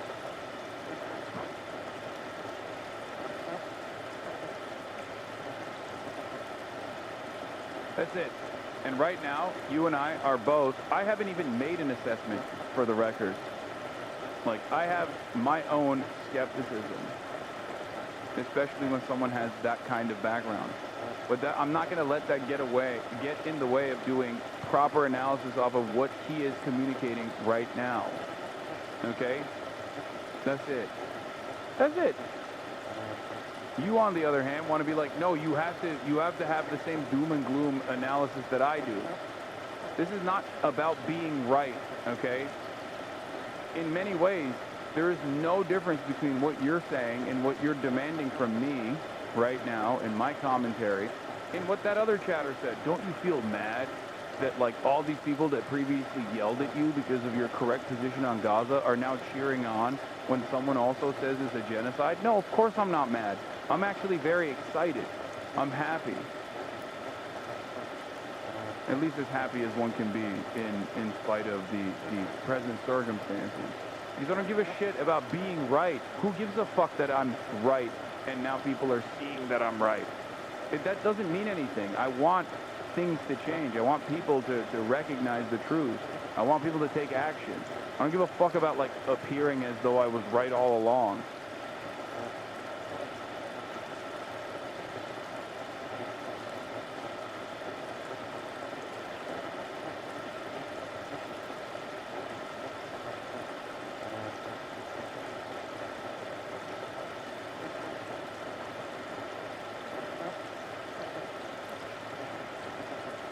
Being right alone doesn't actually move the needle. It doesn't mean anything.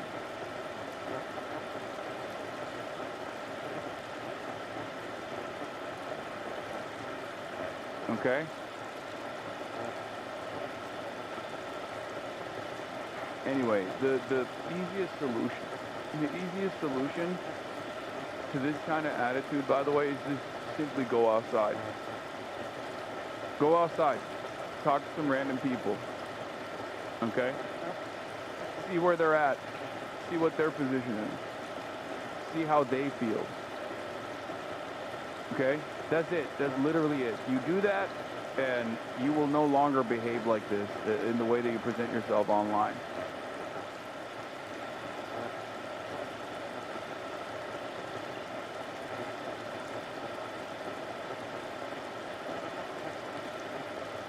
That's it.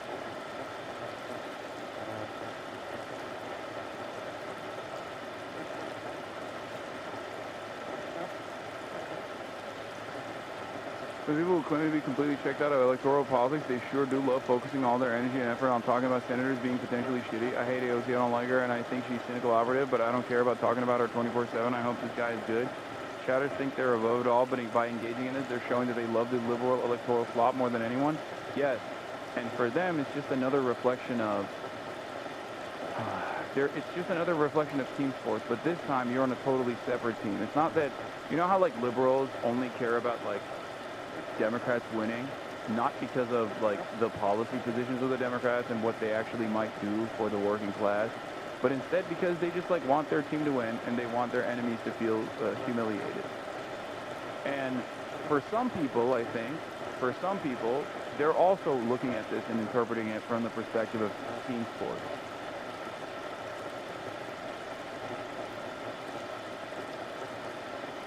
That's it. But this time they're not on Team D or Team R. They just want to be right. And that's all it is. They want to be here 3-4 months down the line, or a year from now, 2 years from now, to say, I told you so ahead of time. Why didn't you see it? The warning signs were all there. I'm not even saying that there aren't warning signs.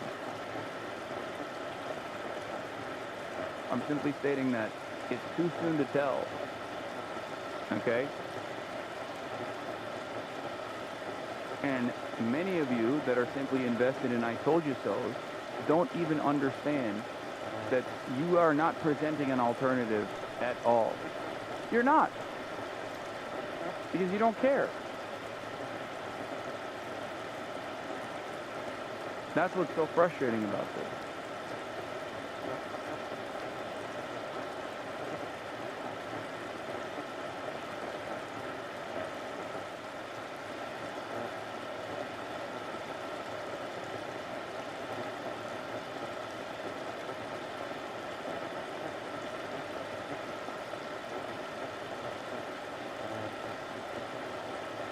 When it comes down to it, you got to analyze what Graham Plattner's platform is, and you got to compare that platform to the other candidates on the Democratic primary side and who these guys choose to unseat.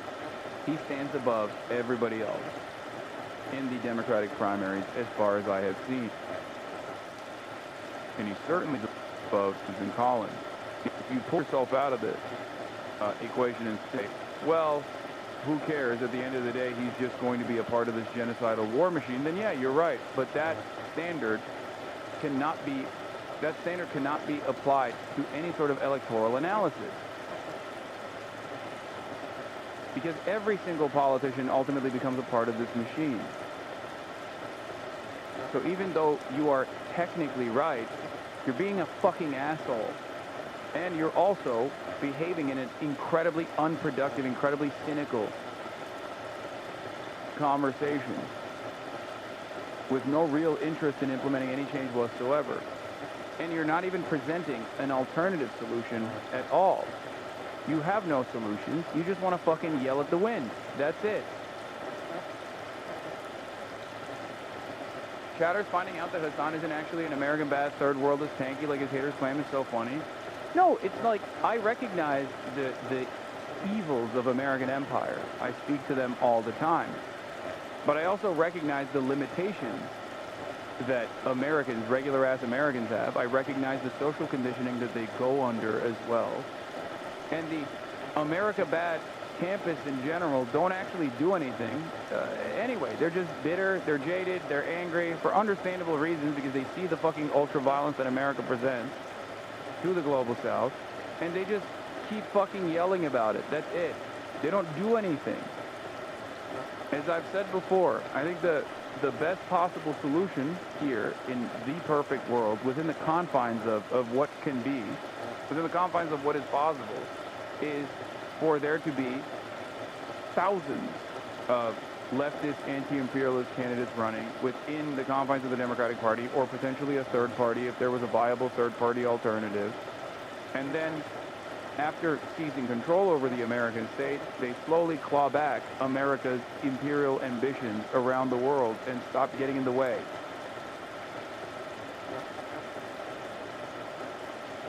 All the while, in that process, hopefully improving the material standing of American workers in general. Some people simply unironically take on this, my anger and resentment is not with the American state.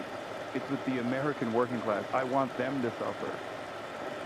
It's just, you know, a silly position to hold, especially if you're doing any sort of electoral analysis. So I always say, look, if you don't like electoralism, it's understandable. Bourgeois democracy is fake, not real. I don't disagree with you. But if you actually don't appreciate it and don't think it's productive at all, you can see yourself out of this conversation. You don't have to also just sit there and fling shit.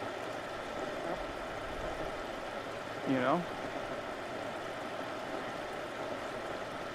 That's it. It's just not for you.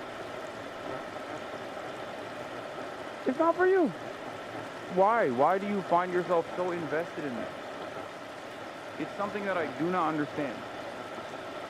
You click away when I play video games. Click away when I talk about elections. You know what I mean? It's that simple.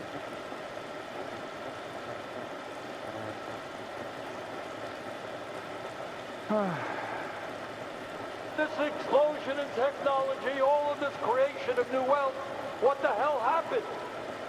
Well, I will tell you what happened.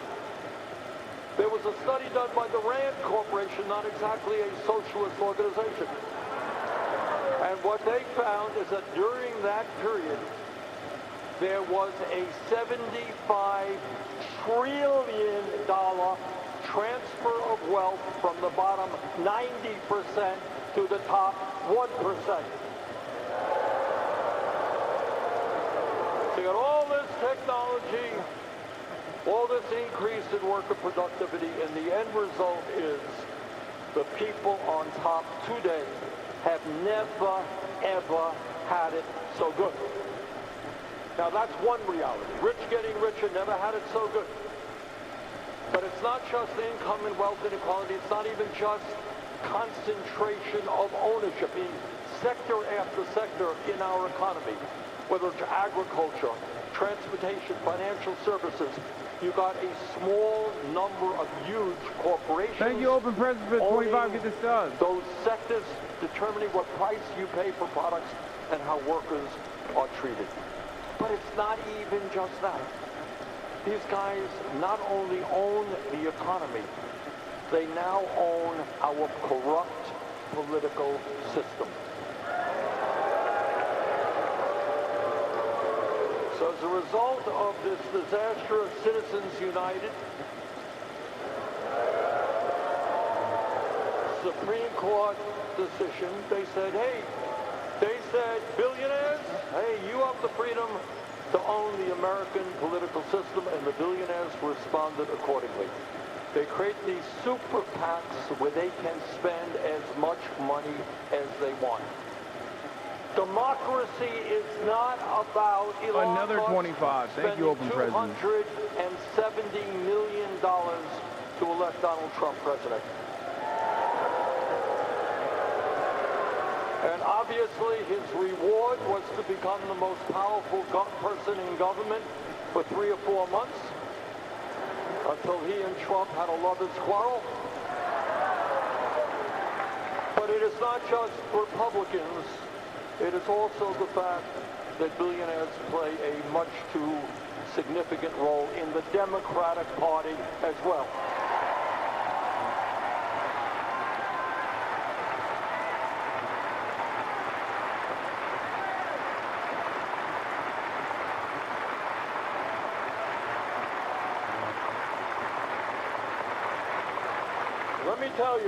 Let me tell you what a corrupt political system looks like.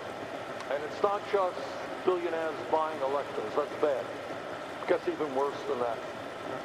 When Trump brought forth his big, beautiful bill, which is, in my view, by the way, you're all familiar with that bill. That is the most dangerous, disgusting piece of legislation ever passed in the modern history of this country.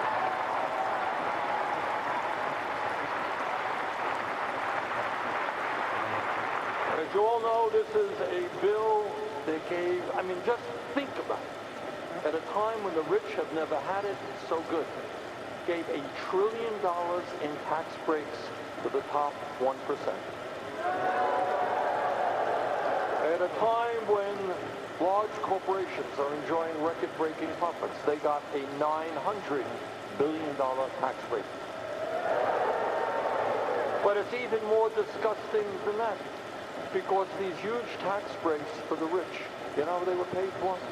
They were paid for by a $1 trillion cut in Medicaid and a large cut in the Affordable Care Act. They were paid for by a massive cut in nutrition programs for hungry kids.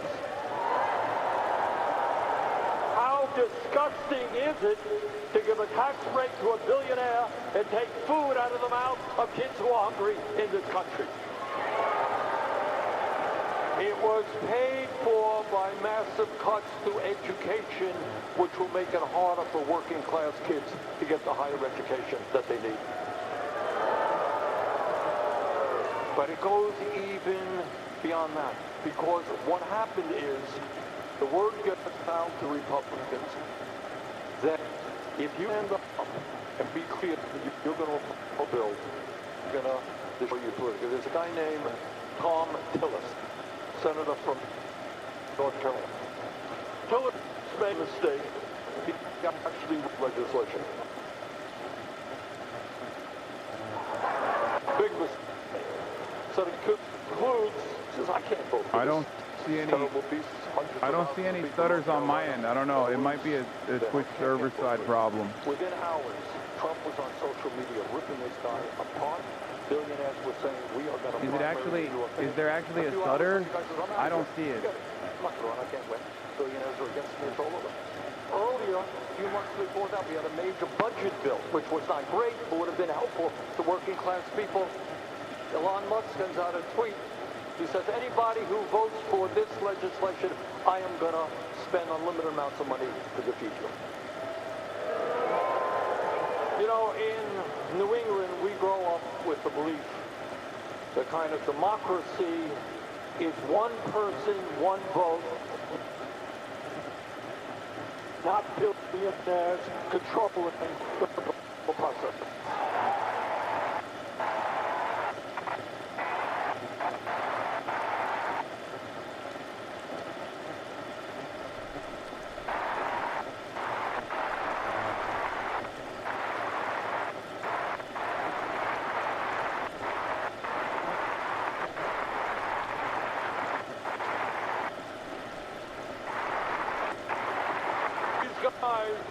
Not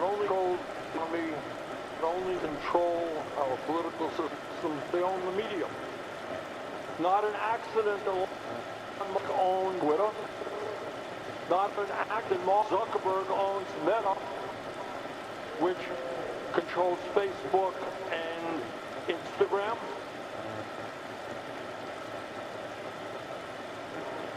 Not an accident. I'm not seeing stutters on my end. So I don't know what's going on. If it's at your end, it's like I see it. I'm stuttering. I see it stuttering on my second screen as well, but it's not coming from my end. Let's fix the ingest real quick. Actually fix the stuttering. It's not fixing the stuttering at all, but it's probably a Twitch server side problem. Because on my end, I'm looking at my bit rate, and my bit rate is stable.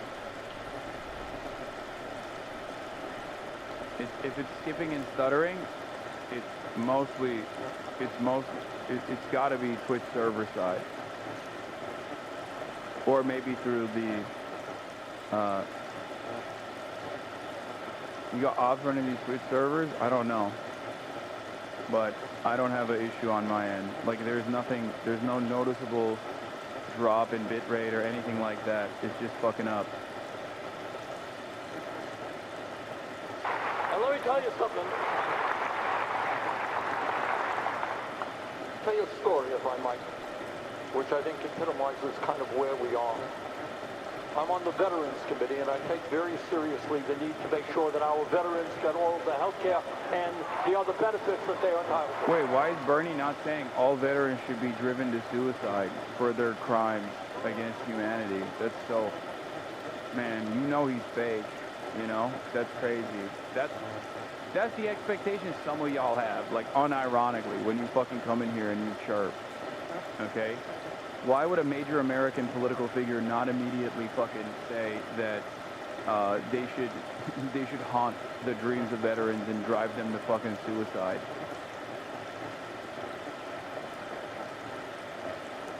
The last 15 minutes of chat has basically been high anxiety chatter, venting about trust issues, talking about how electing leftists is the harshness of dating. We thought they were into us, and they weren't. We hate dating. Fuck anyone who suggests dating, and fuck all potential dates that don't immediately want a long-term relationship. You know? Still dragging it? Yeah, it is. I'm dragging it. I'm dragging it, and I'm gonna drag these nuts across your fucking face. I'm going to drag you across the finish line as well, whether you like it or not. I'm going to drag you kicking and screaming.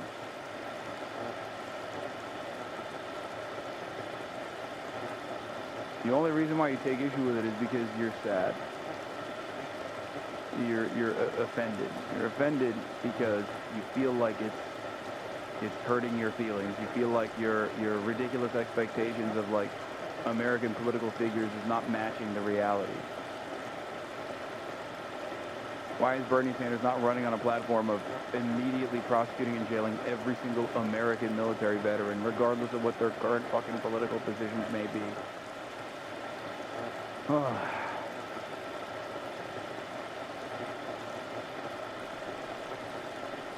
You have to work within the confines of what's acceptable and what's permissible and what's reasonable. An impediment to their success.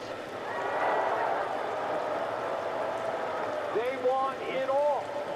They want it all, and they don't care who they step on in order to get even more and more. You would think, look, everybody in this room, this arena, wants a good life. We all want money. We all want to live comfortably. That's kind of natural.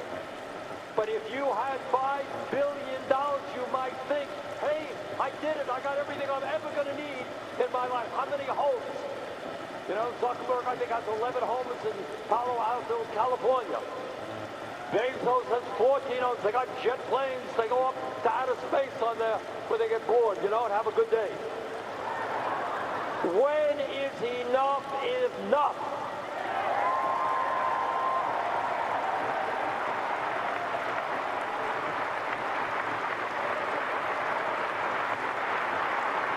They are prepared to destroy Social Security, Medicare, Medicaid, the VA, in order to get more for themselves.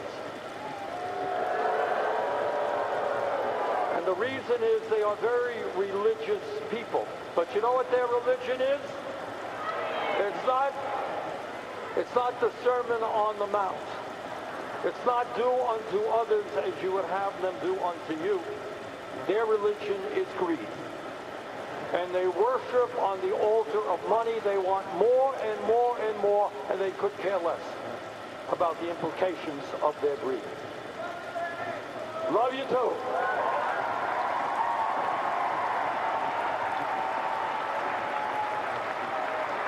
So while the rich get richer, and we live in the wealthiest country in the history of the world, what's going on for ordinary people? Well, here's the reality, and you don't hear much about it. Today in America, 60% of our people are living paycheck to paycheck. Now, you all know what paycheck to paycheck is. Many of you are living paycheck to paycheck. I grew up in a family living paycheck to paycheck. I know what it's about. We have the highest rate of childhood poverty of almost any major nation on earth. You know, I always get a kick.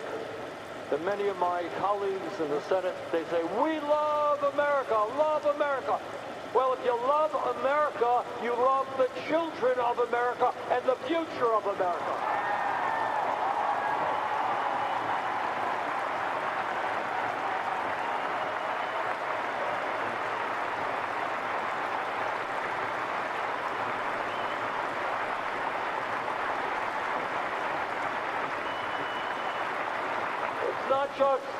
Not just the kids, not just the children. We have the highest rate of senior poverty of almost any major country on earth. 22% of seniors in America today are trying to survive on $15,000 a year. I don't know how anybody let alone a senior survives on $15,000. Half of seniors trying to get by on $30,000 or less. We have a system, an economic system, which for the working class of this country is broken. How many people here think that our healthcare system is working? Well, it ain't. It is a broken, cruel, and dysfunctional system.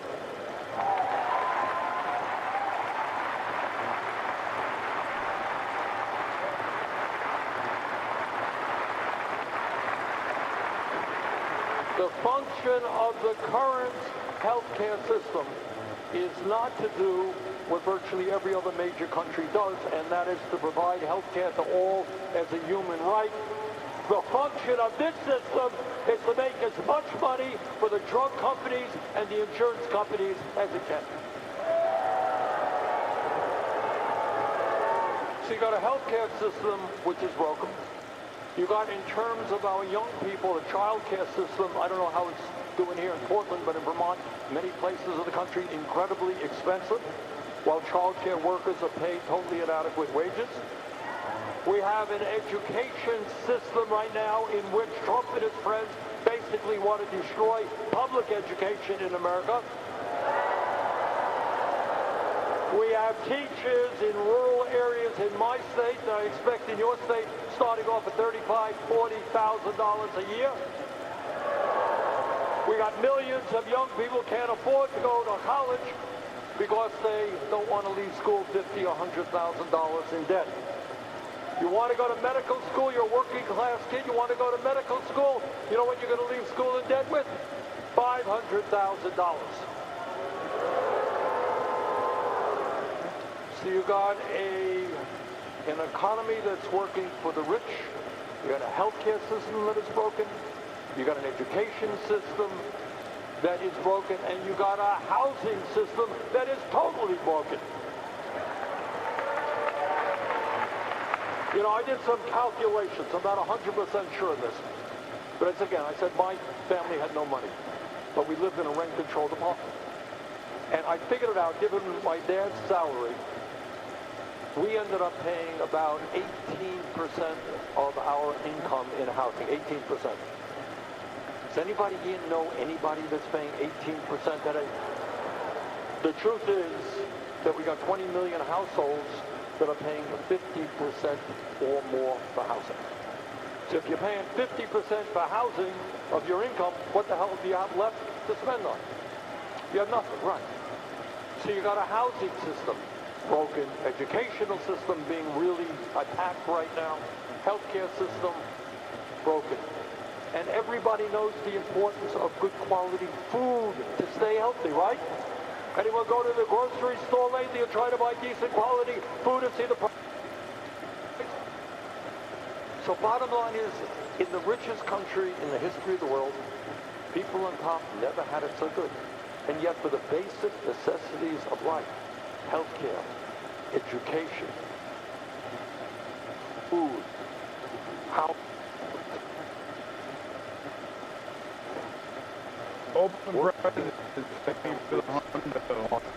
struggling. Brothers and sisters, we need to do two things at this difficult moment in American history. Number one is we got to take on Trump every day of the week in every way we can.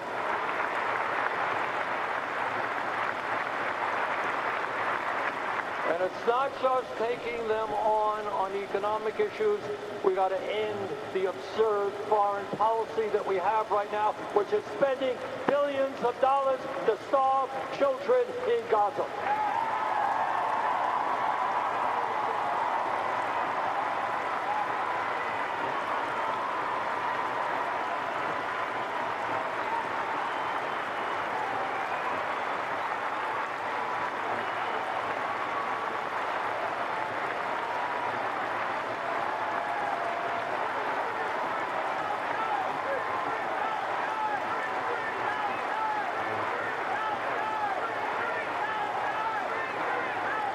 One of the reasons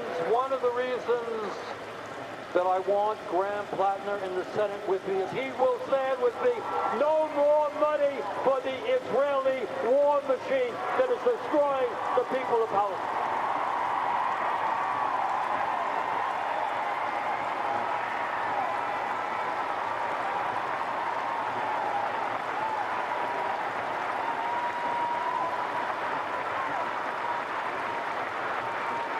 But in order to be successful politically, it's not good enough to take on the oligarchs every day. What we need to do, which the Democratic Party leadership does do, is a vision where we want this country to be. Dude. And let me It's so funny. Chatter's like listening to Bernie Sanders for the first time, not from like the perspective of a fucking 15-second clip. Shocked that he's saying this. He hasn't stopped saying this since 2016, okay? I don't know that we can get into it tonight. That's a whole other issue. But we have the potential to become even richer. And from an world historical point of view, throughout the history of the world, and today, it's not a change in discourse from Bernie. You guys are wrong. He just doesn't call it a genocide, which is still a failure in my opinion. Human beings have struggled just to stay alive. For the first time in world history, human history, we now have the opportunity with sane democratic policies to create a decent life for every man, woman, and child in this country. That is not a radical idea.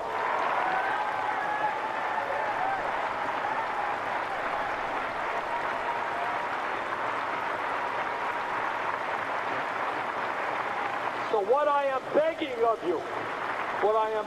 of you is don't think small, think big.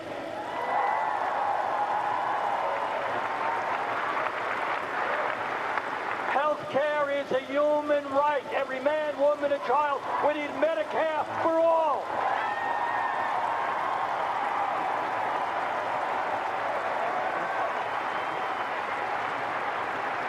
And I want young people to become doctors and nurses and healthcare professionals without going deeply into debt, because we desperately need you.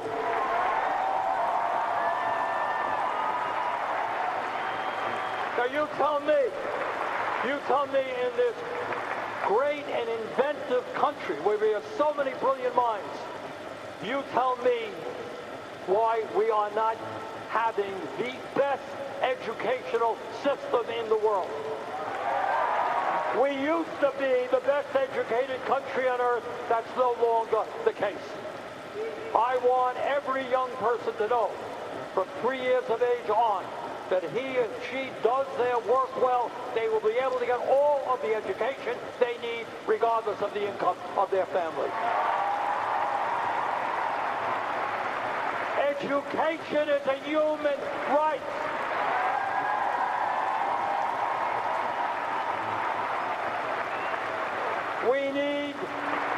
We need to attract the best and the brightest into education and pay them the kind of salaries that their work demands.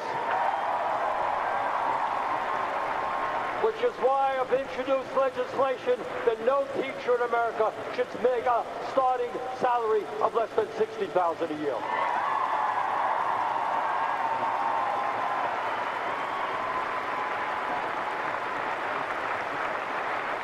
We can do it. You're going to have the best child care system in the world. Best higher education system in the world. And maybe, just maybe, instead of spending $1 trillion on the Pentagon, a government agency which cannot even complete an independent audit, massive waste and fraud, maybe instead of spending $1 trillion on the Pentagon, we spend a few $100 billion building low-income and affordable housing in America.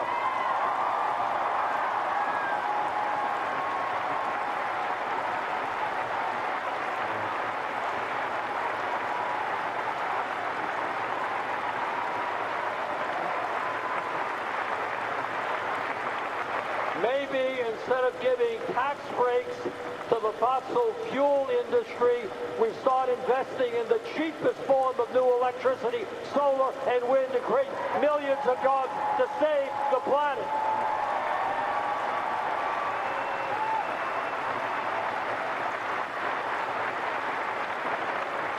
And maybe here on Labor Day, we make it clear that at a time when millions of workers understand the importance of unions and want to join in unions, we're going to pass legislation to prohibit corporations from firing workers who want to join a union.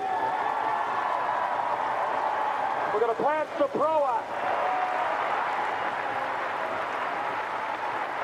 We're going to raise the minimum wage to a living wage, $17 an hour.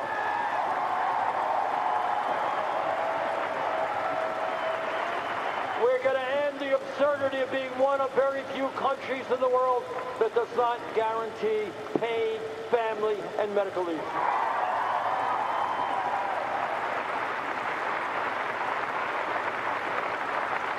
Now, at a time when so many seniors are struggling, when half of older workers have nothing in the bank as they face retirement, you got Republicans out there talking about their desire to cut Social Security.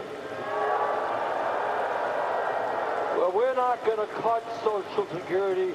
We're going to expand Social Security benefits.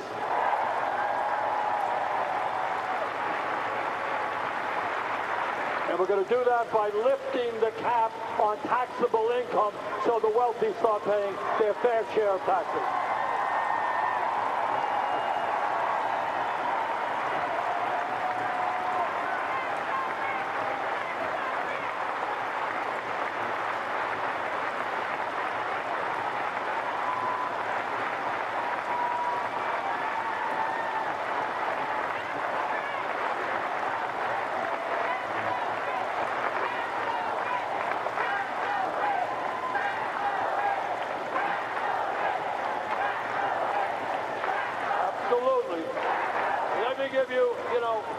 Very often I get criticized, like every day. And people say, oh, Bernie is a radical, he's out of the mainstream and all that stuff. I want you to understand, please understand that everything we are talking about are supported by a majority of the American people. These are not radical ideas. Bernie bros live in the past, old messaging and warm for you for new audience. I think you're wrong about that. And the only reason why I say that is because, like, his fucking platform has grown tremendously, especially when he's basically seen as like a figurehead for a new way that the Democrats could actually fight back. It's evidenced by the crowd sizes that you can point to, even in this fighting the oligarchy tour thing that he's been doing. His crowds have grown larger and larger. And there are many people around him. There are many people in this crowd that are far more radical in a lot of positions than Bernie Sanders himself. It's the same thing that I said initially with the fighting the oligarchy tour as well. The saddest part about it is, of course, that, you know, the expectation is all on the expectation all lies in the hands of the, you know, 800-year-old man. We're powerless. What they're saying is they have all the money, they have all of the power, you've got nothing. And they can do anything they want, and you can't stop them. Well, I think we've got some news for them.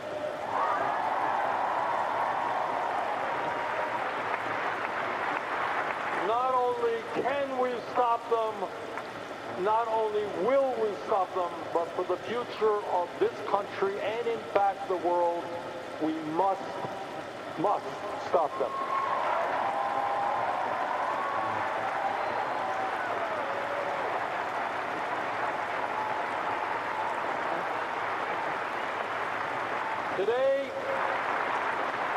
Today on Labor Day, when we thank the unions for all they have done for the working class of this country,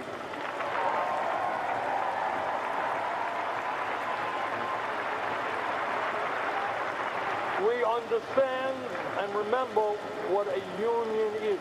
A union is the understanding that one person cannot do it alone, that we all have got to come together to fight with and for each other. And what the union movement is about is solidarity forever. Thank you all.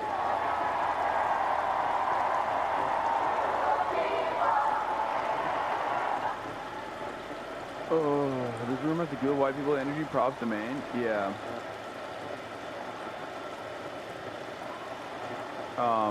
We'll see what happens.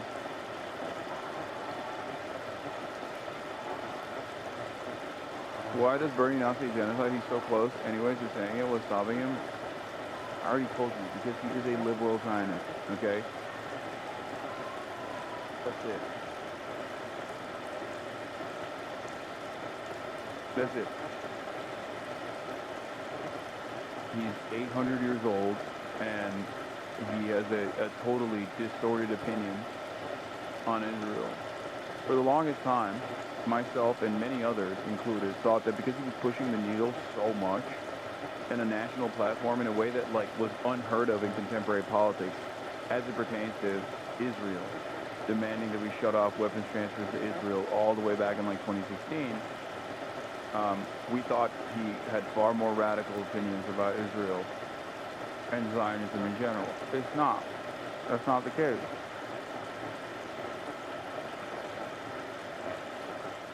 That is just not the case. But the thing that Bernie at least doesn't do, to his credit, is he steps out of the way for those who do see the truth. Right? He doesn't sit in opposition. And I'll take it. Unemployed Twitter is on. Haters are in shambles right now because you're actually criticizing Bernie when they say you never did. No, I always criticize Bernie on this issue. It doesn't matter. Those people don't see it. Or even if they do see it, they're not invested in making a fair assessment over my worldview or my analysis. They don't. That's not the first time I've said this. I've said this a million times. And people with AOC as well.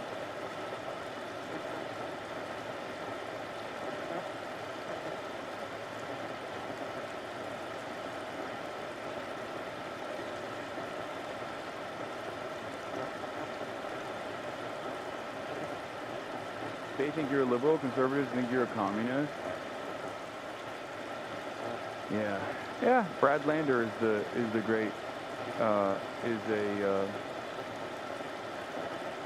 great example of this as well.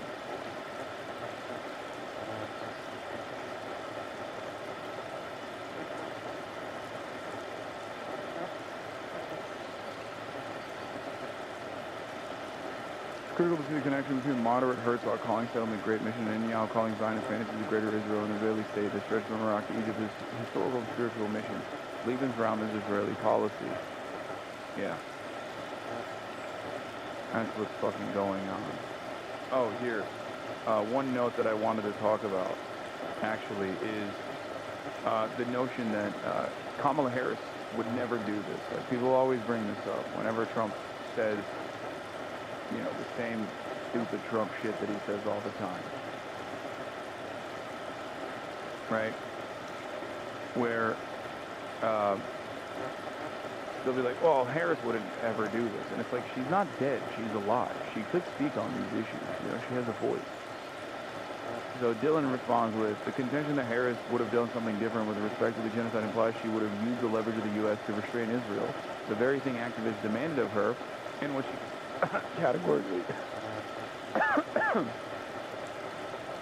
categorically refused to agree on. It's nonsense. It's Gaylor for Blue MAGA. Harris is alive, has a platform, and has leveled dozens of public criticisms of Trump. Exactly zero have been about Gaza. Actually, that's not true. She has talked about Gaza. She's just communicated to Zionist donors that her position is actually different than her daughter-in-law, who was like a Zoran booster. So she has. And then the one time where she released a tweet about the New Jersey resident that went and fought for the Nazi army of Israel who was, of course, taken captive as a prisoner of war and then was released by the Trump administration. So she has spoken out. It's just not in the direction of the Palestinians. So the notion that she would do anything different than Trump is, there's no evidence for it. She has chosen not to give. Did I say something wrong? Yeah, her stepdaughter, Ella Emhoff, Doug Emhoff's daughter. Exactly zero have been about Gaza. If she would have done anything substantively different 8 months on, she would have said so. She very conspicuously has not. That's it.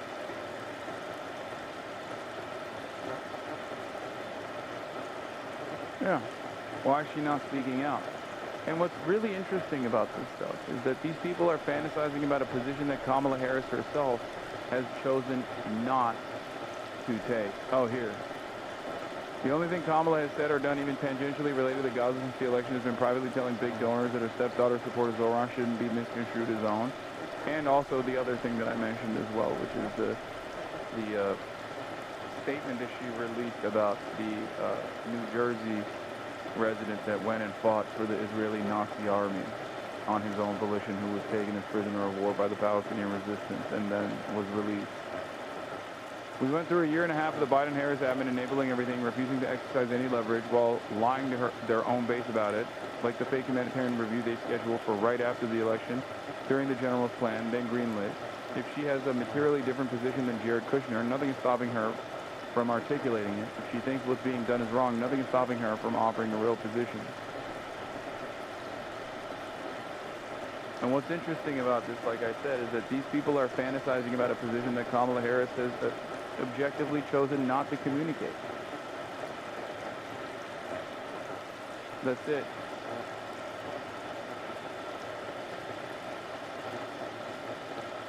How am I supposed to think she believes in Palestinian self-determination if she couldn't even let one person speak at the DNC? From in twin events for Michigan Jewish voters, Doug Emhoff and Richie Torres stressed Kamala Harris' pro-Israel bona fides, October 21st, 2024. Kamala campaigning as pro-Israel does not mean that she would support a U.S. post-war Gaza plan calls for temporary relocation of residents. This, of course, is shifting the goalposts as the quote tweet was addressing the proposed relocation of Gaza and the construction of a luxury resort, which Harris would have never supported. There was no daylight between Harris and Biden, meaning no resistance to be beyond empty rhetoric. Regardless of whatever loony plans Trump throws out, we'd be in the same place right now. And it's true. And I think people that don't want to see it as the truth have this like false notion that on this issue there is some kind of daylight between the Democrats and the Republicans, when the Democrats basically bludgeon them over the heads that there is no daylight. Right? Oh, so Kamala Harris wouldn't literally build a Harris hotel in Gaza? Okay. But Kamala Harris would still allow the genocide to continue, at least by her own admission, by what she chose to omit and what she chose to speak out on. What difference does it make if there is a Harris hotel in the aftermath once all of the Palestinians have been forcibly removed from their ancestral land?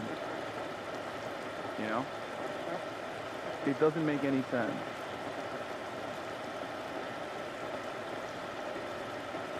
It doesn't make any sense at all. It's like, oh, okay. There would be aesthetic differences. Right. The greatest sin in the eyes of the Democrats is telling them they don't have the moral high ground over Republicans. That tells you how performative it all is. Oh, for sure. For sure. And in this situation, they can't even maintain a moral high ground, so they just fantasize about a moral high ground that doesn't exist. Because the Democrats have openly only communicated support for Trump's plans in Gaza. That's what's so interesting about this. The very same Democrats that worked in the State Department then chose to work in private PR firms that now work for the State Department, the Trump State Department.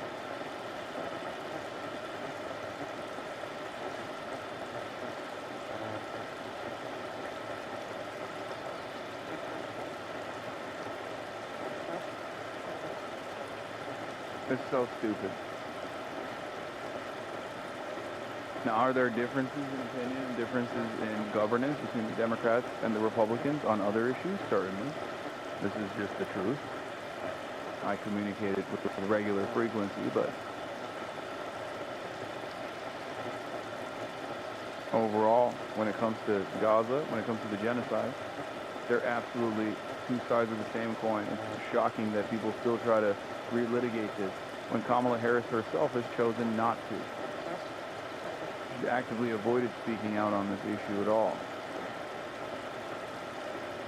Anyway, I've been traveling, so I'm a little tired, so I'm going to end it early today. No gaming tonight, but I have something cooking up for gaming in the future. I'm going to go spend some time with my family, and I'll be back tomorrow. Love you guys, and I'll see you tomorrow, okay? Bye.